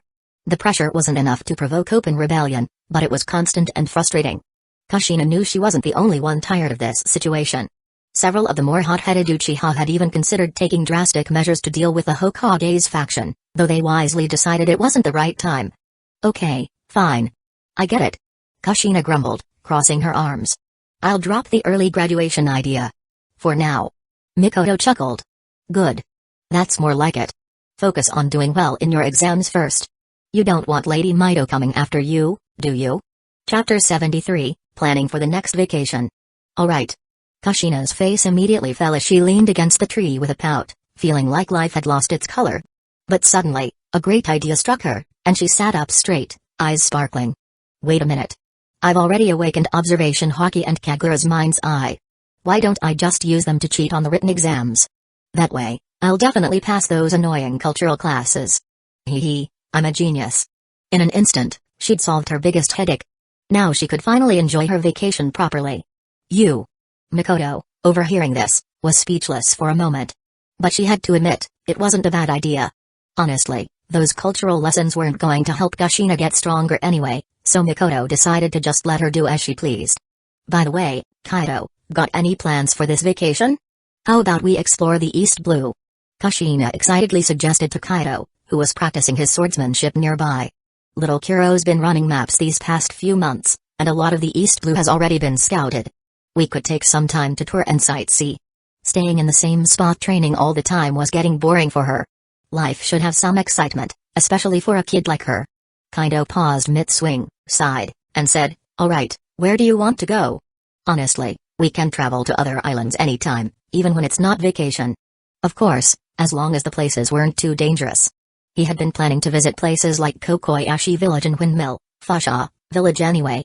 Meeting people like Nami, Luffy and others ahead of time sounded like a good idea, familiarize himself with them and gradually build a connection. Vacations are different. Kushina laughed, her eyes gleaming. When it's not vacation, I'd have to come back home every day, so it's not as fun. But during vacation, I can tell Grandma that I'll be staying at your place for training. That way, I won't need to come back every day and can enjoy a proper trip with everyone. How awesome is that? I'm sure Grandma will agree. Oh? Kaito raised an eyebrow. If you can convince Lady Mido, I've got no objections. No problem at all. Kushina nodded confidently. If needed, I'll ask Aunt Nori to put in a good word for me. She likes me, after all. Humphrey. Mikoto couldn't help but laugh, shaking her head. Like you? Mikoto thought to herself. She's basically treating us as her future daughters-in-law. The thought made Mikoto's face flush slightly. As for sharing Kaido with Kushina in the future, Mikoto didn't have much to say about it. From the moment Kaido awakened his talent, she'd known he wasn't someone she could keep all to herself. Especially considering that Kaito himself had a bit of a flirtatious nature. As for giving up? That wasn't happening. Neither she nor her grandfather would ever allow that. Alright then, it's settled. Let's discuss the specifics once the vacation starts. Kaito nodded in agreement. As for Minato? He wouldn't ask anyone. Because there wasn't a need. As an orphan living alone, Minato didn't have the same concerns or attachments and naturally joined their group without hesitation. Later that afternoon, after training, Kaido returned home in the ninja world, ready for dinner. To his surprise, he found Tsunade waiting for him. The moment she saw him, she fixed him with a piercing, almost pitiful stare, making him feel uneasy. Tsunade-sensei, is something wrong? Kaido asked cautiously, though he had a good idea of the reason. Humphrey. What do you think? Tsunade crossed her arms, glaring at him.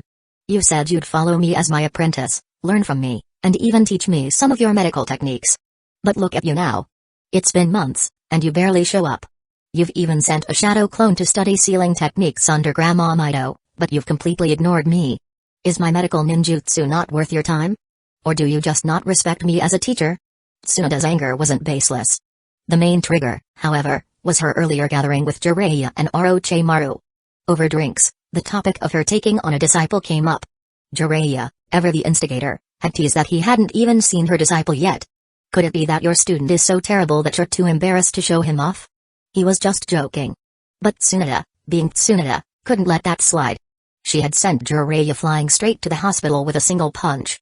But it did make her realize she needed to whip her disciple into shape, not just for his sake, but to show him off and rub it in everyone's face.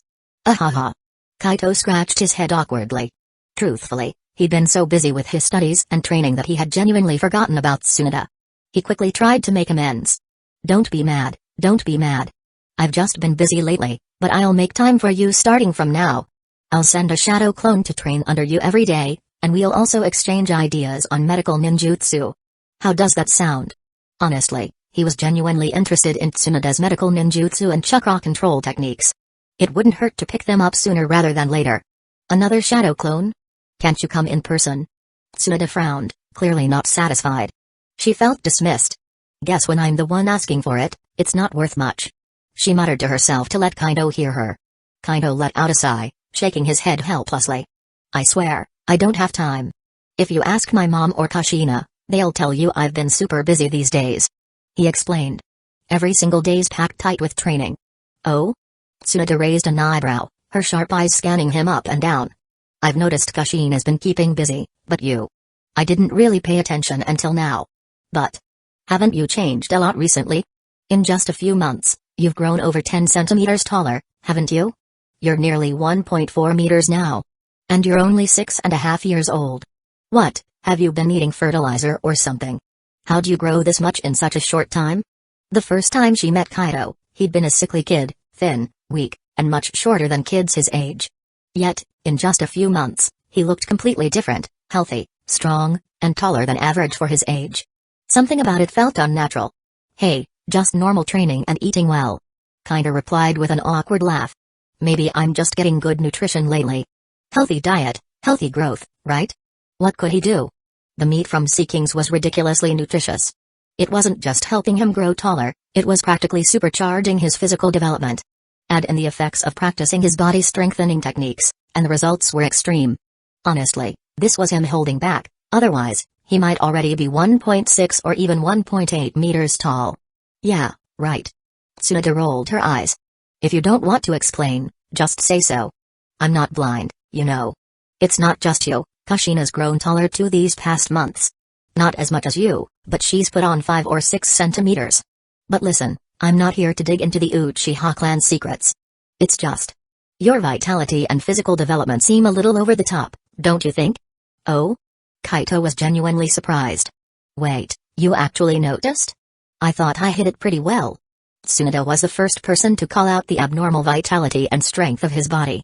It made sense, though. He rarely ventured out personally anymore, so fewer people got the chance to interact with him closely.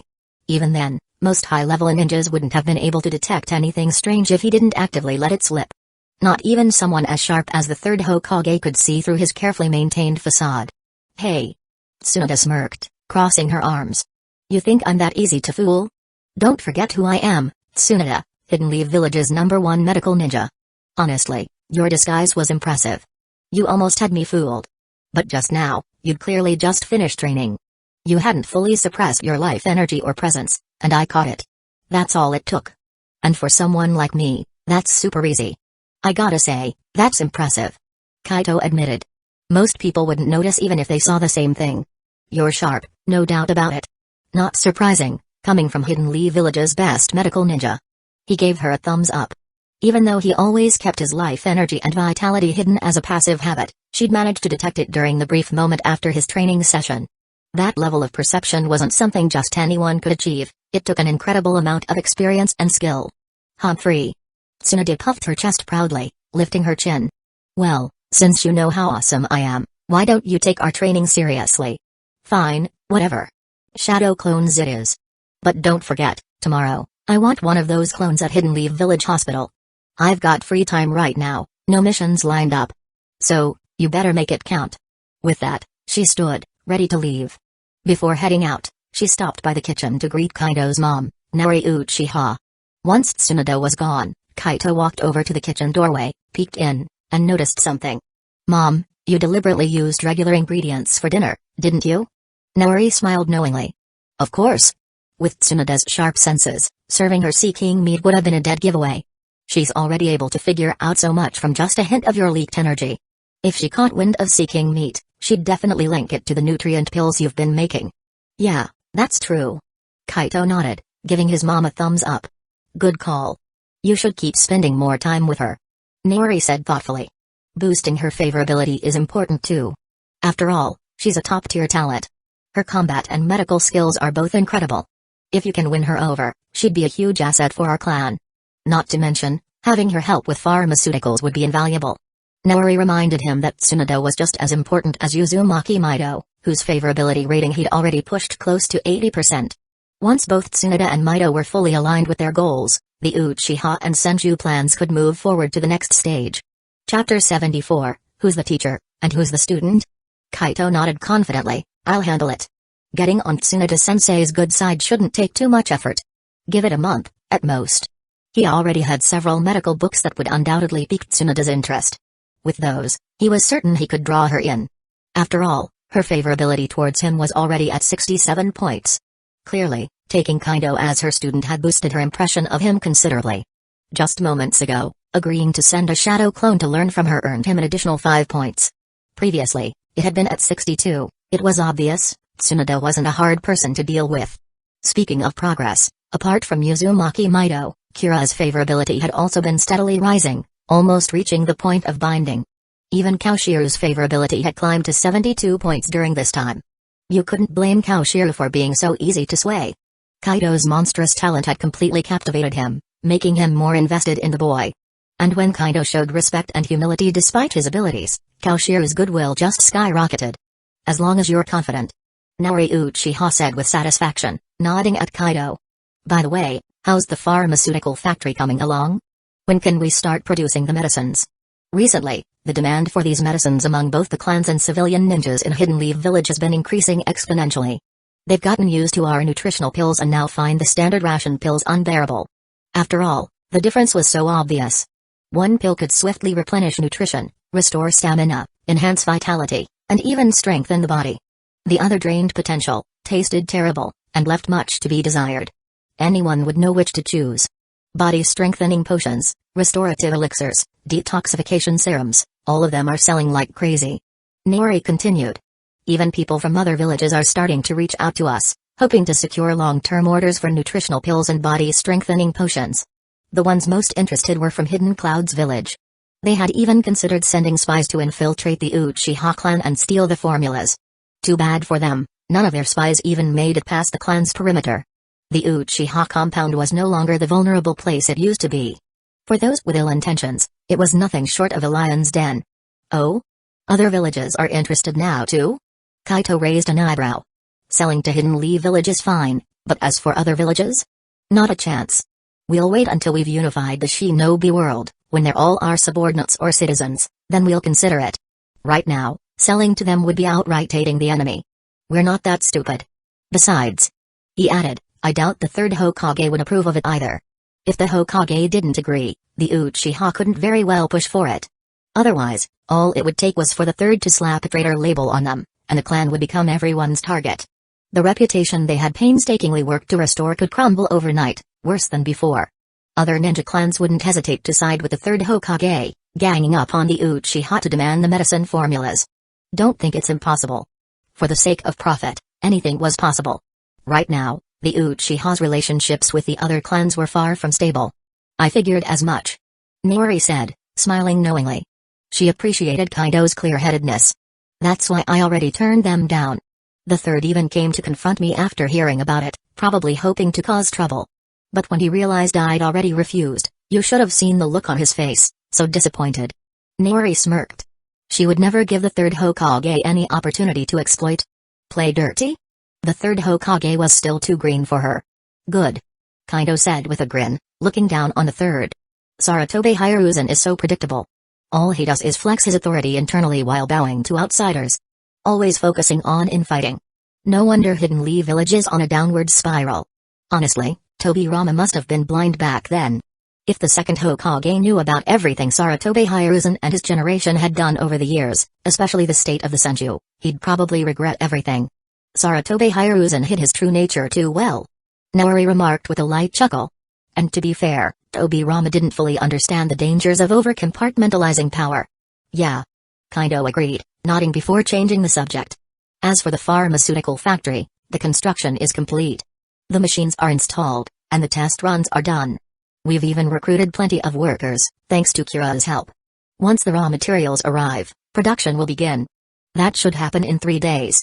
If everything goes smoothly, daily production will increase 100-fold for nutritional pills and body-strengthening potions. Detoxification and restorative medicines will see about a 10-fold increase. The complexity of making different medicines varied significantly. That's acceptable for now. Naori said thoughtfully. Restorative and detoxification medicines aren't as in demand. For now, prioritize producing more nutritional pills. That was what everyone needed the most. Many shinobi were even trying to make them a staple in their daily training. Got it. I'll make the necessary adjustments. Kaito assured with a confident nod. After wrapping up his tasks for the day, Kaido took a quick shower and got ready for dinner. His meals these days were a delight, featuring seeking meat at every sitting. Honestly, he could eat it for breakfast, lunch, and dinner without complaint. At the dinner table, Mikoto, Kushina, and Minato soon joined him, and they began their meal. Lately, the group had taken to having all their meals together, enjoying the rich flavors of their unique diet. The next morning, after finishing breakfast, Kaido created a shadow clone who headed to the hospital. Inside one of the offices, the clone found Tsunade, busy at her desk. You're here? Wait a moment, I need to finish these documents. Tsunade said, glancing up at him briefly before gesturing to a small couch nearby. Take a seat. Without hesitation, the shadow clone made himself comfortable on the couch, grabbing a medical book from the shelf behind him to pass the time. After a while, Tsunade finally wrapped up her work, stretching as she walked over to sit across from him. She noticed the title of the book he was reading. Cellular Activation Research, huh? You sure know how to pick a tough one. Can you even understand it? Tsunade asked, raising an eyebrow. Closing the book after finishing the last page, Kaido casually tossed it over his shoulder. It landed perfectly back in its original place on the shelf. With a slightly exasperated look, he said, Sensei, have you forgotten? My medical skills are already better than yours. Granted, this book's content differs somewhat from the medical systems I've studied, but it's still not beyond my comprehension. You should know better than anyone that principles related to the human body are often universal. Tsunade froze for a moment, her expression darkening slightly. You really don't know how to give your teacher any face, do you? She grumbled, glaring at him. Having a disciple this skilled wasn't always a blessing. It was like the student was the one teaching the master, it felt downright backward. Alright, what are we starting with today? Medical ninjutsu or an exchange of medical theories? Kaido asked, ignoring Tsunade's glare as he smiled. I'll teach you medical ninjutsu first," Tsunade declared, crossing her arms. "I've heard plenty from Grandma Mido and Kushina about how talented you are in ninjutsu and sealing techniques, but I've never seen it firsthand. Let's put that talent of yours to the test today." Her decision was partly fueled by a desire to reassert her authority as a teacher. When it came to pure medical skills, she knew she wasn't as good as Kaido. But medical ninjutsu? That was a whole different story. It required chakra control, yang release techniques, and other elements that Kaido's general medical knowledge couldn't cover. "Alright, you'll see soon enough," Kaido replied nonchalantly. Tsunade led Kaido to a room specifically designed for teaching medical ninjutsu and began with the basics, starting with the healing technique. The results. You learned medical ninjutsu, healing jutsu. Proficiency plus 15, you learned medical ninjutsu, delicate illness extraction jutsu, poison extraction jutsu. Proficiency plus 12, you learned medical ninjutsu, mystical palm jutsu, healing jutsu. Proficiency plus 11, you learned medical ninjutsu, chakra scalpel. Proficiency plus 16. Tsunade was stunned. What the? Healing jutsu and delicate illness extraction are one thing, but you learn mystical palm jutsu and chakra scalpel on your first try? And your progress is this fast? She looked at Kaido in disbelief, watching as he mastered each technique with terrifying speed during practice. His progress was almost visible to the naked eye. If I let you keep this up for another 10 days, you'll probably surpass my proficiency in these techniques. What kind of monster are you?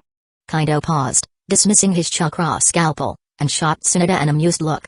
Sensei, it's not nice to call people names, he said, shaking his head. Why am I a monster just because I learn things quickly? I'm a genius, that's perfectly normal, isn't it? Normal, my ass. Tsunade muttered under her breath, feeling like she was losing her mind. Forget it. She sighed eventually, waving her hand in resignation. Let's just say I've seen the real deal today. When it comes to pure talent, you're on a completely different level. Honestly, there's nothing more I can teach you about medical ninjutsu. You've already learned everything I know. From here on, it's just a matter of practice. With anyone else, I'd have to guide and supervise them constantly, but you clearly don't need that. Tsunade shook her head again, looking like she'd taken a significant blow to her pride. She had underestimated Kaito before, but now she knew better. Alright then, let's move on to discussing medical theories, she suggested, trying to salvage some of her dignity. Sure, I'm up for anything, Kaido replied cheerfully. The two returned to Tsunade's office, where she gestured to the bookshelf behind him. For now, take a look at the books on this shelf. Once you've finished them, we'll have a more in-depth exchange. Got it? Kaito nodded. He then waved his hand, and a pile of medical books appeared in front of him, his personal collection, meticulously copied by hand. These are some of the medical texts I've studied, he explained, pointing to the books. Take your time going through them. If you have any questions, feel free to ask me. Oh, and by the way, these aren't gifts. You'll need to return them once you're done. If you want your own copies, you'll have to write them out yourself. Tsunade stared at the pile of books, momentarily speechless. Who's the teacher, and who's the student? Chapter 75, Binding Dr. Kira. Huh? Tsunade was already stunned by Kaito's ability to conjure objects out of thin air. But when she heard what he said and glanced at the medical books he handed over, she was instantly speechless. Dignity. She had wanted to establish some authority as his teacher. But what's this? She has to read, and even copy books by hand? Who's the teacher here anyway? Still, remembering that her medical skills were far inferior to Kaido's and considering his monstrous learning abilities, she gave up. No point in asking for trouble only to be lectured later. Can't you just give them to me? Do I really have to copy them? Tsunade asked with a headache as she picked up one of the medicine books. There are so many. How long is this going to take? And this probably wasn't even the whole collection. Just imagining the long hours of copying ahead made her head spin. Nope, no freebies. Kaido shook his head as he reached for another book from the shelf, flipping through it casually. I wrote all these from memory, and there's only one copy. In the future, the clan will need them for their records. If you can memorize everything and have the same photographic memory as me, you wouldn't need to copy them. It's totally up to you. These medical books are one of a kind, incredibly rare treasures. What, freeload? No way. Not even Kura managed to get anything for free from him, let alone Tsunade. Photographic memory? You're such a little freak. Tsunade twitched, staring at Kaido with eyes full of envy. She would kill for that ability. Fine, I'll copy them, she said with a sigh. She flipped through the books briefly and was immediately drawn to the content. These books were indeed precious. She made up her mind, copying was a must. So, The two of them settled into their routine, Kaito reading while Tsunade alternated between reading and copying. Time passed quickly. For the next few days, Kaito sent a shadow clone daily to the hospital to continue their work. 3 days later. On Drum Island, near Kira's home, a massive factory spanning several thousand square meters had risen from the ground. Inside, more than 500 workers and pharmacists were busy with their tasks. The production lines were already operational, processing a variety of medicinal herbs and seeking meat. Workers along the lines performed specific tasks, with the final steps handled by skilled pharmacists. Kaito had split many preliminary pharmaceutical procedures into a standardized assembly line process, delegating those tasks to regular workers. This setup not only increased efficiency but also saved a lot of labor for the pharmacists. Each production line only required a small number of pharmacists in the final stages, enabling a continuous output of nutritional pills, body-strengthening potions, tonics, and antidotes. The most challenging part had been standardizing the production process, quantifying it, and creating suitable production lines. All of this had been planned and executed by Kaito himself. He had spent several months perfecting it all. For him, that was already a long time. The quality's decent. While not quite as good as the ones I make by hand, these are definitely market-ready. Kaito remarked. At worst, we can slightly lower the price. Mom, what do you think? Naori Uchiha nodded after swallowing one of the nutritional pills produced in the factory and comparing it with Kaito's handmade ones. This should silence the critics. Honestly, lowering the price isn't necessary. The efficacy is solid, and it's an exclusive product. People won't have much to complain about. She said. When you have spare time, you can craft some by hand as premium items. By the way, has the King of Drum Island been behaving himself lately? Has he tried anything funny again? She was referring to the time, during the factory's construction, when the old king had ignored Kira's warnings and brought people over to cause trouble. Why? Well, Kaito had recruited a significant number of pharmacists, many of whom were competent doctors. The king hadn't expected Kaito to poach so many people, leaving the island short of skilled doctors. It had impacted the entire nation. It wasn't surprising that the king had disregarded Kira's authority. But in the end, Naori Uchiha taught him a lesson, and he had backed off. Of course, she also promised that the factory would pay sufficient taxes and wouldn't engage in tax evasion. It was a stick followed by a carrot. Not recently. Kaito said with a faint smile. He's not stupid. After all, last time you used Suzuno to slice the top off a snowy mountain. As long as he has some sense, he won't mess with us again. Besides, we're paying taxes. It's not like we're avoiding our obligations. The old king was relatively rational. But if it were his son, Wapol, the future king of Drum Island, that would be a different story. That guy was a complete lunatic, impossible to reason with. When the old king passes away and Wapol takes the throne, Kaito figures he'll have to come up with another plan. There are a few options, either relocate the pharmaceutical factory, find a way to deal with Wapol, or just outright take over the country and put it under his full control. Fortunately, there's still at least 10 years before that happens. By the time that day comes, Kaito might already be unbeatable in both worlds, with countless strong allies and experts under his command. He might even have taken over a bigger, better territory and wouldn't care about this place anymore. Haha, good to hear. Naori Uchiha nodded with a small smile. After thoroughly inspecting the factory and confirming that everything was running smoothly, Kaito handed the matter over to Dalton. He then took his mother and left, heading to Kira's little house. That's right, this was Dalton, the future captain of the Royal Guard and the man who would eventually overthrow Wapol to become the king of the Drum Kingdom. At this moment, Dalton was still young and just a squad leader in the old king's Royal Guard. He hadn't yet gained the powers of the Ox fruit. Kaito took a liking to him and poached him. The old king didn't refuse. Partly because he didn't dare to, but also because he didn't think much of Dalton at the time. Kaito appointed Dalton as the head of the pharmaceutical factory because of his trustworthy character. Plus, Dalton's favorability score toward him was already at 62 points. With some time and effort, Kaito figured he could meet the conditions to bind him completely. Once that happens, Kaito wouldn't have to worry about him anymore. Soon, Kaito and Naori Uchiha returned to Kira's place. Yo. Dr. Kira, we're back. As soon as he entered, Kaito cheerfully waved at Kira, who was reading a medical book. Naori Uchiha gave her a polite nod. Kira nodded back, smiling as she looked at Kaito. Finished checking the factory? Satisfied with everything? To be honest, I don't really get why you're so obsessed with setting up a pharmaceutical factory here. She said with a chuckle. Do you really think you can make money with it? Also, you said yesterday that you had something important to discuss with me, something about my future. So, what is it? Can we talk now? As she spoke, Kira set down her book, stood up, and walked over to Kaido. Of course.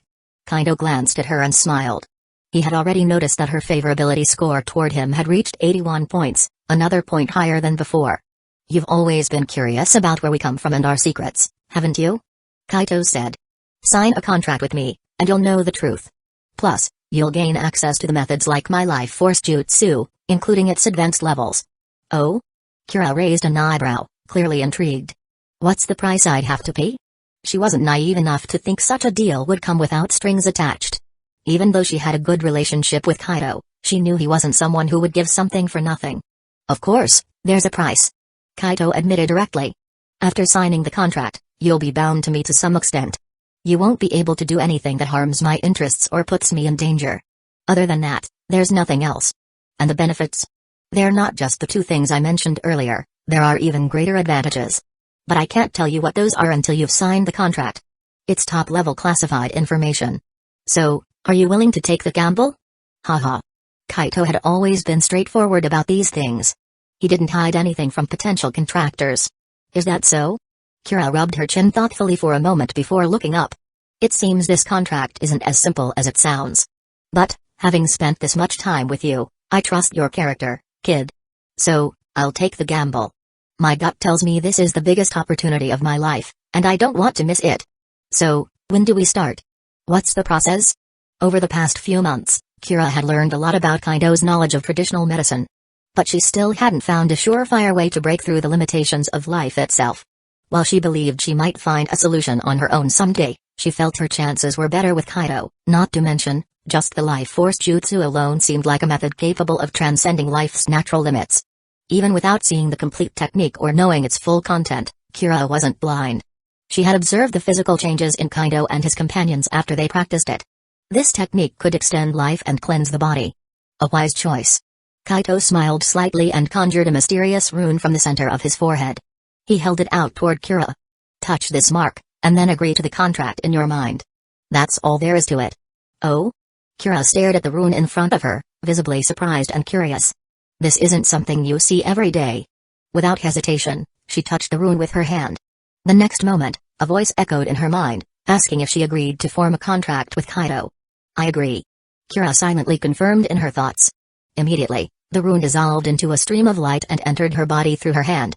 It traveled straight to her forehead and settled in the center of her mindscape, hovering there steadily. In an instant, knowledge about the future of the One Piece world, as well as some information about the past, present, and future of the shinobi world, flooded into Kira's mind. In addition, she received the promised techniques, the life force jutsu, the advanced eternal life jutsu, and even an extra crystal meditation method. Chapter 76, Binding Uzumaki Mido and Tsunade.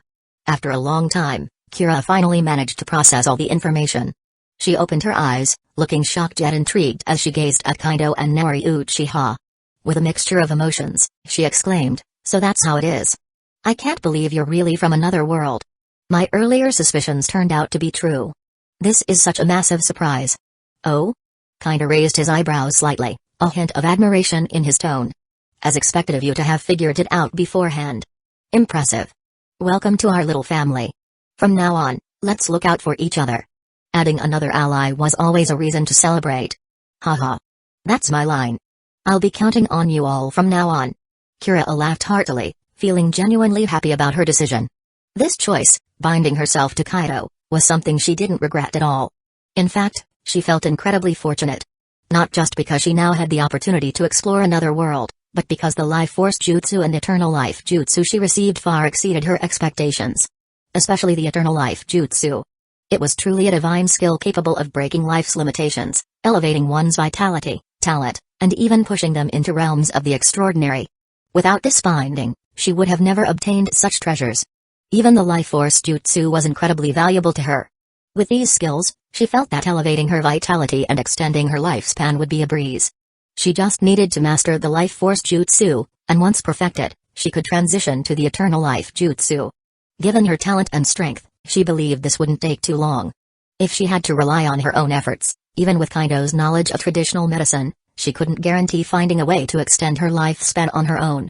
In such a case, she might have had to seek out pure gold or other rare materials to prolong her life temporarily. No problem at all.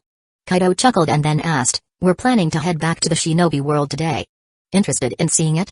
But before we go, I suggest you first practice the chakra refinement jutsu to condense your chakra seed and extract some chakra. This will make it easier for you to train in the shinobi system later. As for whether this would harm her lifespan, Kaido reassured her, as long as you don't overdo it, there won't be any issues. The energy consumed by cells can be replenished by eating seeking meat or nutrient pills, so there's no risk of accelerated aging. I can go?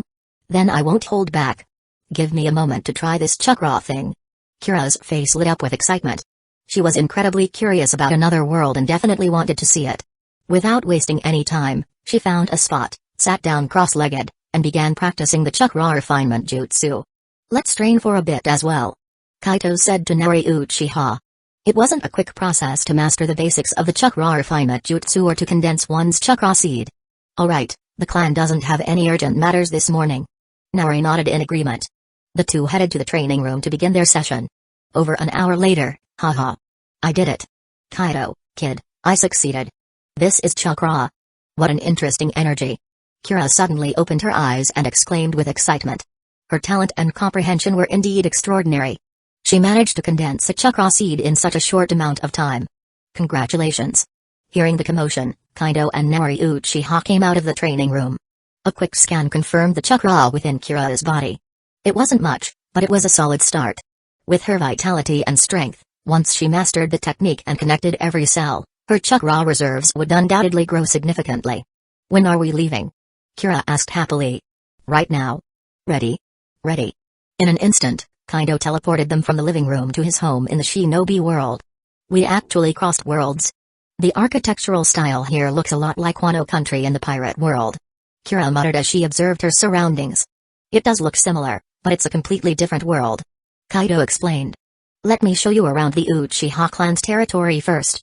As for the outside, it's better to wait until my mother creates a suitable identity for you. Then, we can visit outside the village without any issues.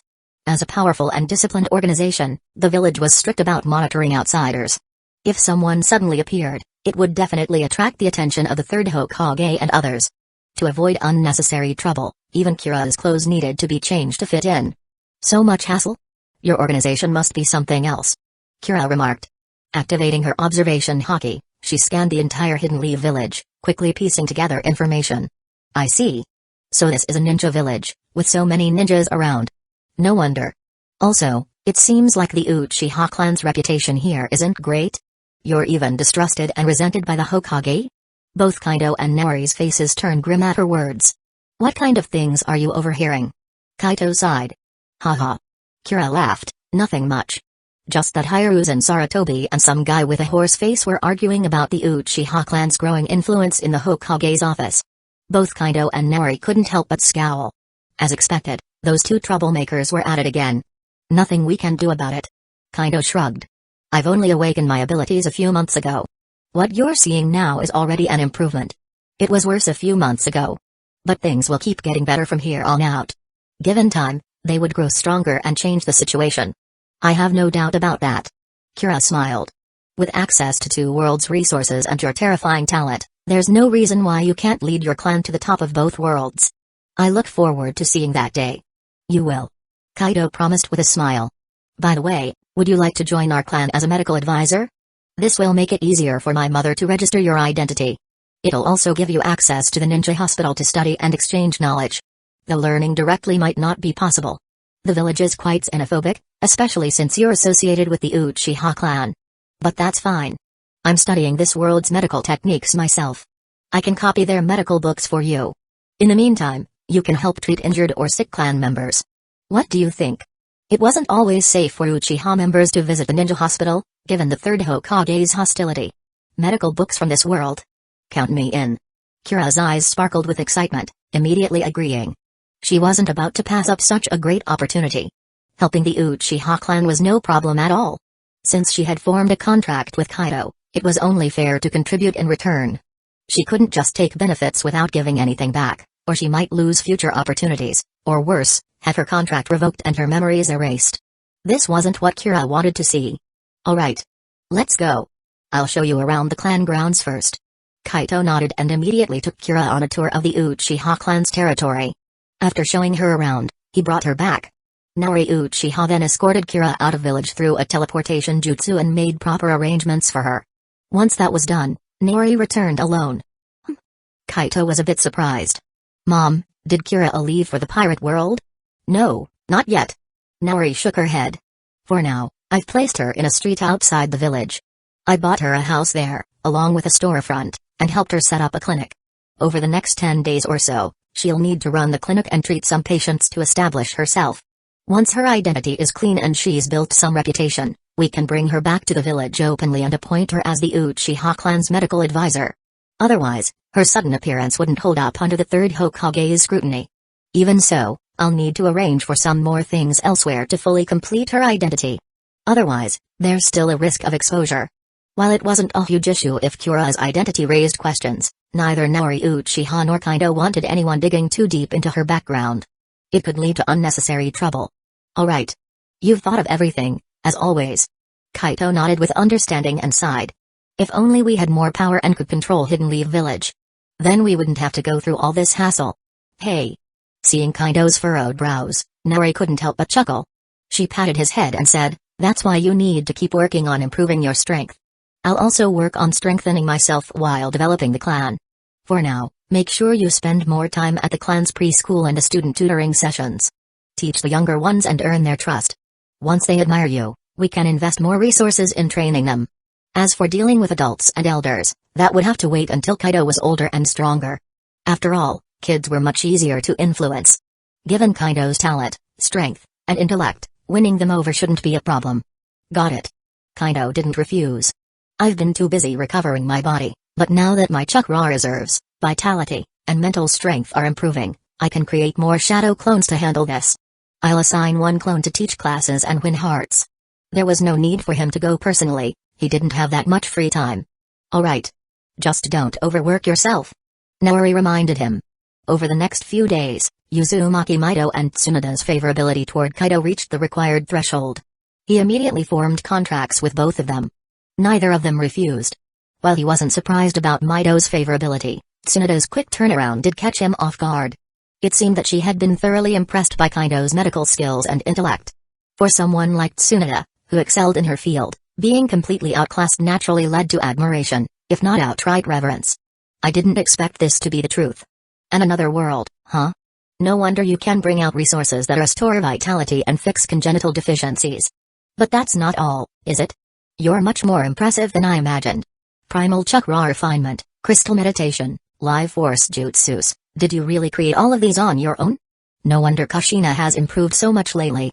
You've really outdone yourself, thank you. After forming the contract, Mido received a wealth of information about the pirate world and glimpses of the ninja world's past and future. She also received several jutsus as gifts from Kaito, leaving her deeply amazed. This contract was definitely the right choice. You're too kind. Kaito smiled and shook his head. You trusted me and accepted the risk of being bound by me. Offering you something in return is only fair. Now that we're family, I hope our clans can cooperate better and work together to manage Hidden Leaf Village and even the entire ninja world in the future. Of course. Mido smiled and nodded. Even if you hadn't said so, I was already planning to discuss the future with you and Naori. I have full confidence in leaving Hidden Leaf Village in your hands. Just promise me you'll take care of Nawaki, the Senju, and the Uzumaki clans as well. I'll lead both clans to fully support you and the Uchiha. Mido had seen the changes and reforms happening in the Uchiha clan. As long as Kaito and Naori continued to transform the clan for the better, there was no reason to maintain prejudice or rejection. Especially with the upcoming plans for intermarriage among the three clans, there was a good chance they would fully merge in the future. I will. Hearing this, Kaito nodded firmly. If the Senju and Uzumaki clans were willing to fully support him, he was more than happy to return the favor. In that case, I can rest assured. If possible, could you spend more time with Nawaki and form a contract with him soon? Mido requested earnestly. She didn't want Nawaki to miss out on such a tremendous opportunity. Mido hoped he could make the contract soon and start benefiting from it as early as possible. To be honest, with Nawaki's current talent, his potential ceiling was at best that of an average Kage-level ninja. But if he could form a contract early on, surpassing even his great-grandfather might not be impossible. The resources in the One Piece world were far richer than in the ninja world. Plus, They would perfectly suit someone from the Senju clan like Nawaki. I'll try my best. I mean, we're not exactly close right now," he replied. "If you're okay with it, I could send a shadow clone to guide him and build some goodwill," Kaito suggested. At the moment, Kaido and Minato, along with the others, spent most of their time training outside the ninja world. With so many secrets to protect, it wasn't convenient to bring someone unbound like Nawaki into the fold yet. "That would be great. Thank you for that," Uzumaki Mido said gratefully, then added, "As a reward, all the Senju clan's jutsu and the Uzumaki clan's sealing techniques will be open to you, including wood style. Though, it's a pity you can't use wood style," she mused. "But if you manage to find that woods fruit model, forest human devil fruit from the One Piece world, maybe it could come in handy?" As she spoke, Kaido was already deep in thought, wondering which devil fruit would suit him best. "Maybe. In that case, I won't hold back," he replied with a grin. Speaking of devil fruits, Uzumaki Mido couldn't help but marvel at their incredible abilities. Kaido, listening to her, smiled knowingly. Can't learn wood style? For someone like him, that was far from accurate. If he could get his hands on some of Hashirama's cells and study them, who's to say he couldn't master wood style? But there was no rush. He could take his time. It really is amazing. And another world, huh? Can I go see it now? Tsunade, who had been quietly listening, couldn't hold back any longer and finally asked. "Sure, you can go. But don't wander around recklessly, it's pretty dangerous over there. Let Kushina take you," Kaito said, nodding, though his tone carried a warning. "I'm good with that." Kushina chimed in eagerly. "Should we go right now?" "Hold on. I still have a few things I want to ask Kaito," Tsunade said, shaking her head after thinking it over. Just moments ago, she had learned quite a bit about the past and future of the ninja world, and her heart was still processing it all. Visiting another world could wait. Chapter 77, The Fury of Uzumaki Mido and Tsunade. Kaito, are all those things you showed me about the future really true? In the original timeline, the Uzumaki clan is already wiped out?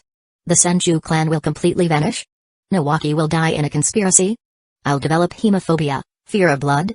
Both Grandma and Kushina will die? And Madara Uchiha is not dead but instead plotting something massive behind the scenes? Even stuff about Otsutsuki Kaguya and the Otsutsuki clan, is all of that true? Tsunade asked Kaido all this with a serious expression. After seeing all this information about the future, her mind felt like it was about to explode. It was just too much information. And if all of it were true, wouldn't her future be a bit too miserable? It felt like she was cursed by the heavens. And the one to blame for all of this? Her own teacher, Sarutobi Hiruzen. For a moment, Tsunade's hatred for the third Hokage deepened even further.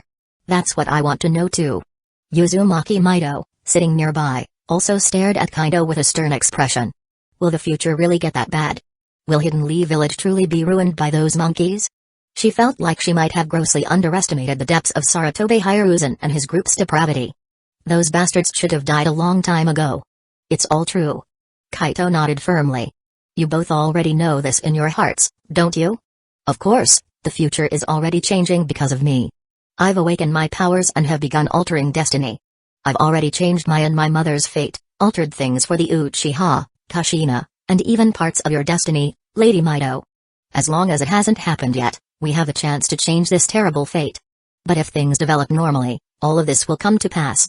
So, Sarutobi Hiruzen and his little group of 4 are essentially the common enemies of our 3 clans, and perhaps most of the clans in Hidden Leaf Village. Tsunade and Mido exchanged a glance as Kaido continued explaining. The Sarutobi group still hides their true face as well, and they've misled most people. A lot of them haven't realized the truth yet. But smart families have started noticing the signs, like the Akimaki, Nara, Yamanaka, Aburame, and Inuzuka clans. Recently, their interactions with the Uchiha have been growing closer, using deals for medical pills, potions, and so-called miraculous shellfish as excuses.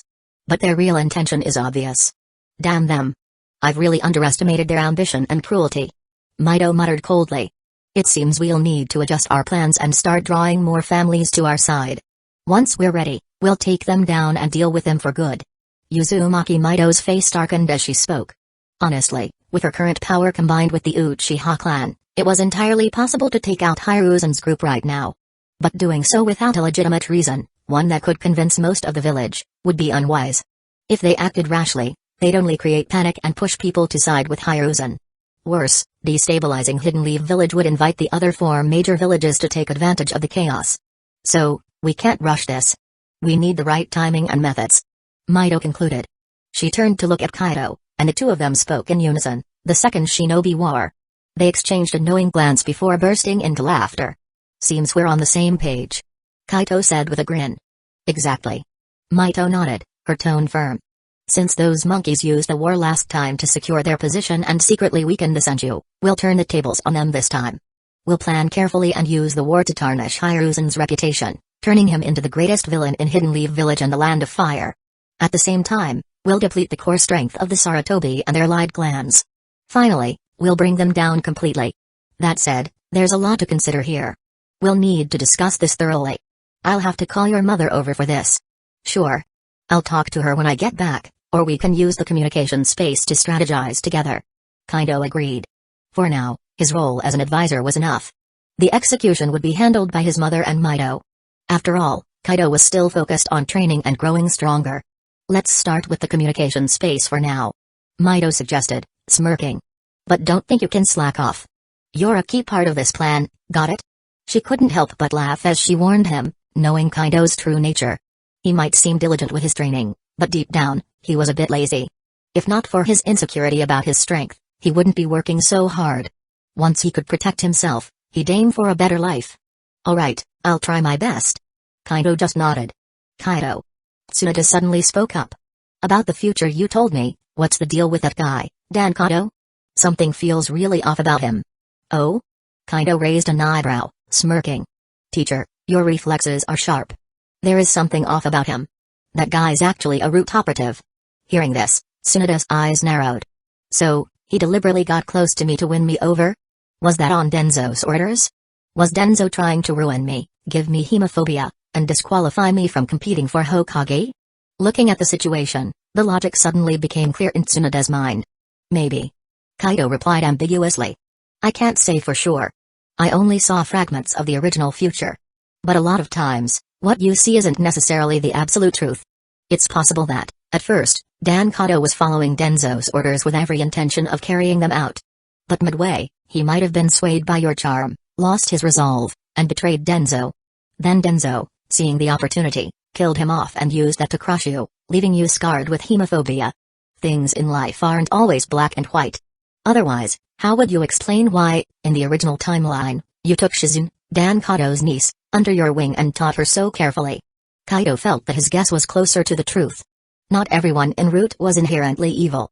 Many of them were brainwashed by Danzo into believing that everything they did was for the good of Hidden Leaf Village. To them, Danzo's orders were absolute, and all of Danzo's actions were for Hidden Leaf Village's sake. But among them were a few who retained their independent thoughts and a deep love for Hidden Leaf Village, refusing to become mindless tools. Is that so? Tsunade frowned. Your guess does make sense. Wait a second. Suddenly, Tsunade realized something, turning to glare angrily at Kaido. What do you mean by swayed by my charm? You really need to watch your mouth. You're making it sound like I'm some kind of seductress. That's too much. Of course, while she was scolding him, there was a hint of pride in her heart. At least it proved that she still had her charm, right? Hee, my bad, my bad. That was actually a compliment. Kaido grinned sheepishly. Tsunade rolled her eyes. Fine, I'll let it slide this time. Based on the info you gave me, it seems like the second Shinobi War isn't far off. Even though your presence has caused some changes, I doubt the overall trajectory of the world will shift too much. In that war, Hidden Leaf Village suffered heavy losses. Not only that, but even when Orochimaru, Jiraiya, and I teamed up, we still got our butts kicked by Hanzo the Salamander? And then we were given the so-called title of Legendary Sannin? That's just embarrassing. There's no way I'm letting something like that happen to me. So, in the next few years, I'm going to train harder than ever. When the time comes, I'll beat Hanzo on my own and settle the score. Kaido, do you have any suggestions for my training? Tsunade wasn't the type to back down. Kaido wasn't surprised by her fiery determination. Stroking his chin, he thought for a moment. Stick to training with seeking meat and the full nutrient pills alongside health-based techniques. Focus on strengthening your life force, vitality, and physical body. Since your combat style revolves around raw power and close combat, this will significantly boost your fighting ability. Additionally, I'd recommend prioritizing basic taijutsu and armament hockey training. Don't neglect observation hockey either. To increase your chakra reserves, focus on primal chakra refinement jutsu and crystal meditation as your primary methods. That's about it. Oh, and as for medical ninjutsu, you can treat it as secondary training for now. Shadow clones can help you manage that workload. As for ninjutsu, you don't seem to have studied much, right? Yeah. Tsunade confirmed with a nod. I've only dabbled in it a bit. That's fine. Kaito said, understanding. Just master one defensive and one control-type ninjutsu. That should be enough. As for Ganjutsu, I suggest learning a few. It'll round out your fighting style nicely. That was already a pretty packed schedule. Tsunade probably wouldn't have much room to slack off for the next few years. Alright, I'll follow your plan. Tsunade nodded firmly. Clearly, she wasn't lacking in motivation to grow stronger. After learning so much about the future, she was practically bursting with anger. It's worth noting that Kaito hadn't shared too much detailed information about Kushina with Tsunade and Mito. He only briefly mentioned that Kushina's death in the original timeline was caused by Danzo's machinations. After all, he didn't want to create unnecessary trouble for himself. Chapter 78, The Miserable Nine-Tailed Fox, Kurama. You young folks are working so hard. Seems like this old lady can't afford to slack off either. After all, even Neri seems to be working hard to grow stronger. Lately, I can clearly sense her power improving continuously. Heck, even her previously blinded right eye has recovered. Hearing Tsunade's words, Uzumaki Mito couldn't help but chime in with a smile, setting a goal for herself as she turned to ask Kaito. If even Nari Uchiha was putting in effort, how could she laze around? And as a fellow strong woman, Mito wasn't willing to lose to Nari. Yeah. Kaito nodded in agreement. My mom's been training diligently. Her eyesight has partially recovered recently, but her visual power hasn't fully returned yet. It'll take some more time. Oh, by the way, Lady Mito, if you're serious about training hard, here's something for you. Kaito suddenly produced 2 bottles of longevity pills, handing them to Mito and Tsunade. These pills can extend your lifespan by 96 years altogether and even restore your youth. Oh, and Tsunade-sensei, I've got some for you, too. What? 96 years? This. It feels wrong to accept this. Haven't you already helped us enough? Both Mito and Tsunade hesitated, not immediately taking the pills. It was clear they felt awkward about accepting more from Kaito. They already owed him too much. Even though the contract they signed with him gave him some control over them, the benefits they'd received far outweighed any restrictions.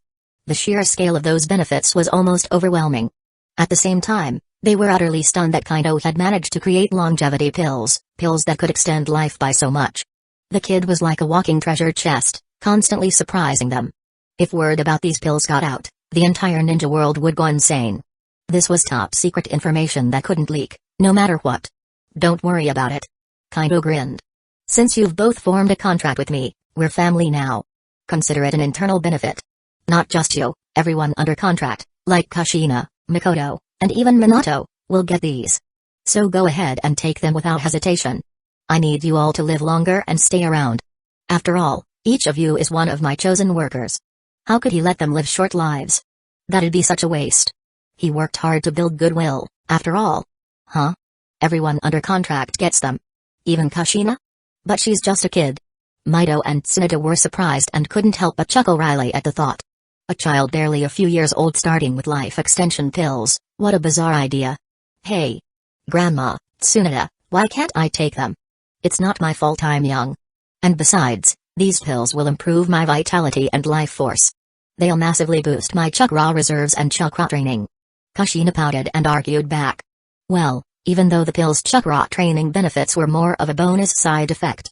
Alright, we won't say anything. Mito and Tsunade waved her off with amused smiles. Then, they turned to Kaito and said, in that case, we'll accept them for now. We'll make it up to you through hard work in the future. With that, both of them opened their bottles and found 5 pills each. This many? They were stunned. Yeah. Kaito confirmed. The first pill adds 50 years of lifespan. Each subsequent pill adds half the amount of the previous one, totaling over 96 years. Take them yourselves for now. And don't even think about giving them to anyone else. No problem. Mito and Tsunade weren't ungrateful people, so they promptly took the pills. Immediately, they felt as though they were soaking in a hot spring. A wave of comfort swept through their bodies. As top-tier medical ninjas, they could sense their life force and vitality increasing dramatically. Even more astonishingly, their cellular activity accelerated, radiating vitality as their bodies began to rejuvenate. Mito's aura grew stronger by the second, clearly surpassing her previous recovery state. It was evident, her last recovery didn't fully restore her to her peak condition. But now, she was back. If not for the sealing barriers in place, her transformation would have likely alarmed others.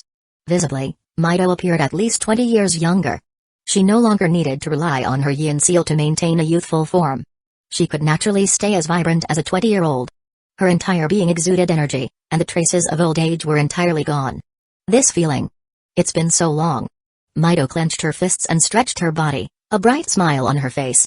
Meanwhile, in her inner sealing space, Kurama, the Ninetales, felt the explosive growth in Mido's life force and the increasing stability of the seal. Startled, Kurama raised its head and cursed. What the hell? This damn woman fully restored her youth? And her lifespan just got extended again? Damn it. Damn it. Damn it. When will this nightmare end? Old sage. This isn't fair. This future doesn't match what you predicted at all. What blue-eyed boy? Feels like this damn woman's gonna keep me sealed till the end of time.